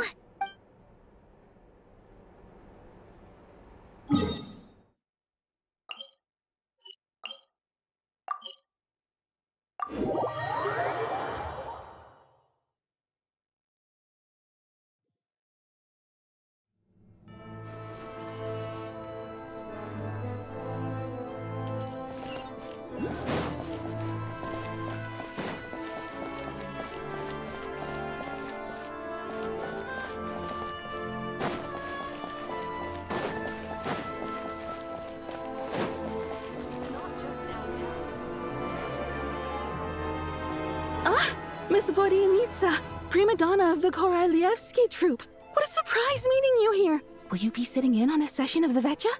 Sorry, I'm not taking interviews today. Oh good, you're here. The session's about to begin. Let's get inside. Please wait, Miss Vodyanitsa. Could you introduce me to your new friend?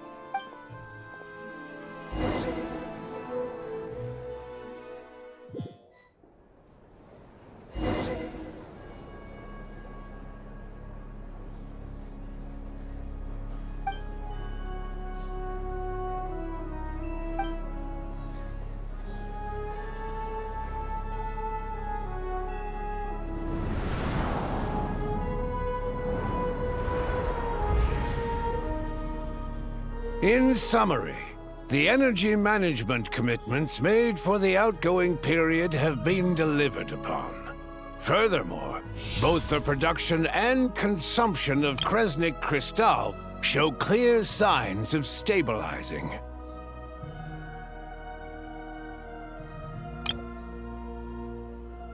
The relevant agencies have assessed the present circumstances and determined that the status quo can be sustained until the next period.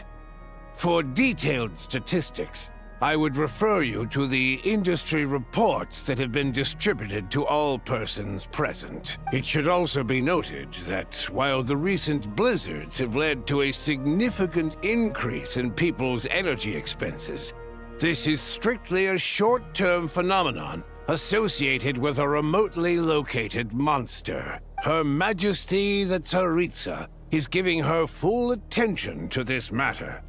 We should have every confidence that it will be dealt with swiftly and conclusively. A financial report on disaster relief is also present in this report, courtesy of Pantalone.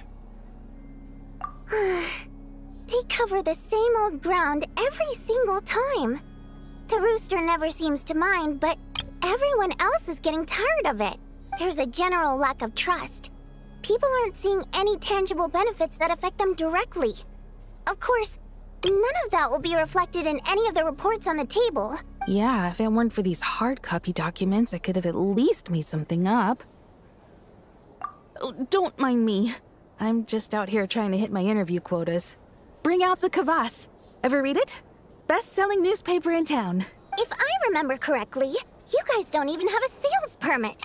You have to sell from stalls on the street. Okay then, best-selling street stall newspaper in town.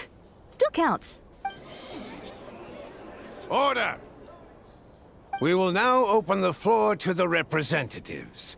If there are no further substantive issues to discuss, we will then proceed to a vote on this motion.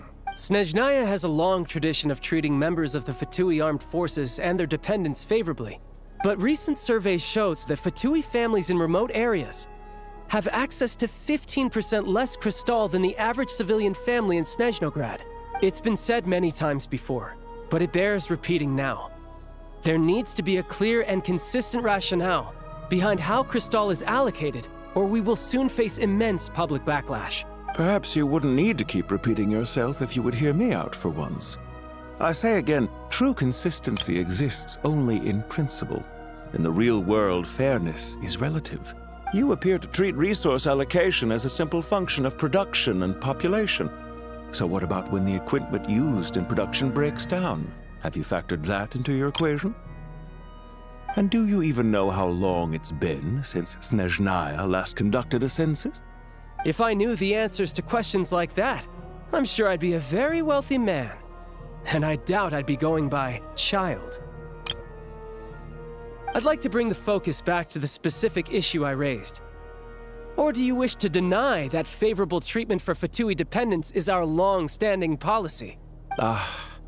It's easy to be a critic when there's no accountability. That seems to be a running theme in the anti-Project Stuja cohort. Defeat the ringleader and all other problems will magically resolve themselves. That's what they seem to think. But in case you aren't aware, not one jot in my report would change whether Project Stuja continues or not.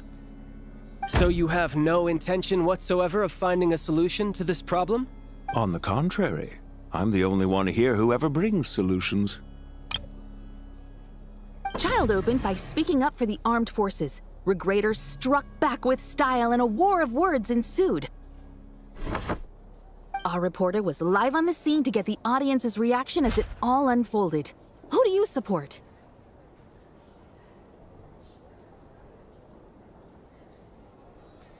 The people have spoken! Child received raucous applause from the crowd as he pushed Regrader onto his back foot with a relentless barrage of questions.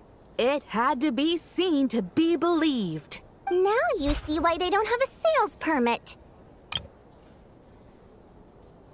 However this reporter wants to spin things, I haven't forgotten that Tartaglia was representing the Northland Bank when we first met in Liyue.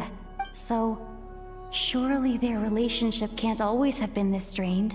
You two are getting off topic. Let's focus on what the data is saying. Mr. Pantalone, may I speak on your behalf? Oh, please do. I'm more than happy to save my breath. Crystal distribution policy undergoes modifications with each new period. The ultimate goal being to find the most reasonable method of allocation, which I believe is what Mr. Tartaglia also seeks. But I fear many may have been misled on this topic by extremist activists. To clarify, Project Stuja is not the root cause of the problem. It is merely a framework for resource distribution. The most recent reports all point to Snezhnaya's resilience and adaptability during this period of fine-tuning, and give clear indications that a distribution framework is improving with each iteration. To make drastic adjustments without first considering the risks would likely do more harm than good. It would be a waste of the hard-won experience we've gained to date. Renowned scholar of finance, Arapov spoke up to clarify the fiscal logic, clearly alluding to social organizations like the Rokot in his words. With the notorious Lelek still active to this day, should the Rokot be held responsible? No, there is someone else to blame. She's just rephrasing what Mr. Pantalone said. The Rokot are the critics he accuses of taking no responsibility for their actions. As for Lelek, you won't have heard of him yet. He's currently the most famous member of the Rokot. Well, more like infamous. Ending Project Stuja has become an obsession for him. Unlike the more decent ones among us, he believes that votes in the Vetcha are all that matter. So whether it's threats, coercion, or bribery, he'll use whatever means necessary to get people to change their vote. And since we're already on the subject, what do you think of Lelek's methods? Are you for or against?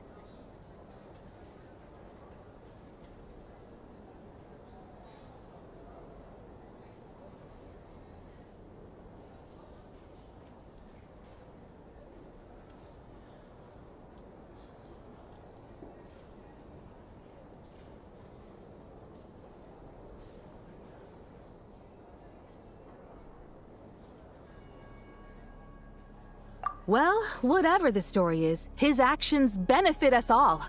We stand with Lelek.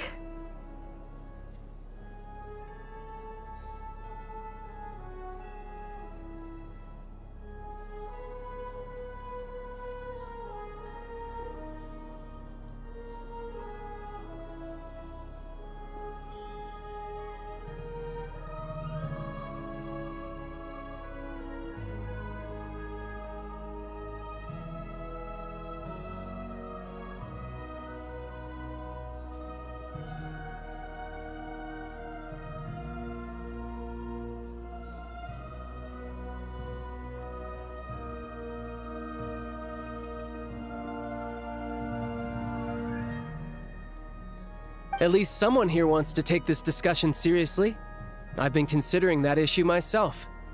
What you really need is more precise regional data, right? I think it would be easiest to let the Fatui handle it, since they're already in charge of Crystal shipments anyway. We may as well get them to collect some data while they're at it. Whatever you need, you can ask the Fatui to look into it for you. In terms of supervision, I think the Druzhna would be a good fit. I had hoped to discuss this with Miss Vesna, but sadly, she's not present. I will be happy to take a note of your suggestions and present them to Commander Vesna for a decision upon her return. The Commander has always taken a keen interest in Project Stuja. However, given the Druzhna's demanding workload, I'm afraid it may prove difficult for them to provide any practical support. Let us refrain from jumping to conclusions until a concrete and actionable plan is in place. My apologies, Lord Rooster. There are numerous issues to address here, including manpower, time sensitivity, and reporting lines. Nevertheless, I support drafting a proposal. Follow the usual procedure, and it can be raised as a new motion for all parties to evaluate at the appropriate time. In that case, I'd like to share one thought before the proposal is drafted. The issue of time sensitivity was raised just now, which I presume relates to the official reports. In fact, the Energy Commission already collects regular statistics on each urban center and its surrounding area. Would these be of any use? That's a good idea. I read every issue of Sviet Lolaidovka's report, and although my focus is mostly on the section about equipment operation, the energy consumption statistics also yield a lot of insights. Be that as it may, does no one see an issue with using local data to determine Crystal quotas? In the long term, it seems like a very risky solution. Not if they are used purely for reference. So long as we have the report from the Northland Bank's headquarters to corroborate it, no one will be able to fool me. Very well then. It appears that this arrangement is acceptable to all parties. Yeah, sounds good to me. The members reached a provisional consensus on the issue of improving treatment for Fatui soldiers.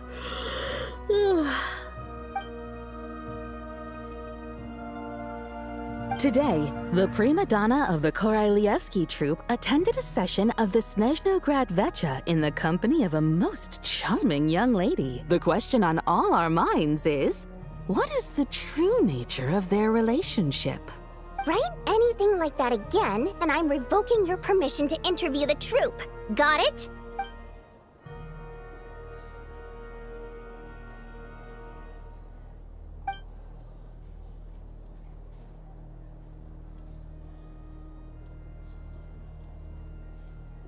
Now then, if there are no further contributions from those present, we shall proceed to the final vote. Check it out! What made him vote against? Why now?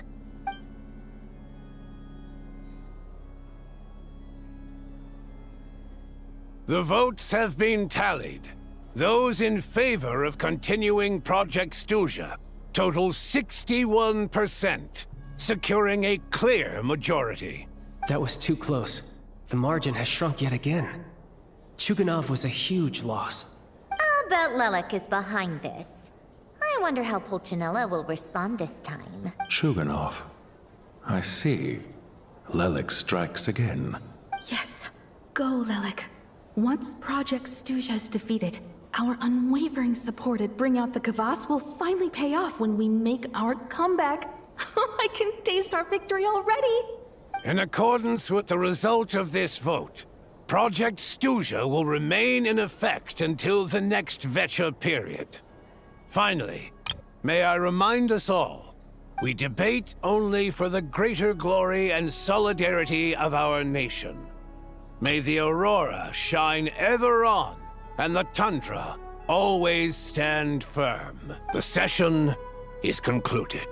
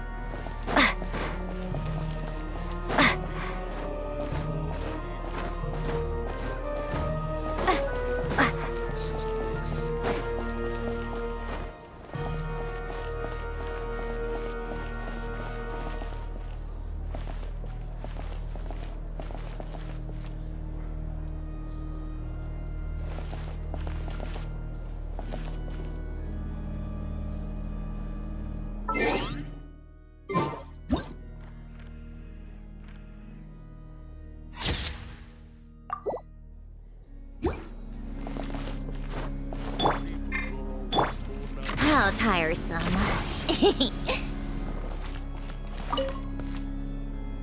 I have to say, I really wasn't expecting Chuganov to vote against Project Stuja. Well, in principle, Snezhnaya's business and political elites ought to be the ones least likely to oppose it. As we heard, Project Stuja is basically just a resource distribution framework that requires everyone to cut back during the winter. But even if the policy got cancelled, the Tsaritsa's energy needs wouldn't suddenly go down. The extra demand from the public would have to be filled from somewhere. So I got a letter from Mr. Mitya just before today's session.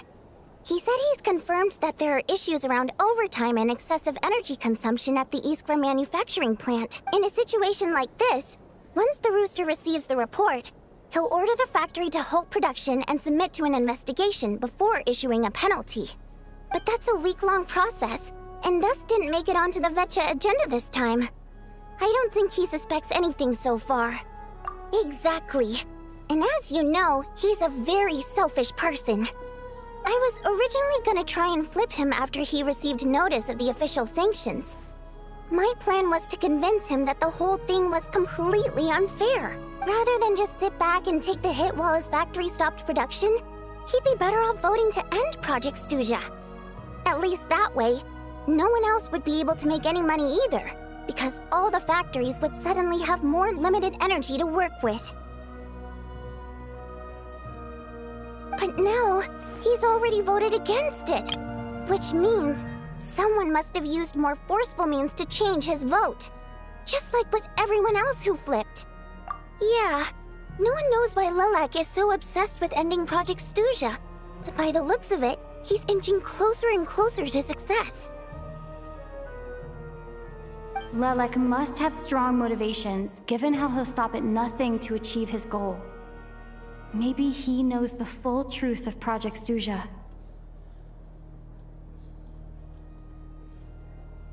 maybe my next step should be to focus on him. Oh, right. What are your plans for the rest of the day? Shall we head out? Hey, comrade. I noticed you were here during the debate. I didn't take you for a political enthusiast. Greetings, Harbingers. I just happened to have some free time today, and my new friend here thought it might be fun to check out the Vetcha. Ah, Odette must have introduced you. Looks like you two are getting along pretty well. I'll leave you to catch up. I should head back to the troop. Sure. Break a leg and all that.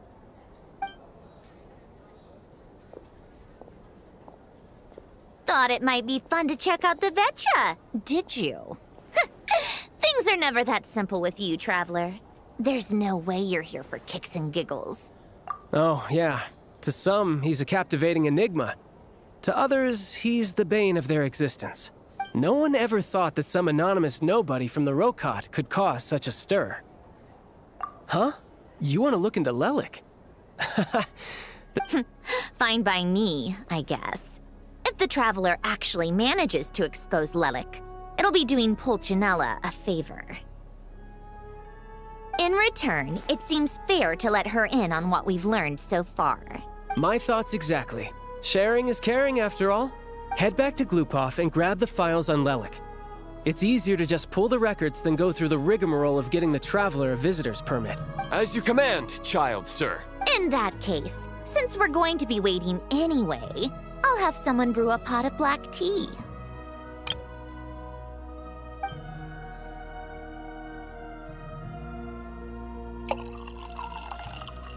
One common thread among the many incidents Lelik has been involved in is that the victims are all too scared to share any real information about him.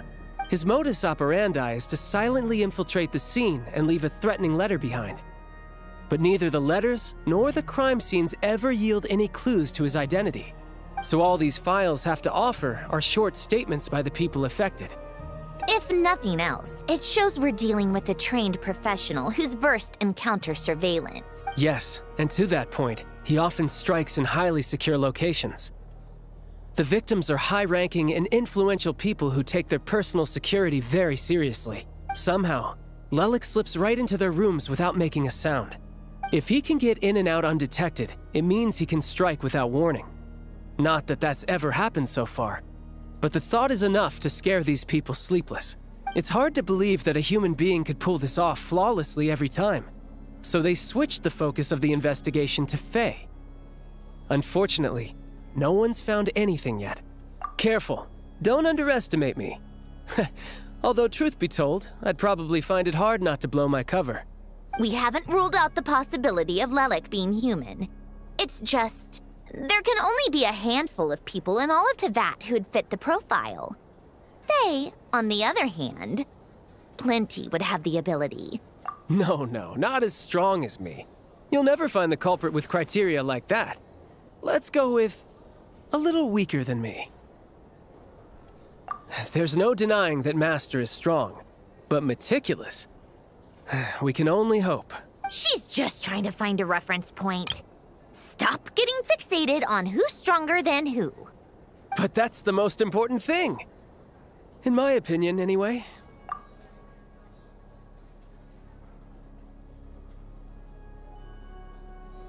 Odette? Yeah, that seems about right. Her skills are solid, and she's always calm under pressure. Except she's Fatui, so the likelihood of her working against us is pretty low. But yeah, much more accurate than your previous example, at least. No, wait a moment. Maybe we should interrogate that assumption. What do you mean? Which assumption? Her Fatui identity doesn't necessarily exonerate her. And when you think about it, the Rokot would be precisely what she needs to conceal her identity. Plus, she wouldn't need to be such a pro at covering her tracks. She'd already know where the Fatui will be and when. Oh, yikes. I was just thinking out loud.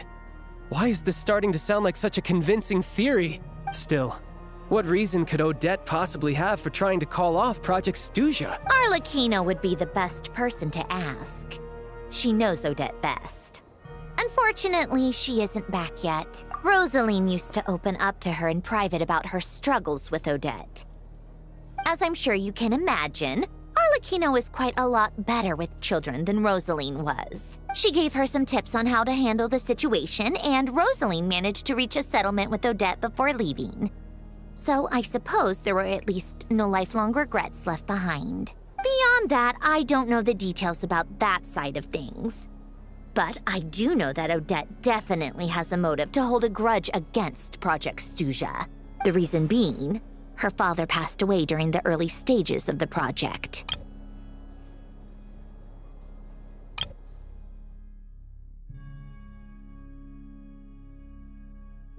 That was back before it had been named Project Stuja, when things were still being worked out. But in essence, it's remained the same ever since. Huh. The more you know. Rosaline was always so self-centered. I never understood why she started paying so much attention to Odette. Is that such a surprise? If you cast your mind back, you may remember that Rosaline and I weren't exactly close. We had tea together a few times, but that was about it.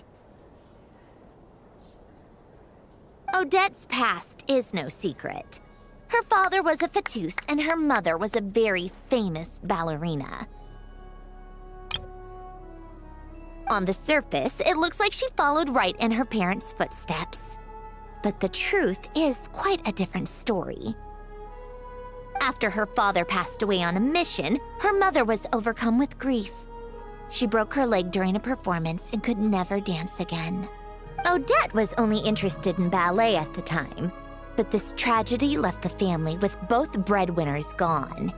They could barely make ends meet. Per Capitano's policy, family members of Fatui who died in the line of duty had to be appropriately accommodated and provided with adequate assistance. So, regardless of how Rosaline may have felt about it, it fell to her to resolve the issue of Odette's family's livelihood. In the end, the solution they agreed upon was to have Odette join the Fatui. Right, because the alternative would have been a one-off compensation payment, I guess. In that sense, joining up was definitely the better option. Still, she must have had mixed feelings about it, right? It's just a theory. A possibility. That said, I have no idea where Odette's head is at right now, or what her conflict with Rosaline was about. Plenty of people were on bad terms with Rosaline. I have no intention of trying to figure it all out.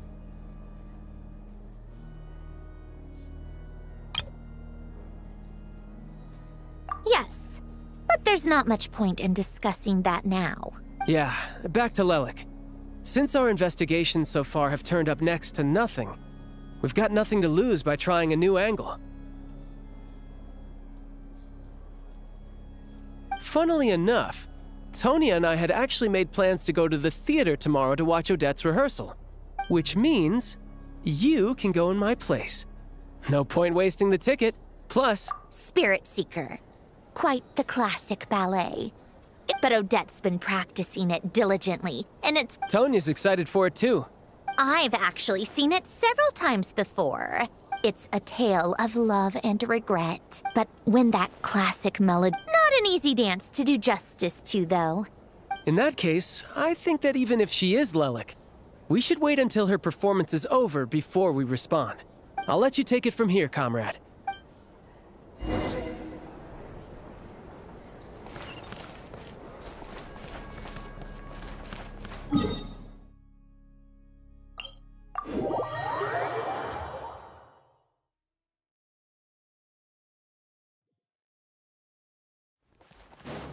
Come on, keep up. Pick up the pace.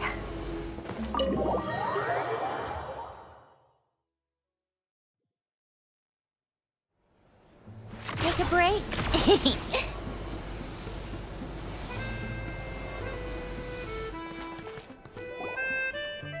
Sounds like you made a ton of progress today. Next step is to head back to the theater and get a clear answer from Odette. Either way, Paimon doesn't get the sense that she's a bad person.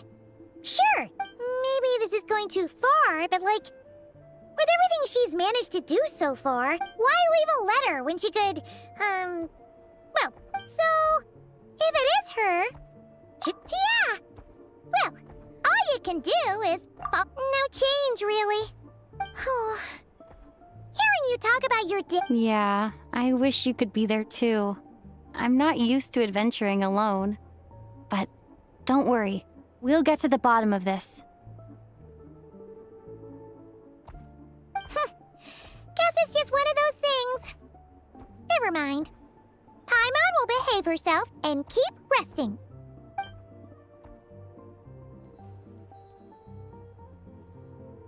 If Odette is Lelek, she may well have inside information on Project Stuja. Her father was involved with the project's early implementation and tragically died in the process. Now, she's dedicated herself to bringing it to an end. It's hard to imagine she could have gotten this far without knowing anything at all about the Tsaritsa's true intentions. When she spoke to us as a member of the Fatui, how much did she let on? And how much was she hiding? Only time will tell. Maybe tomorrow everything will be answered. Hey look! It's snowing! Could be a tough day ahead. Make sure you wrap up warm tomorrow.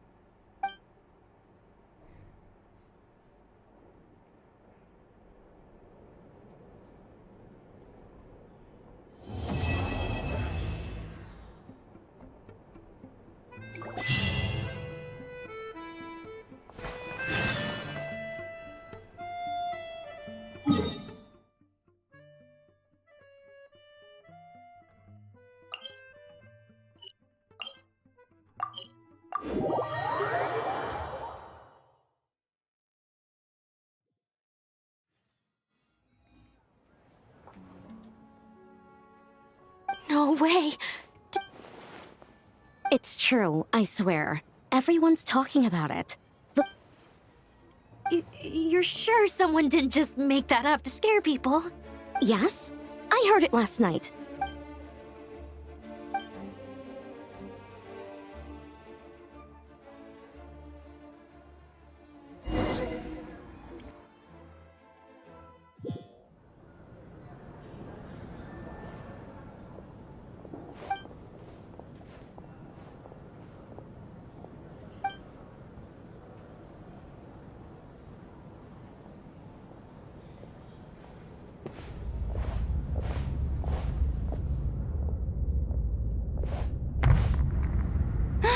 What was that?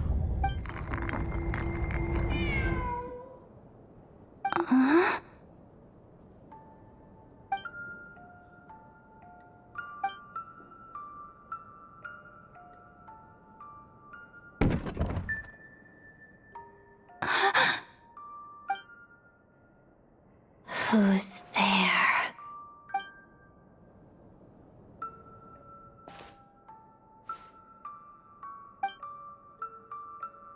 Traveler?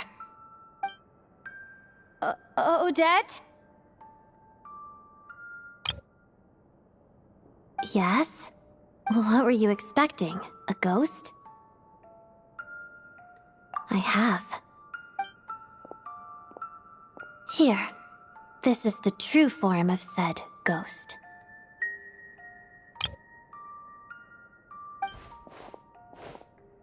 It's a music box. It was a birthday gift from my mother when I was little. It used to play beautiful melodies, but its internal mechanisms have deteriorated over time. And now... it sounds terrible, doesn't it? It'll take some time to fix, but my daytime schedule tends to be quite packed, and I don't have the right tools at home, so I had to sneak off to my private lounge in the middle of the night. Yes, this area belongs to me. It's fine. To be quite honest, neither of us should be here at this time. But I must say, you're pretty brave. Most would have fled the moment they heard the music, or always eager to help. That's what they say about you. I guess they were right. I appreciate the offer, but I want to fix it myself. But if you could help me collect some relevant materials and keep it a secret from me, I'd really appreciate that. Also, it seems the decor in my lounge doesn't match your expectations. Think of it as a reward for keeping my secret. Did you not want one? Vodyanitsa said fans would do anything for a peek behind the scenes. Oh, that said, could you hold off until the music box is fixed? It scares people away.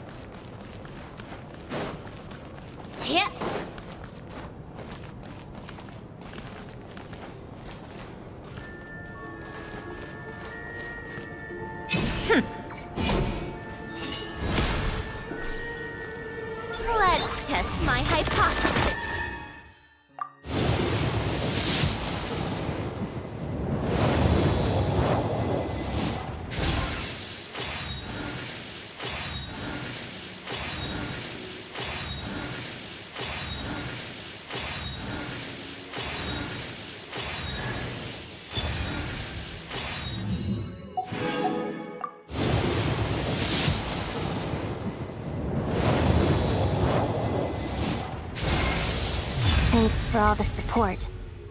You want an autograph, right? What do you want me to draw next to it? How about a feather?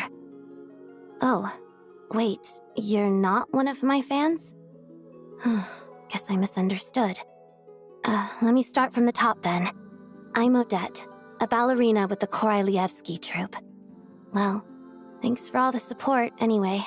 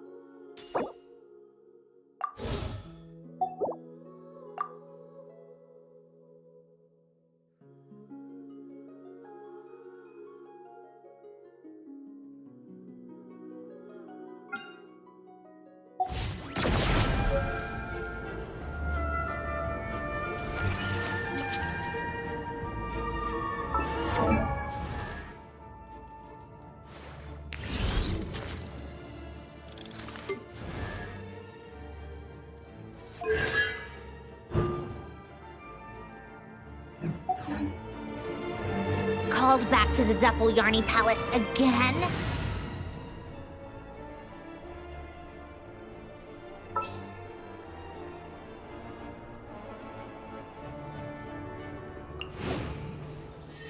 At the ready.